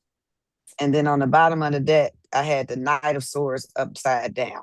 Nine of Swords in reverse. The Four of Pentacles. Oh, the Four of Cups is what you had with the Nine of Swords at the bottom. No, the Four of Pentacles. It's the Four of Pentacles. Four of Pentacles. I'm sorry. Four of Pentacles. Four of Pentacles. There you go. Okay. All right. And then you have the Nine of Swords at the bottom of the deck. Okay. I can't go about the other ones. Okay, so we just have the Nine of Swords at the bottom of the deck. So she has the King of Cups, the Strength, and the Four of Pentacles. She has one major arcana there. Okay, you have the King of Cups, the Strength, and the Four of Pentacles. All right. So you want to look at it as a story. So who, first of all, we need to say, what is this King of Cups? Who is this King of Cups? Okay, I don't know if you know a water sign or you have a water sign in your past, from your past, or is this a spirit guide or things of that sort? So say who's the King of Cups And then I want you to see what response you get back from your intuition. You're going to listen to the first thing that comes to your mind. I guess the King of Cups possibly would be my ex. Who's it's the only water sign I know. My mother too. So Okay, so let's ask again, Spirit, who is the King of Cups?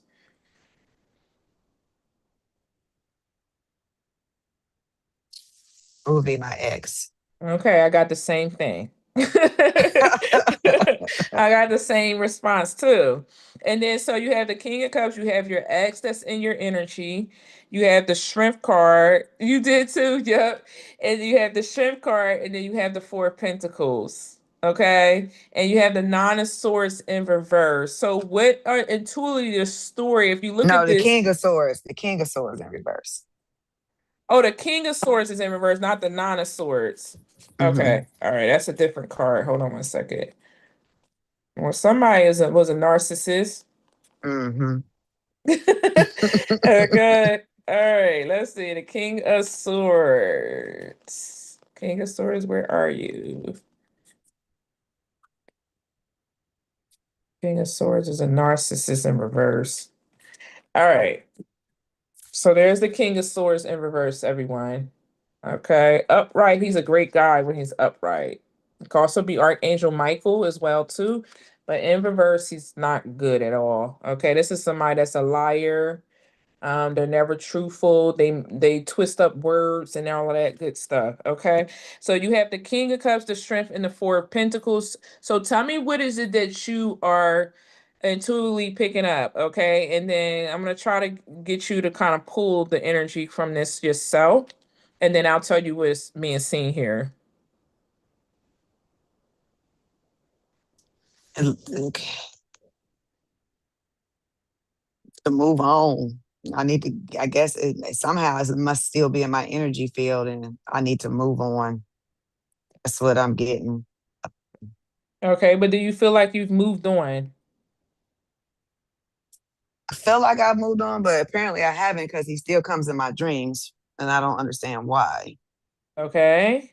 So it's not necessarily you having to move on, right? Because look at the Four of Pentacles is about a Strength card. Hmm. So where did you get move on from? Where did you get action from? That's action. Okay. So I'm still very new at trying to learn what the cards mean, like as I far know. as I know. It's okay. It's okay, Yolanda.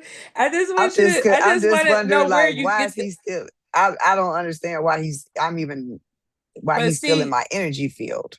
But see, you're going into your emotions. So we don't want to do Okay. that. We don't want to go All into right. our emotions. We don't want to form a cord attachment. Okay. We Okay. want to just see, okay, why is he there and how can we get him out? But I want to know first, where did you get motion from? Why did you feel like you need to move on? You've already moved on. The cycle is already closed out. So where did you get emotion? Where did you get I need to move on from? What made you say that? Or was that something that you felt? You just felt like I need to move on. Just because I still get like random uh clear he pops in and out of my dreams randomly in different ways and it makes no sense to me because I don't Mm-hmm. have a desire to be with him and I can Mm-hmm. have a dream about something, it can be completely something and then he'll pop into the dream clear as day Mm-hmm. and I'm like, why are you here? You know. Okay. Okay. So I mean I have moved on because I have no desire. I don't reach out to him or anything like that. But his Right. spirit just keeps popping into mine, and I'm trying to figure out why. Like why is he still popping into my energy field? Okay. So as you can see, and this is probably very strong, he's there very strong because you have the Four of Pentacles. And the Four Hmm. of Pentacles is by the Strength card. So this Hmm. is somebody that still has an emotional, the King of Cups is somebody, remember, he rules his kingdom through what? His emotions. Hmm. This person is somebody that still loves you. He still has an emotional attachment or residue energy to you. He's still holding on to you. This is your energy because I know you're a Leo. This is the Strength card. Okay, so he's still holding on to your actual energy, the Four of Pentacles. He doesn't want to emotionally let you go. So we got to look at it from a standpoint of logic and not necessarily our emotions, right? Okay. And so when you get to the King of Swords in the bottom of the deck, this is somebody here. This is the overall energy of him. So this is his truth right here. He's a liar. He's a narcissist. So the fact that he's still holding on to your emotions, we need to see why. So let's clarify and pull another card for the Four of Pentacles and tell me what you get for the Four of Pentacles. Okay.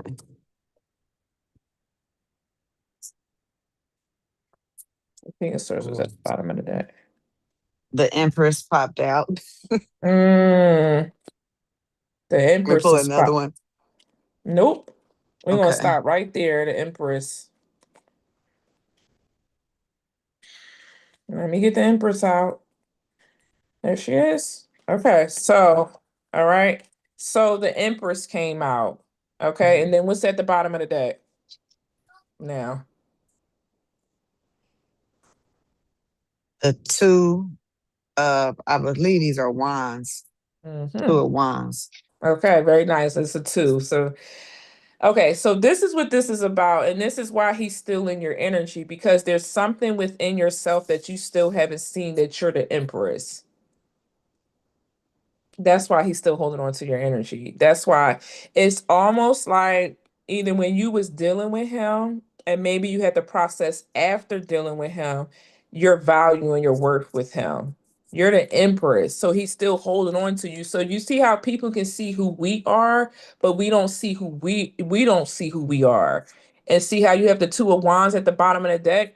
It's almost like choosing to see, oh, the reason why he's still holding on to me, the reason why he's we don't want to sound cocky or egotistical, but it's the truth is the truth, right? The reason why he's still holding on to my energy, the reason why he's still in my energy and still has love for me is because of who I am, the Empress. So when I see that, oh, of course, what man wouldn't keep, be thinking about me, still love all my exes love me, and this was something, Alonda, that I had to even recognize with myself, because I had a conversation with my daughter where I was like, none of my exes, we thinking that our exes ain't thinking about us. They don't want us back. We don't think like that, right? At least I didn't. So me and my daughter did a prank, and she was like, call three or four of them. I bet you they will all talk to you and they will all want you back. And I said, no, I just think like they done with me. They don't want nothing to do with me.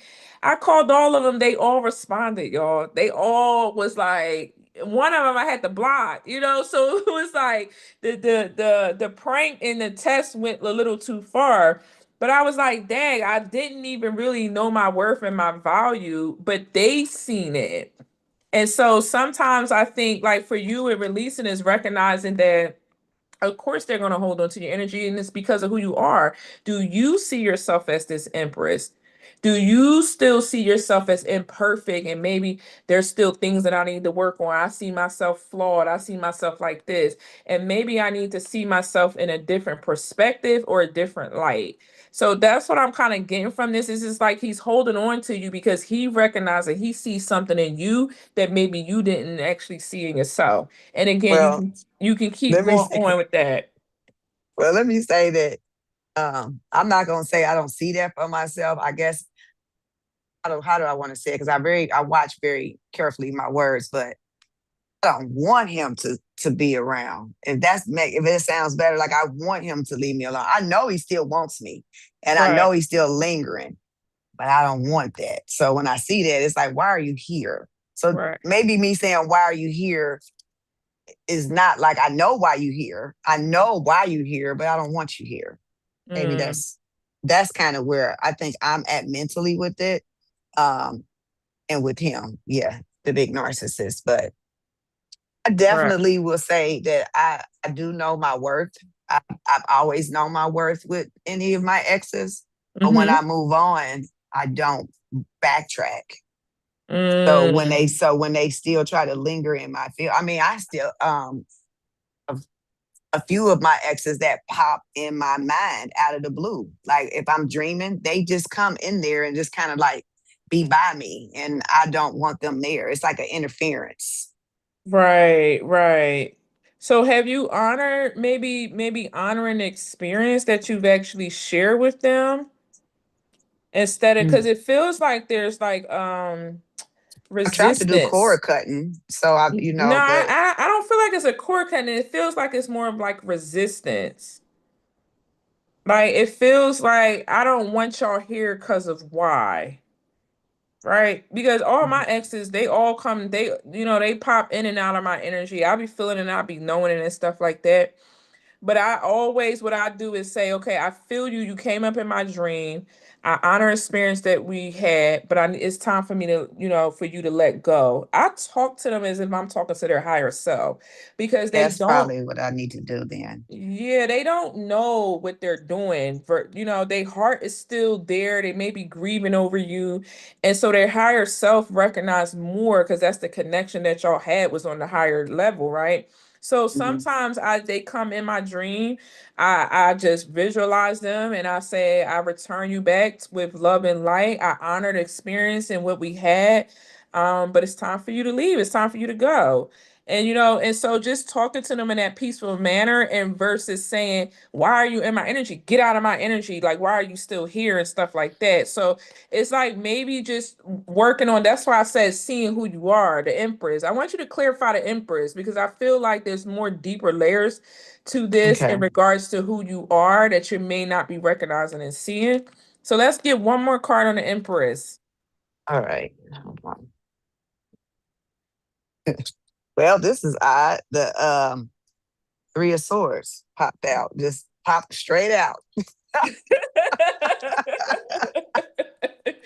Yeah, yep, yep, yep, yep. So that's the perfect card because the Three of Swords is where we hide our pain. So you see the Three of Swords there. Yeah. There's cloud, there's hiding, there's been betrayal there, there's been hurt there. So it's like the reason why you may not be seeing who you really are, which is this beautiful, compassionate, loving butterfly, this empress, this feminine energy is because of this, the Three of Mm, Swords.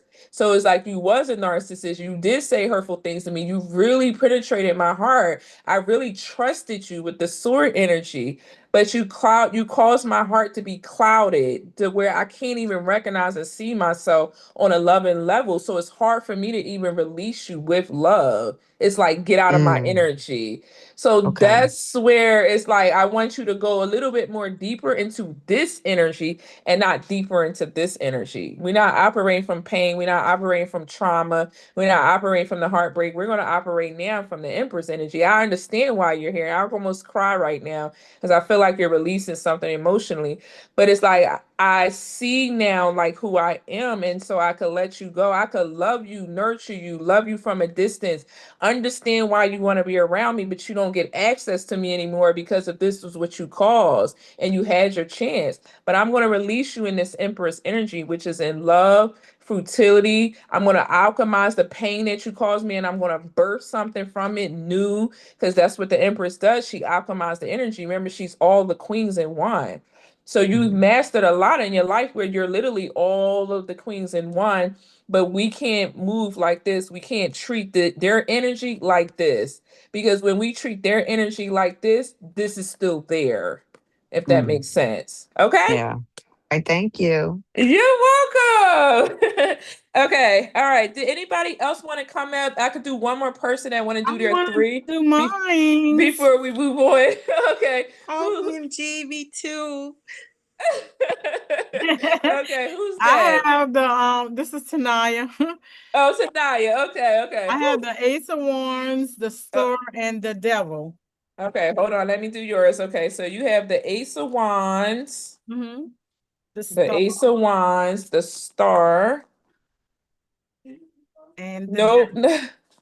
The Star and the Devil. No, I didn't eat yet.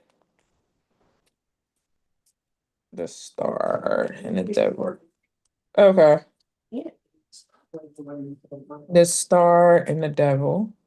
And then what's at the bottom of the deck? The bottom of the deck is the High Priestess. The High Priestess. Okay. You feel like you got some deep stuff going on. The star and the devil. Okay, let's see the high priestess. Okay, there's the high priestess at the bottom of the deck. Okay. All right. So go ahead. What do you see in regards to the story of the fool's journey? You have the Ace of Wands, you have the star, and then you have the devil card, and at the bottom of the deck, you have the high priestess at the bottom of the deck. So give me what your interpretation is. Do you know any? Because this is Capricorn, Aquarius, Cusper as well too. Okay. I These are know several Capricorns. Um, and all of them I know was actually like, men.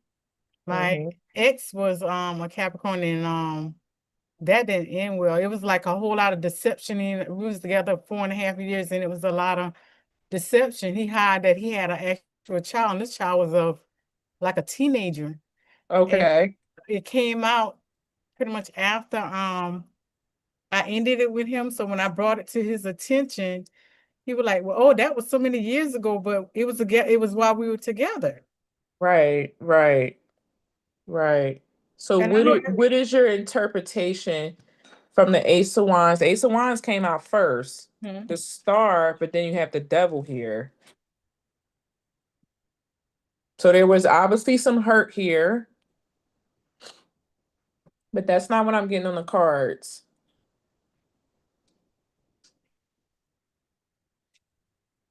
I'm getting that I actually is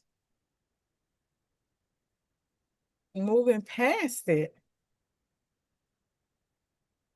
Okay, and where do you see movement at? Again, you guys with this movement. I mean, the That's wands what is movement. The wands is movement. But where do you see active movement? Tell me where you getting that from. Where you see active movement at? I don't. I just feel it.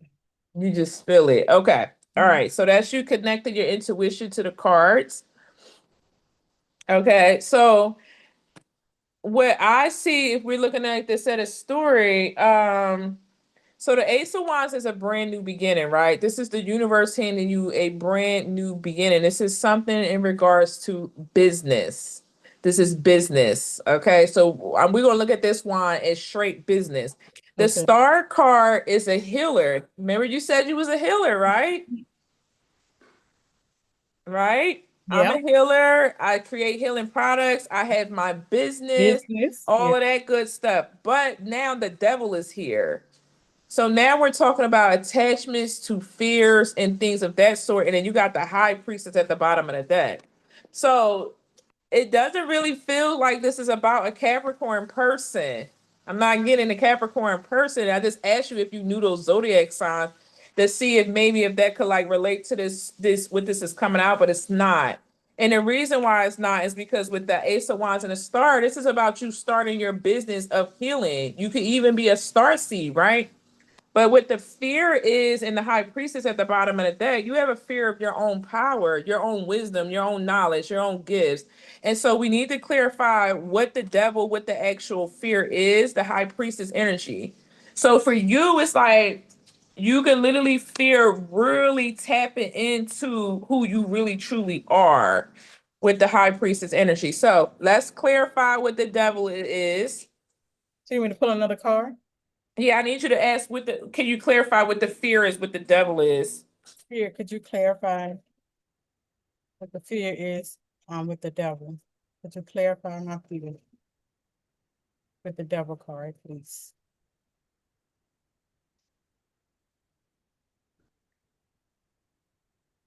I'm hearing a fear of overusing my power. You're afraid of your power. I definitely see that. But what is that fear and how can we overcome that? The Ten of Cups came out in reverse. Mm. Ten of Cups in reverse. Do you deal with your family? Yes, but it's a lot of deception. I just had to do some shadow work this morning. I feel it heavy. A lot. Yeah, so basically, whatever your family morals and values and belief, is what kind of shattered your illusion. Remember, I was saying how the Ten of Cups is an illusion card. So in reverse, there's some type of illusion here that was actually shattered. Like, let me get one more on the Ten of Cups in reverse to the Devil. Because on the other card that came out on the last set that we did, it was the moon. And I know that was deception and illusions.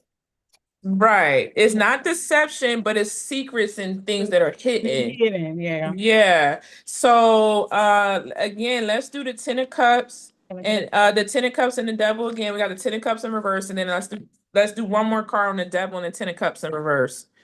You want two more cards, right? Just one more card on the Ten of Cups. Okay. I get a card to clarify.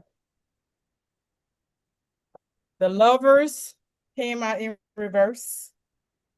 The Lovers in reverse. Mm-hmm. Remember, everybody, remember tarot is the subconscious mind. So what you're dealing with here is subconscious beliefs. What was it in reverse? The who? Ten of Cups and the Six of Cups. The Six of Cups in reverse. Where's the Six of Cups at?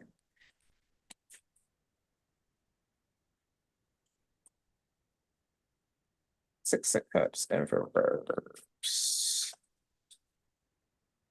Sorry if you guys hear my lawn people, they cutting the grass. Oh, there we go. Six of Cups in reverse. Okay. So when we're clarifying the Devil, okay, we have the Devil, the Ten of Cups in reverse, and we have the Six of Cups in reverse. The Devil talks about attachments, bondages, and fear, but she has the Ten of Cups in reverse. So something could have been shattered or came to a light when it came to her family. Maybe they kept her in fear. Maybe they were toxic. And then she has the Six of Cups in reverse. This is something that she does not want to reconcile back with. So when we're talking about a fear of your power, right? Your fear of power right now is being held with your family. Even though you're not reconnecting with them, even though you may have seen something, there's still something that's attached to your family's energy here. This could be something from a past life. This is something here that's like a lineage fear. So that would be like, say if like you come from a long line of high priestesses, diviners, prophetesses, and things of that sort, right? Your family here could have some type of blockage here in regards to anybody stepping into that. Maybe there's women in your family that they have gifts, but they don't use their gifts.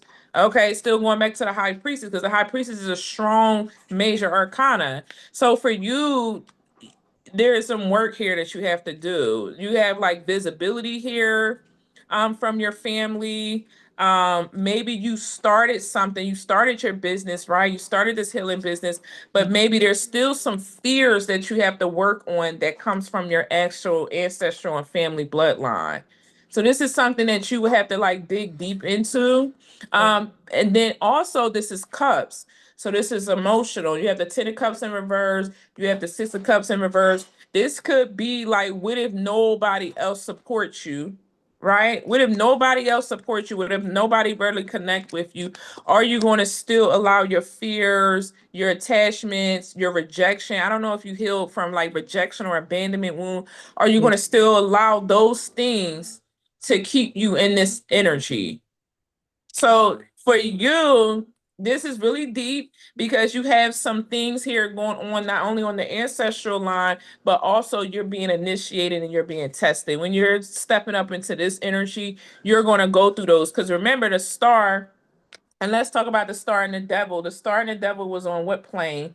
So the devil is on the mental plane, right? And then the star is on the spiritual plane. So you're talking about working on the mental and the cosmic plane. This is your mental space here that's working. Again, the subconscious mind. So there's a little bit of subconscious. So what I would say with this is working on subconsciously. What truly do you believe about yourself? Not what your family say, not what anybody from your past, and debunking and removing yourself off of bloodline things and stuff like that, where maybe they were shunned. Maybe they didn't feel like they can come out. Because I think you said you came from a religious family.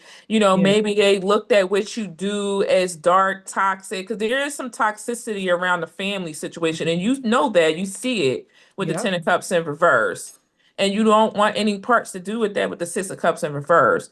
But that's also blocking you as well, too. So we gotta you gotta get like a little bit into a little bit of shadow work and see how can I not allow this to block me even though I see it. Because sometimes when we see the real truth of things, we don't want to deal with it or we don't want to address it because we're like, whoa, I don't want to deal with this because I'm really seeing this right now.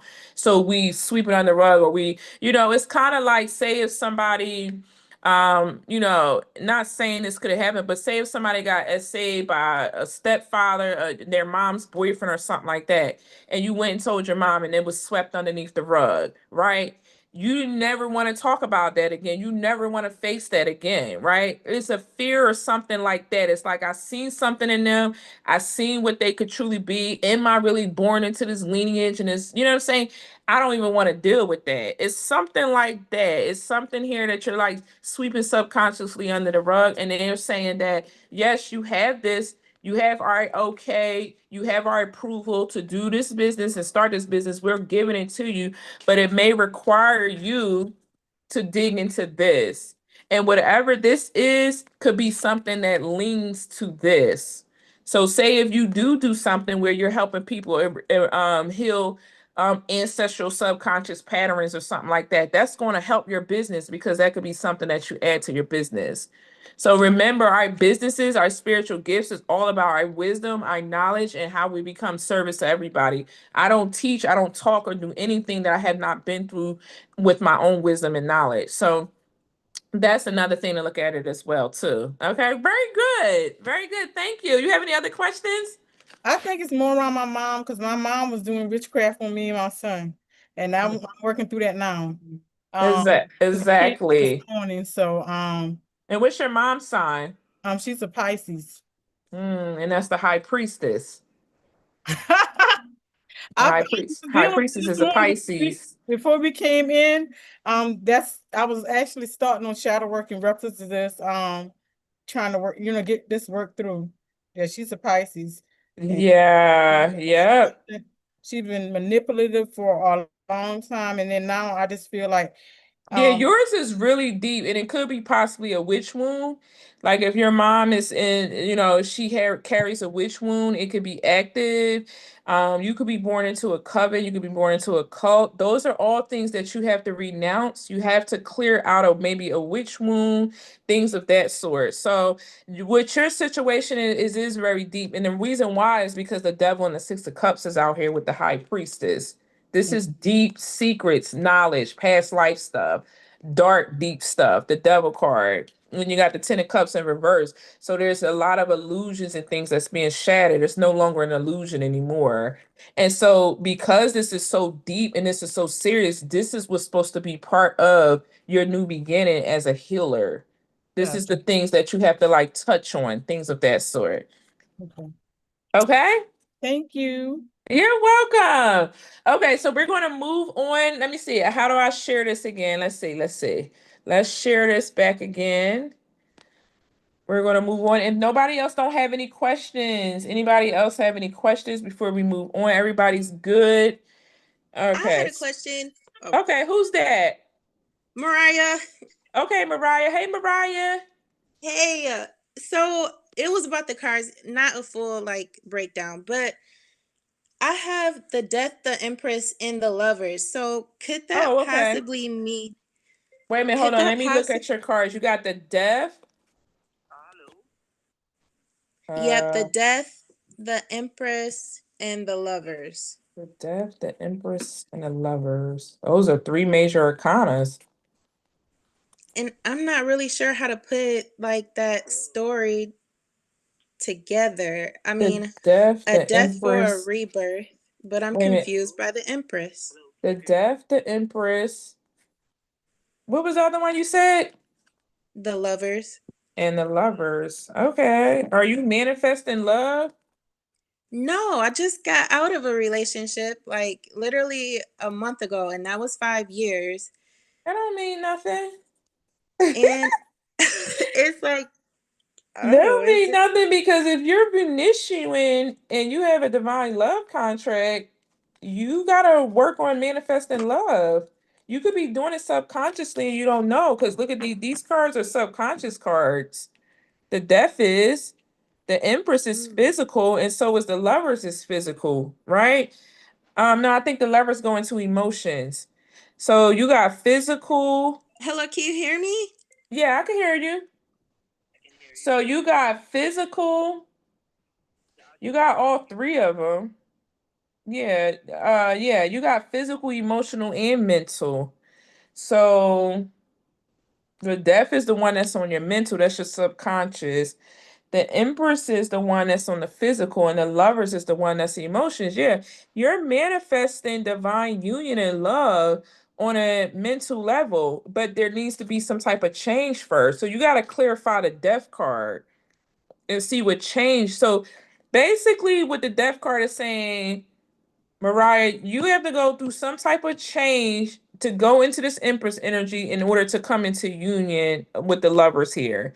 This also can mean that you need to maybe transform something on your mother's lineage side. I don't know how your mother lineage side look at relationships and love, but I'm getting real strong Venusian energy from you. I'm getting divine love. It's like the show must go on. Just because you was in a 5-year relationship, and I'm not trying to sound insensitive, but just because you was in a 5-year relationship, it's time for you to heal, pick yourself up, learn what you needed to learn with that connection, tap into your actual power as the Empress energy, and track and magnetize because you have the ability to do it because the angels and everything is with you. It's like they're supporting you going into union. That's the focus, not the ex, not I need to stop, not I need to heal, and all of that. So it's like go through your process of core cutting, cleansing your energy and all of that stuff like that and rebuild your energy up back up. But you are meant here to be here for Empress in Union. You're giving me straight, your energy feels straight divine feminine energy in a sense where it's like you need to be with a supportive provider. That's who your archetype feels like it needs to be with.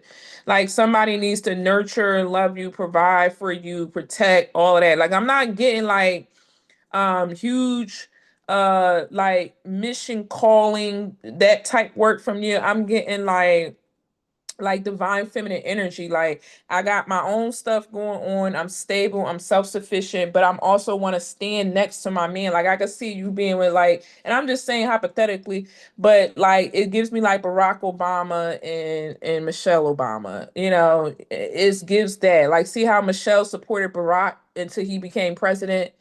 That's the energy that you kind of give me, right? That's what seems like the soul mission is. But there needs to be some transformation. So for you, you need to clarify what is the transformation that needs to happen with the death card. Something needs to stop or end. So let's clarify the death card. Dang, okay. All right. Oh, okay, so okay. I have to ask, right? Calm. Just say clarify the death card. Okay. Oh my goodness, it's a tower. Okay, so we need another card on the tower. Oh my goodness. That's a unhealthy foundation that you've been building on love. Okay, let me do this again.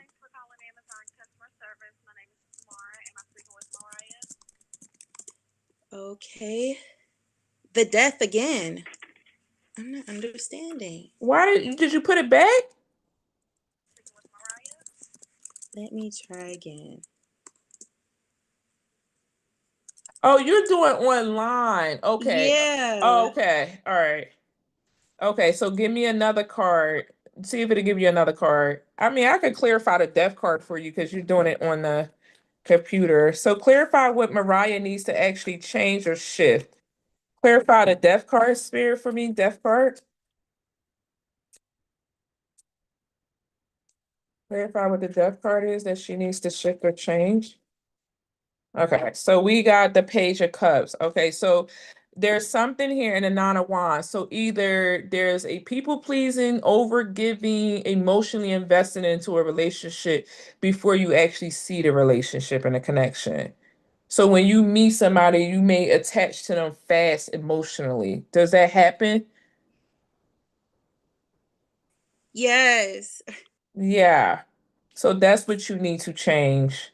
And that's what's making you look, Nine of Wands, Eight of Cups, Seven of Cups, then you get emotionally confused.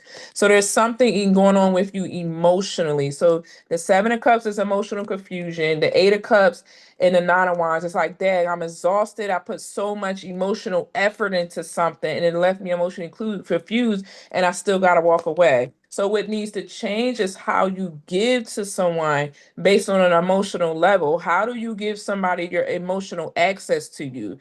Do you give that time? Do you get to know somebody? Do you have, you need to watch how you're attaching to things on an emotional level when it comes to people.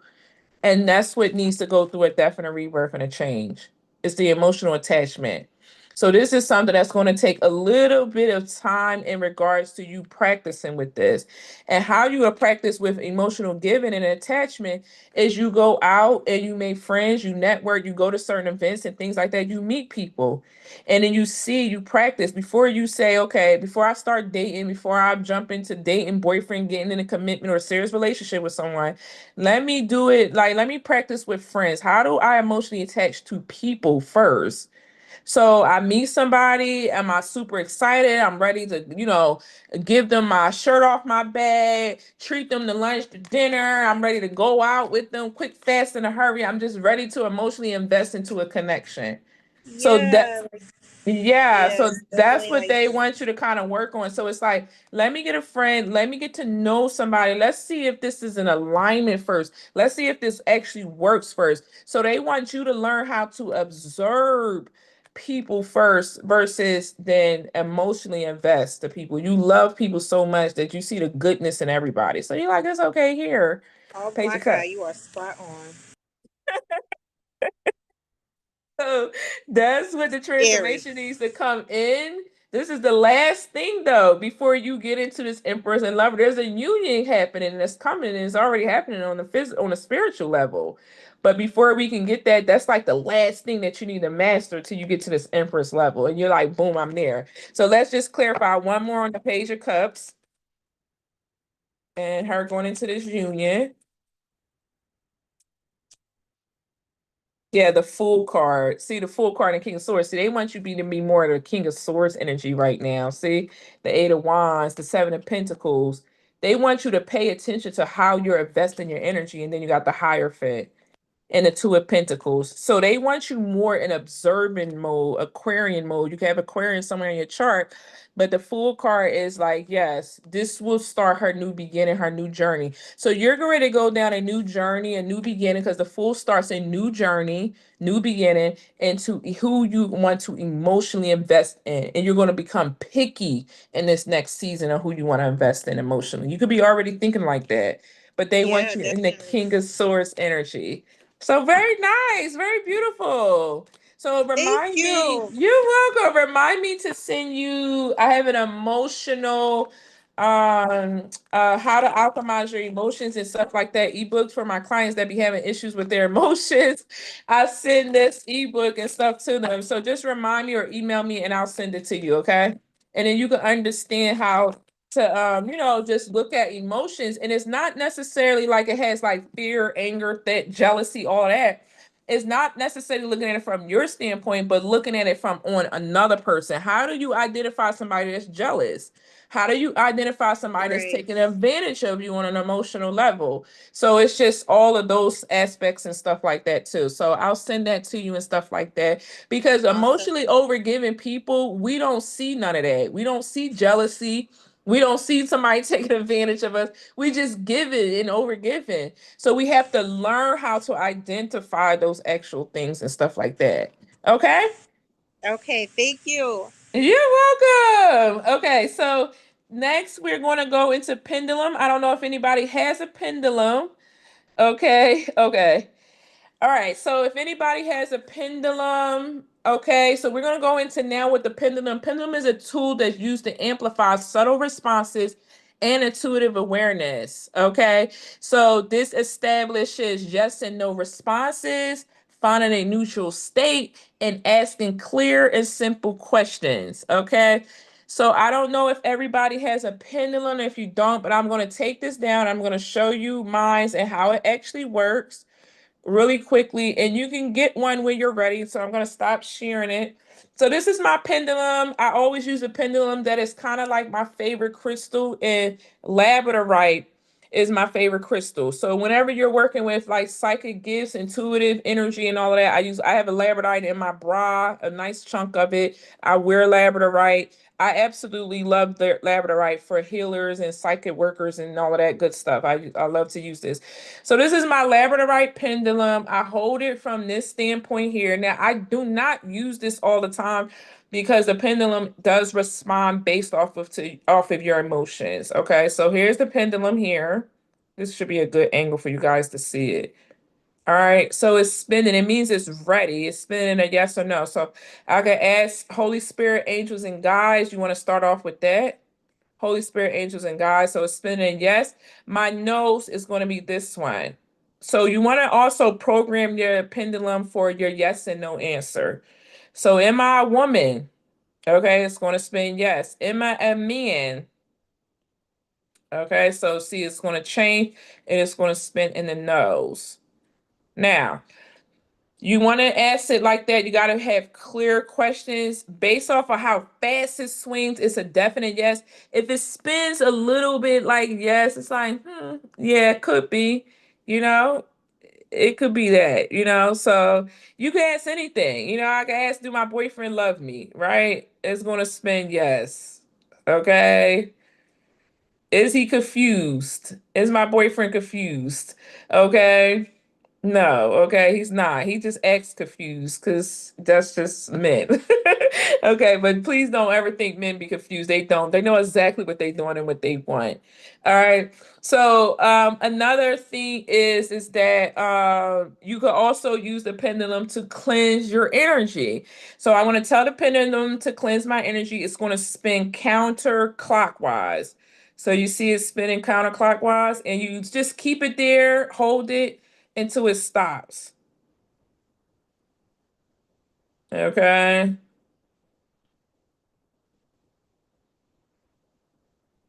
And then it's going to spin in a yes, no. So see how much clearing I needed to get done? Still going.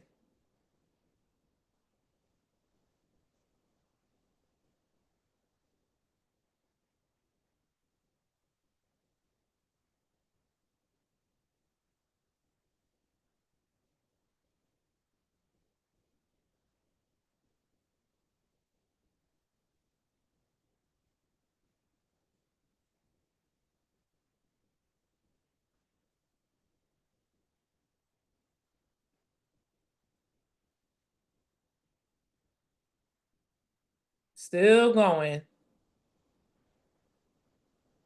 Okay, there you go. It's slowing down.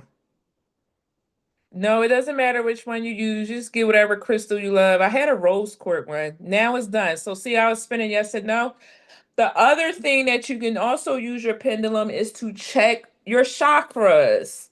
Okay, so if I check my chakras, my third eye chakra is going to spin counterclockwise. My third eye chakra is active. If I check my crown chakra, it's going to spin counterclockwise. If it's spin counter backwards, that means it's blocked. So again, I'm going to say check my heart. Hold on, let me see if you guys can see this a little bit better. All right, so I'm going to say, okay, check my heart chakra, which I already know my heart chakra is busted open, wide open, so close to 90, right? So my heart chakra is good. And then check my solar plexus, good. Check my sacral chakra. It's good, but I could use a little bit more energy there. It's not moving as fast as the other one. And then check my root chakra, which is down in the like pelvic bone area. Same thing. So I need to do root and sacral chakra. The pendulum is not moving as much. Okay. So that's what you can use the pendulum, your yes and no's, cleansing your energy and checking your chakras. Now, again, you want to make sure you cleanse this. You could cleanse it with a singing bowl. These are the bowls that I use to cleanse out my chakras. I mean, my crystals when I use them. I'm not a big crystal person, but I love rose quartz and I love labradorite. We'll be working with Lumerian quartz through the 6-week timeline program, because those Lumerian courts have old timeline codes and stuff to come out, right? But I just put it in here, and then you can, if you, this is the one that I have here. And so you can hit it like that, and it's going to charge up the crystal. So I always charge up all my crystals. If you have another singing bowl, you can turn it like this, like spin it like that as well. But however you need to, that's how I charge my crystals, okay? Through my singing bowls, okay? All right, so that's the pendulum one. Let's go back to the slide because we still got 2 more sections to go through, y'all. I'm about to be talking fast. Okay. All right, let's see here. But this was great. It's been great. I'm not trying to rush. And I love it. I love when y'all talk and it's like interaction. I'm like, because I don't feel like I'm just running and running and running. Okay. The next one we're going to go through is runes. So I do have runes. I'll show you guys those in a second. The historic meaning and how runes are used is for a simple pull exercise. Okay, so you have abundance, strength, protection, wisdom, journey, gift, joy, guidance, vitality. Simple rule, draw one rune to discuss this symbolism with a partner. So my daughter took my meaning of my runes out. I don't know what she did with it because she's the one that uses the runes. But again, let me show you guys what these look like. So this is my runes here. I leave them in this box and they look like this. Okay. Uh-oh. And they just look like this. And again, I have like rose quartz ones. And they all have like different meanings and stuff like that on them. And I have a little book because I don't know them by heart, but my daughter took them. And so basically I just pulled the rune like this out of the box and boom, like that. So this is this little arrow rune. Okay. So I don't know what the arrow rune would be. I would have to look it up. My daughter took let me see if I could look it up here. The arrow rune meaning.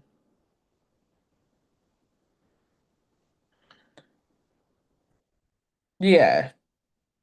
Okay, so this means victory through integrity rather than force, leadership rooted in honor, discipline, and responsibility. Take decisive action after careful thought, standing up for what is right, even when it requires sacrifice, focus and direction, like a flying arrow towards its target. So, in relationship, communicate honestly, loyalty and commitment, choose integrity over ego, and a reminder that healthy relationships require mutual respect and accountability. So it has spiritual work, career meaning, relationship meaning, and core meaning. Okay, so those are rules. We're not going to dive too deep into that. Okay, let me go back to sharing the screen.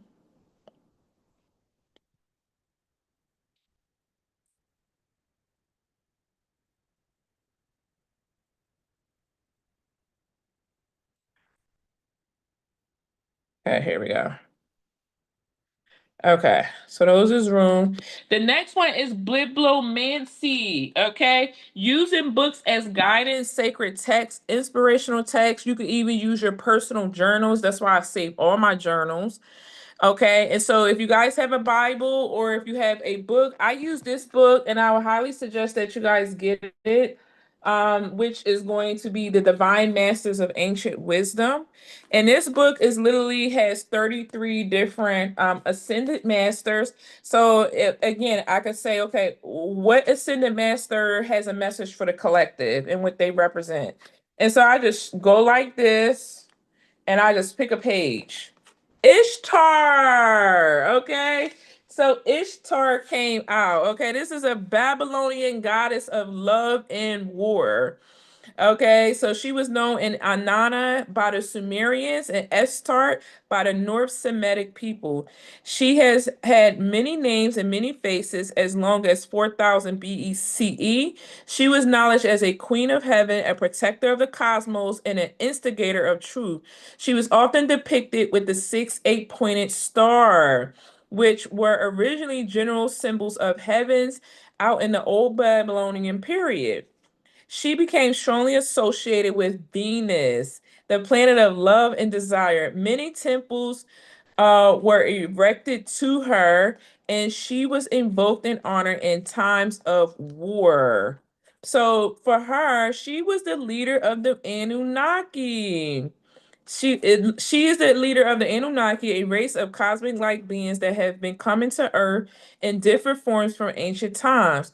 The Sumerians acknowledged them as deities who governed the space between the worlds. When I had my first vision of Ishtar, the legions of beings on either side of her were the Anunnaki. So she's the leader of the Anunnaki, and she helps you face and win inner war, distinguish between head and heart, conceive a child or a new creation, and connect with the Anunnakis. Okay, and then this book has like activations and light codes in here. So the Anunnaki light code activation that you can say, these work really good. His activation work that he has in here. So this is a really great book to get. Okay. The same thing you can do with the Bible. So you can divinate on the Bible as well too, using bibliomancy. And so just pull on whatever page. I got hope for the Mount of Israel is Ezekiel 37. Israel restoration of sword. The prophecy against Edom. So the Son of Man prophesies in the mountains of Israel and say, Mountains of Israel, hear the word of the Lord. This is the sovereign Lord says, the enemy said of you, Ah, the ancient heights have become our possession. Therefore prophesies and say, This is what sovereign Lord says. So there's something here going on, like even with Ishtar, some type of war energy. Because as you can see, I pulled the same thing on the Bible and the same thing on here. Okay, so something's going on in regards to sovereignty, your freedom. Maybe we need to know things of that sort. So I might have to dig a little deeper into that. Okay. Oh, okay. Here it is again. It's Divine Masters Ancient Wisdom by Kyle Gray. I don't want to be in the picture.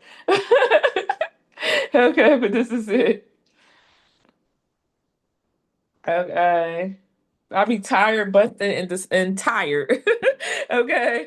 All right, let's go back to this PowerPoint. Okay, let's go back here.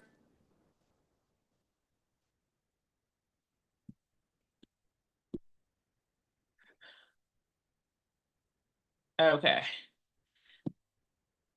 So, 15-minute break. Let's see if we can try to push through section 3, y'all. We got section 3 and 4, and then I can see if we could do a 15-minute break. We're gonna be here a little, what you call it, okay? We're gonna do discernment and ethics, red flags, ethics, and the practice of reading as well, too. Okay.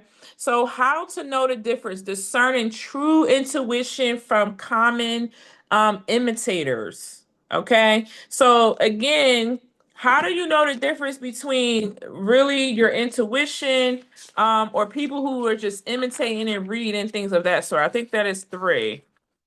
All right, hold on 1 second. I understand it. We already did this.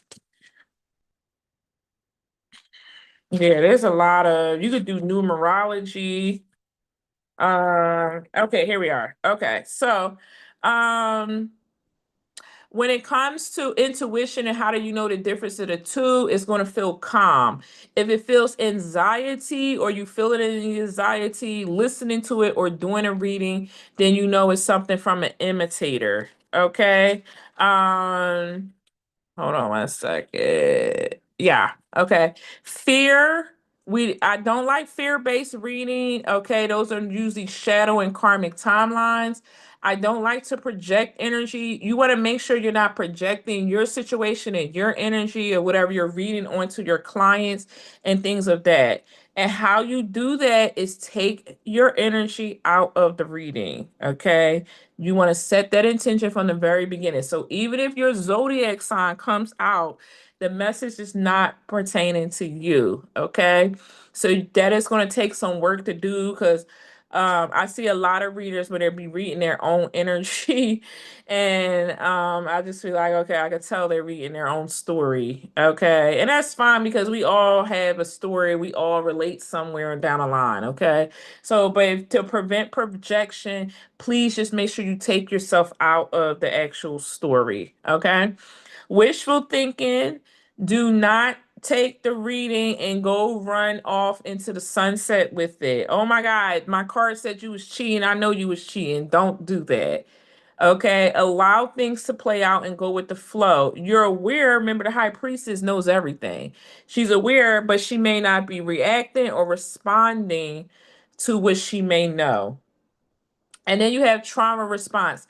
The best way to become the best reader is to through healing. Healing your trauma, ascending your timelines. Timelines, healing. Okay, that's how you become the best at your intuition and actual reading. And then you have ego as well too. Okay, so you want to make sure it's not coming from your ego. Make sure you're grounded. Make sure you're in a good space when you're actually doing your reading. Anything that's not of that is going to feel like anxiety. It's going to feel like rushed. It's going to feel fear. So you want to make sure that you are encouraging clients to replace medical, legal, and financial with professional help. Okay. Encourage reflection, ask thoughtful questions, be honest about uncertainty, and support your client's autonomy. Okay, so don't try to project your own um uh perspective onto that. Okay. All right. Red flags when not to read. Okay. Do not read when you're emotional. Do not read when you're angry. Do not read when you're obsessed with somebody. Do not read when you're desperate. And don't read when you're triggered. Okay, please.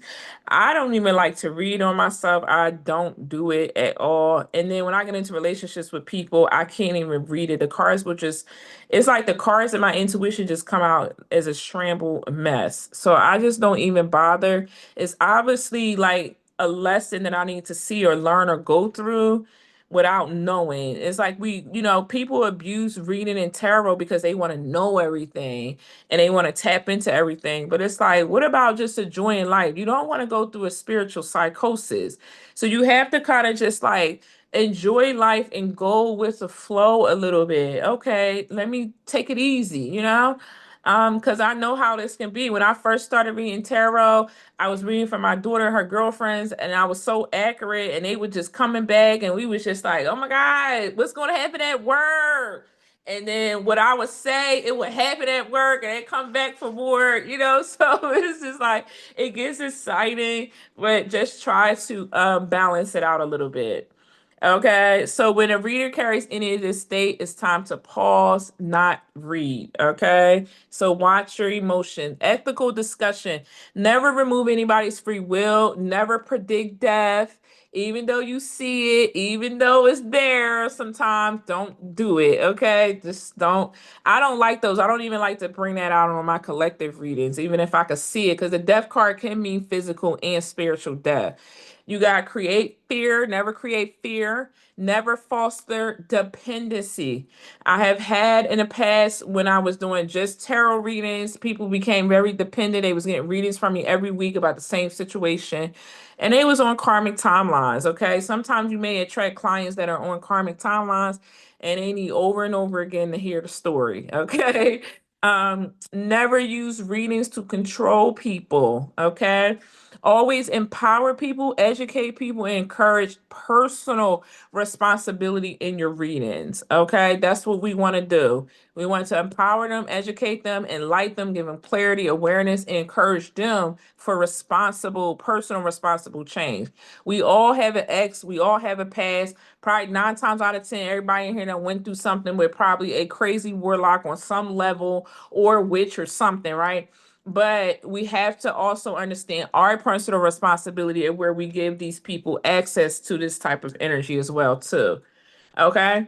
Practice reading circles. So this was what we were supposed to do for the breakout groups. I don't know what everybody's time is. If you guys wanted to do breakouts, just comment in the chat and let me know. All right. Yeah. So I'm gonna do this activating your unique style. Hold on a second. I went too fast. Okay. Yeah, here we go. So we're going into activating your unique style, your unique reading style. Okay, combining gifts with tools, activation exercise, and live Q&A. So discovering your reading style. So when information comes to you, this is what I want you to ask yourself. Does it comes as images, feelings, words, dreams, songs, body sensations, numbers, and symbols, or you just get all of these?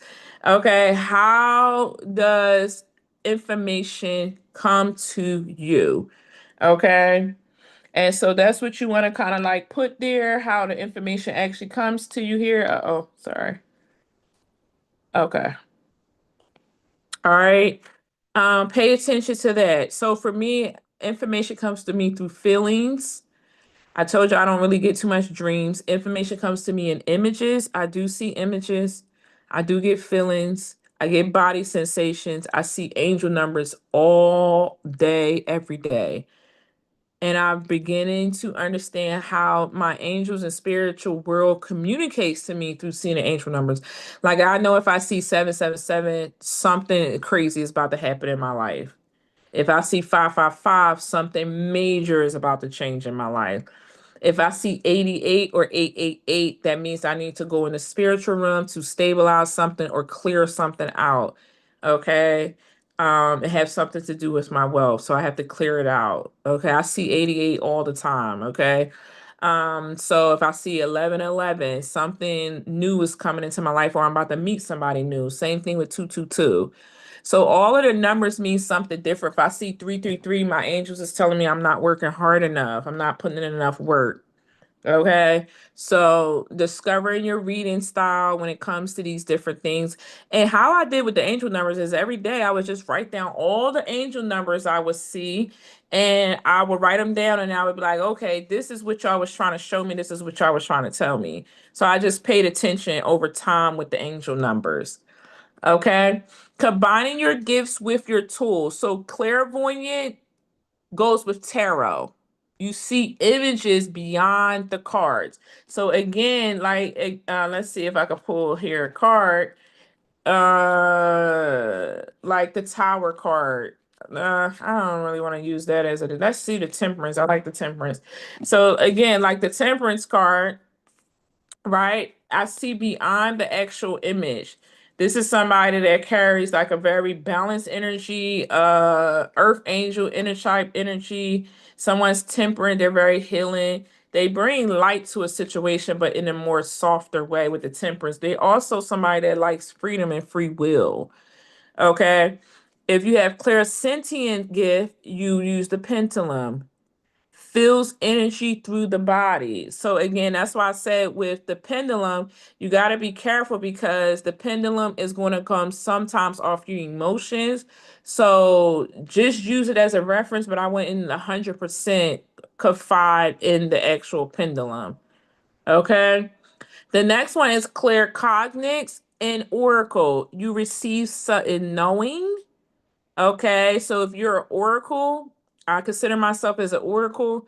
Um, and so you just receive a sudden knowing and energy, and that's why I like the oracle cards because I get a sudden energy from the oracle as well too. It's like, oh, okay, this says we're creating heaven on earth. I could feel that, I could see that, yeah, look, priestess, how are you being called to step up and lead? So that's kind of like what the oracle cards is. It's kind of like an oracle gift as well too. Dreamwalker, you could use the runes, you receive symbols through your actual dreams. Okay. Spiritual gift activation exercise. So I want you guys to take a picture of this. My strongest gift is bada boom, bada bang.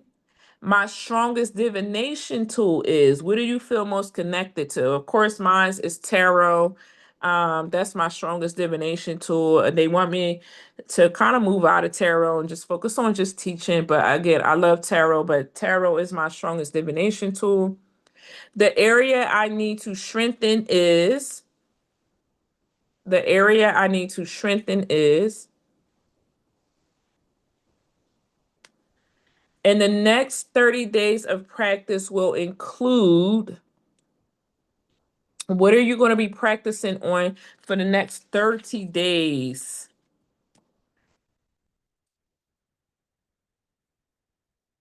Okay.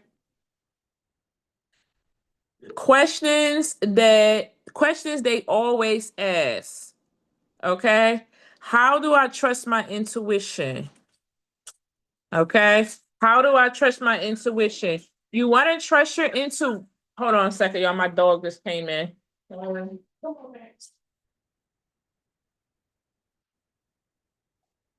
His feet click. I'm so sorry. His toes click. Okay, how do I trust my intuition? Okay. So your intuition is going to feel, I always tell everybody, you're going to feel it either in your head, or you're going to feel it in your chest, or in your gut, or your womb area. Those are your intuitive spots, your sacral, your heart, and your crown. Okay, if you look at your human design chart, your human design chart would tell you what your authority is. My authority is in my sacral, so I'm going to listen to what my womb or that's why I would say get into your stomach, into your belly, and feel what your intuition or your gut is actually telling you. Okay, what if the cards scared me? Okay, you need to pull back, you need to ground, do not react, just don't react. Okay, just release whatever information that you may got if the cards scare you. How do I know if the message is actually real? You don't. You wait for things to come into play, because remember, the messages from tarot is subconscious in the spiritual realm. So you just kind of wait for things to kind of play out in the physical sometimes. And how do I protect my energy? That is what I definitely forgot to tell you guys. How do you protect your energy? So again, I use labradorite to protect my energy. Whenever I'm doing a reading, I have some form of piece of labradorite. You can use black tourmaline on your energy, and you're going to protect your energy through prayer. So when you're doing a tarot reading, you need to open it up with prayer. You need to close it out with prayer, because that's a portal that you're actually opening. And I will put in, you guys, I don't know if I have it down here. I think it's upstairs. I need to send you guys the prayer. It's upstairs. The prayer for opening and closing your sessions.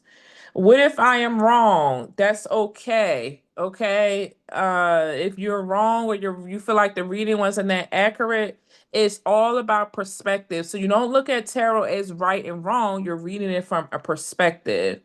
Okay. Can tarot conflict with faith? No, it does not conflict with faith. Your faith is your faith. Okay. And tarot is tarot. It's a perspective. It's what's going on another level. Okay. And how do I develop my gifts faster? This is a good question. How do you develop your gifts faster? Is spend time working on your gifts. You can sit up here all day and get all, sit up here all day. But if you're not sitting there actively working with your gifts and practicing with your gifts, they're not going to develop or become stronger. They're there, but you have to work with them. So if you have a gift of reading, you should be reading every day. If you have a gift of prophecy, you need to be sitting and channeling. I'm going to show you guys how to channel in a second. So you have spiritual divination framework. This was your handout. Okay, ground yourself, set your intentions, use the tool, observe the symbols, apply discernment, seek confirmation, and take a lot of action. That's how you read. I ground, I set the intentions on what I want the reading to be about. And sometimes I'll do ancestral readings, I'll do galactic readings, love readings, financial readings, or I just want to see what comes out. Then I use the tool, and then I observe what I'm seeing. I apply my own discernment and intellect, and then I seek confirmation and then take a line of action. Okay. All right, so thank you guys. Now, the last thing that I want to do is to work with you guys in regards to channeling. So hopefully you have a piece of paper and pencil.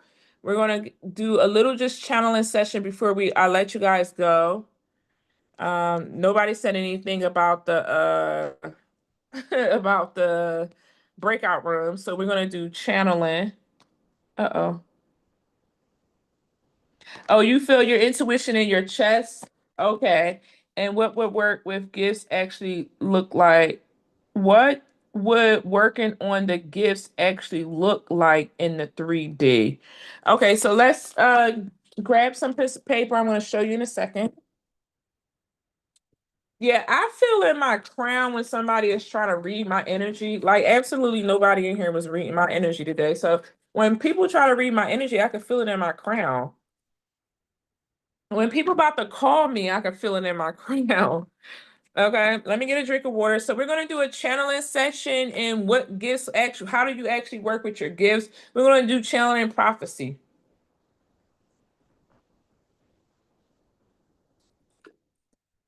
So again, you're going to get a drink of water, ground. I'm going to give y'all 2 minutes to do that while I grab a piece of bacon.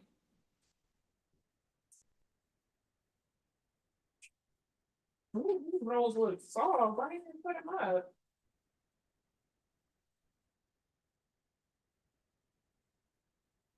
Oh my God, y'all, my son makes the best freaking eggs.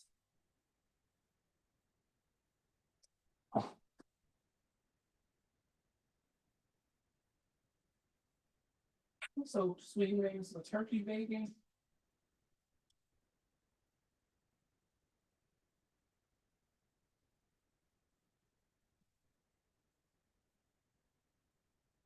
Mm, mm, mm, mm.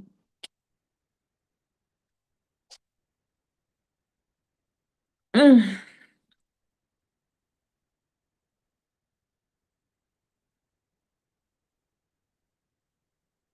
Mm. Let's channel on this book. Okay, I have a notebook. We're gonna put today's date. What's today's date? It's 27th. Okay. Wow, this month is like going by so freaking fast. All right, so today's the 27th. So what you're gonna do is we're about to do channeling. We're going to do 5 minutes of channeling. Okay. You're going to center yourself. You're going to say, Most High God, I enter into your throne for a message from the spiritual realm and the divine. Okay. You're going to focus on wherever you feel your intuition at, whether that's your chest, your head, wherever you feel it at. Mine, again, is my womb area. I come into stillness. I remove everything out of my head, my thoughts. I come out of my thought and I get into my spiritual and my astral body. And so we're going to go down to our tummy, wherever yours is. I'm just saying stomach because that's mine. And we're going to focus on our breath.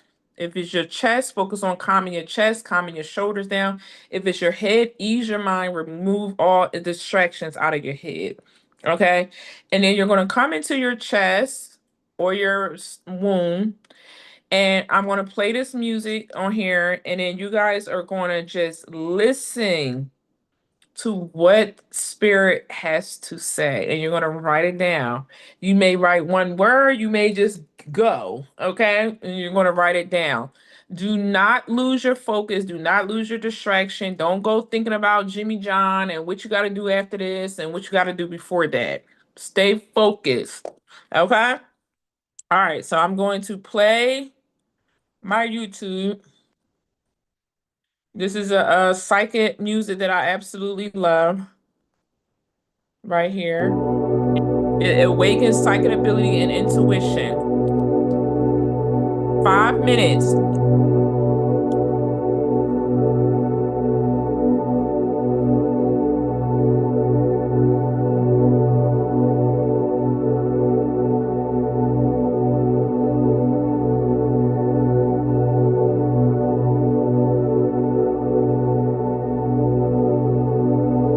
Divine.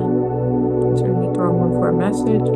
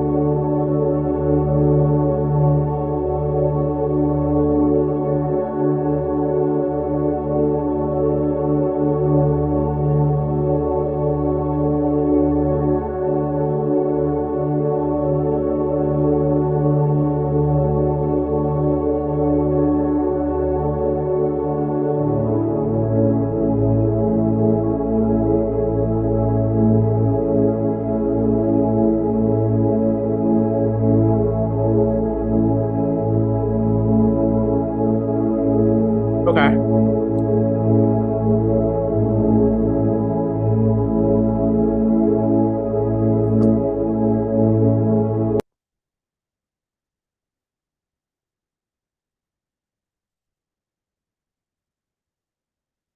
Oops. Okay, did anybody get anything?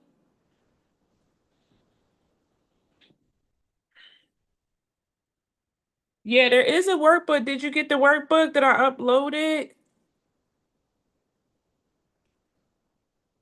Oh, the pain disrupt the process. Okay, yeah, I know you're not feeling too well, Aisha. Okay, let me put the workbook again on here. There it is. I'm gonna send it one more time before everybody leave. There's a divination reference guide workbook. I also put the major and minor arcanas for reference of the planes of existence. So those are all three of them. Trust came to you. Wow, okay. I heard a lot. I heard I was writing everything down. So I got growth happens in patient, overcoming obstacles, learning more. They told me I need to learn more love, patience, and kindness. Don't rush something, don't rush an expansion. You are here to serve and be a great leader. Be more selective over your energy. Okay. Tangela, can we get a copy of my tarot cheat sheet? I've got this came to me. I did give you guys a copy of it. So the major and minor arcana. Let me see if I can give you guys my whole tarot album on my phone. Let me see if it'll let me send it to you guys. Let me see.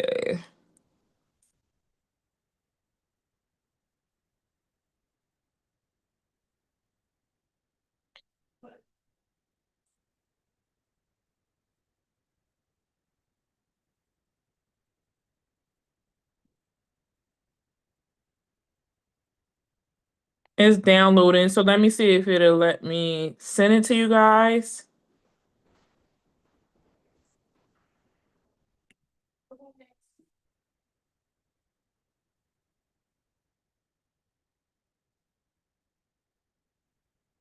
I knew I should have did this class at my boyfriend's house because my kids was gonna be loud once they get up and want nobody at his house.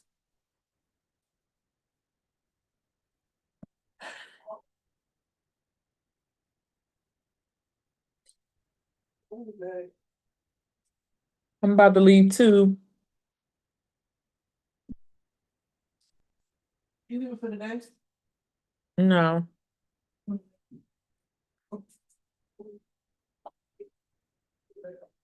You didn't hear anything, but you saw something. Can you hear me now?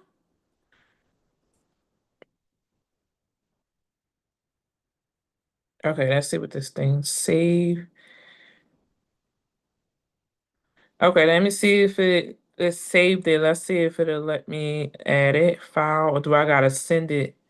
Yeah, I gotta send it from each individual thing. Oh Lord, I ain't gonna be able to do that. Yeah. Mm,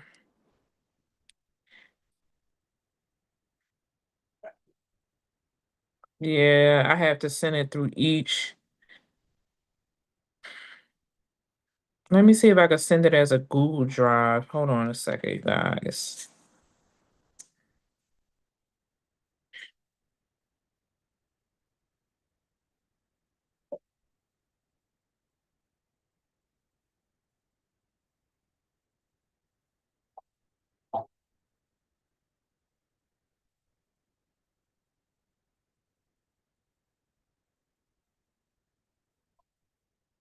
Now, see, it's only letting me do it as an iCloud link. Let me see if this will work. Okay, see if you guys can click on that. Do everybody here have an iPhone?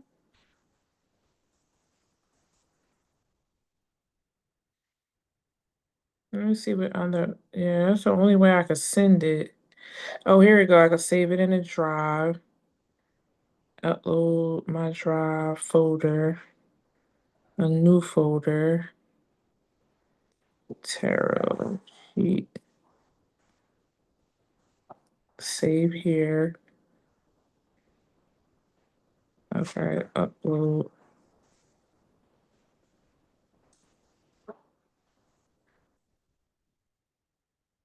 Okay, I'm gonna upload it to a Google file too. See if that'll work. You have Android, okay. All right, I'm uploading it to a Google file too for the people who can't. The people who have iPhone, did it work? Can I add it to the school group? I don't know if I can. Okay, so you was able to get it.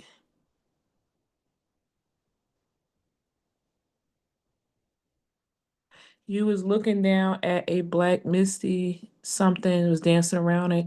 It looked like a sheet of mat of status. Okay, hold on one second. Let me read that in a second. Okay, so let me see. So, okay, see, Angela got it. Okay, let me see if this Google Drive.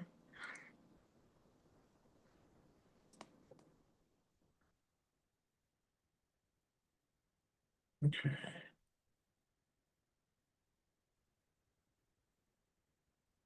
Okay. Fine. Looks good.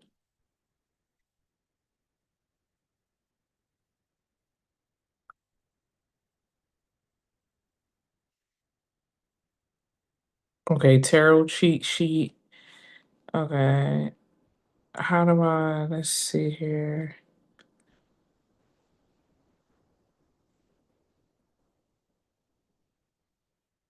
So it's not letting me do the whole folder. Okay, I'm gonna have to figure out how to send it to my Android people because it's not letting me send the whole folder to you. Let me see if I do Google Drive. Let me try one more spot. Hold on one second. Yeah. Tarot sheet. Share. Oh, here we go. Okay, so how do I share with the link?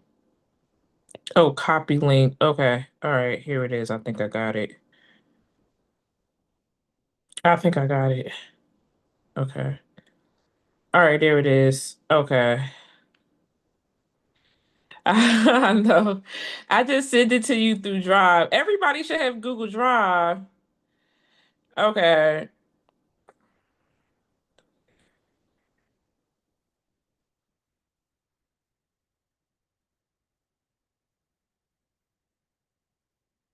Oh, okay. Okay, I'm looking at your reading your message, Mariah.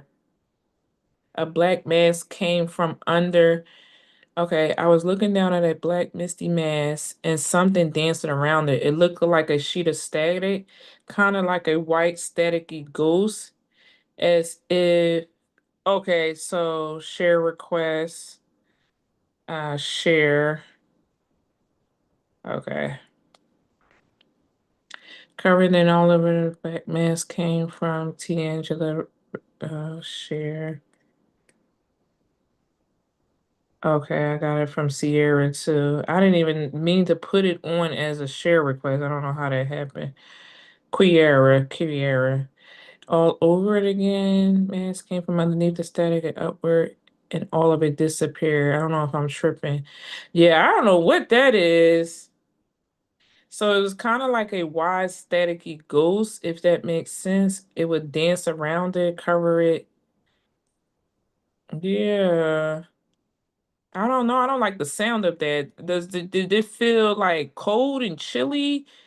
Like how was it feeling? What was the purpose of them showing that? You might need to go more into that, Mariah.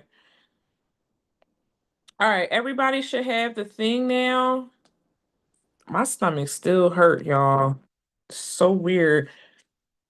I can't be starving myself like this. All right, I think that's about it. If you guys don't have any other questions, um, yeah, I'm gonna be posting. I think I owe y'all 2 weeks of lessons for the school community.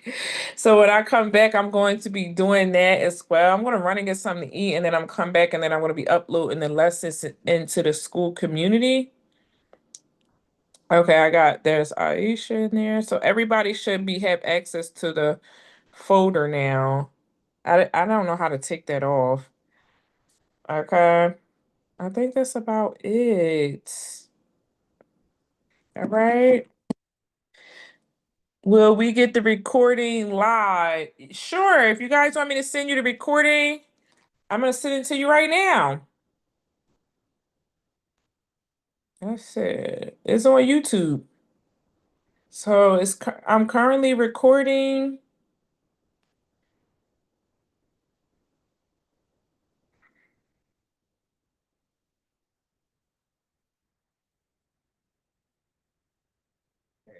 It's on YouTube. Oh my God, I didn't mean to put this on here.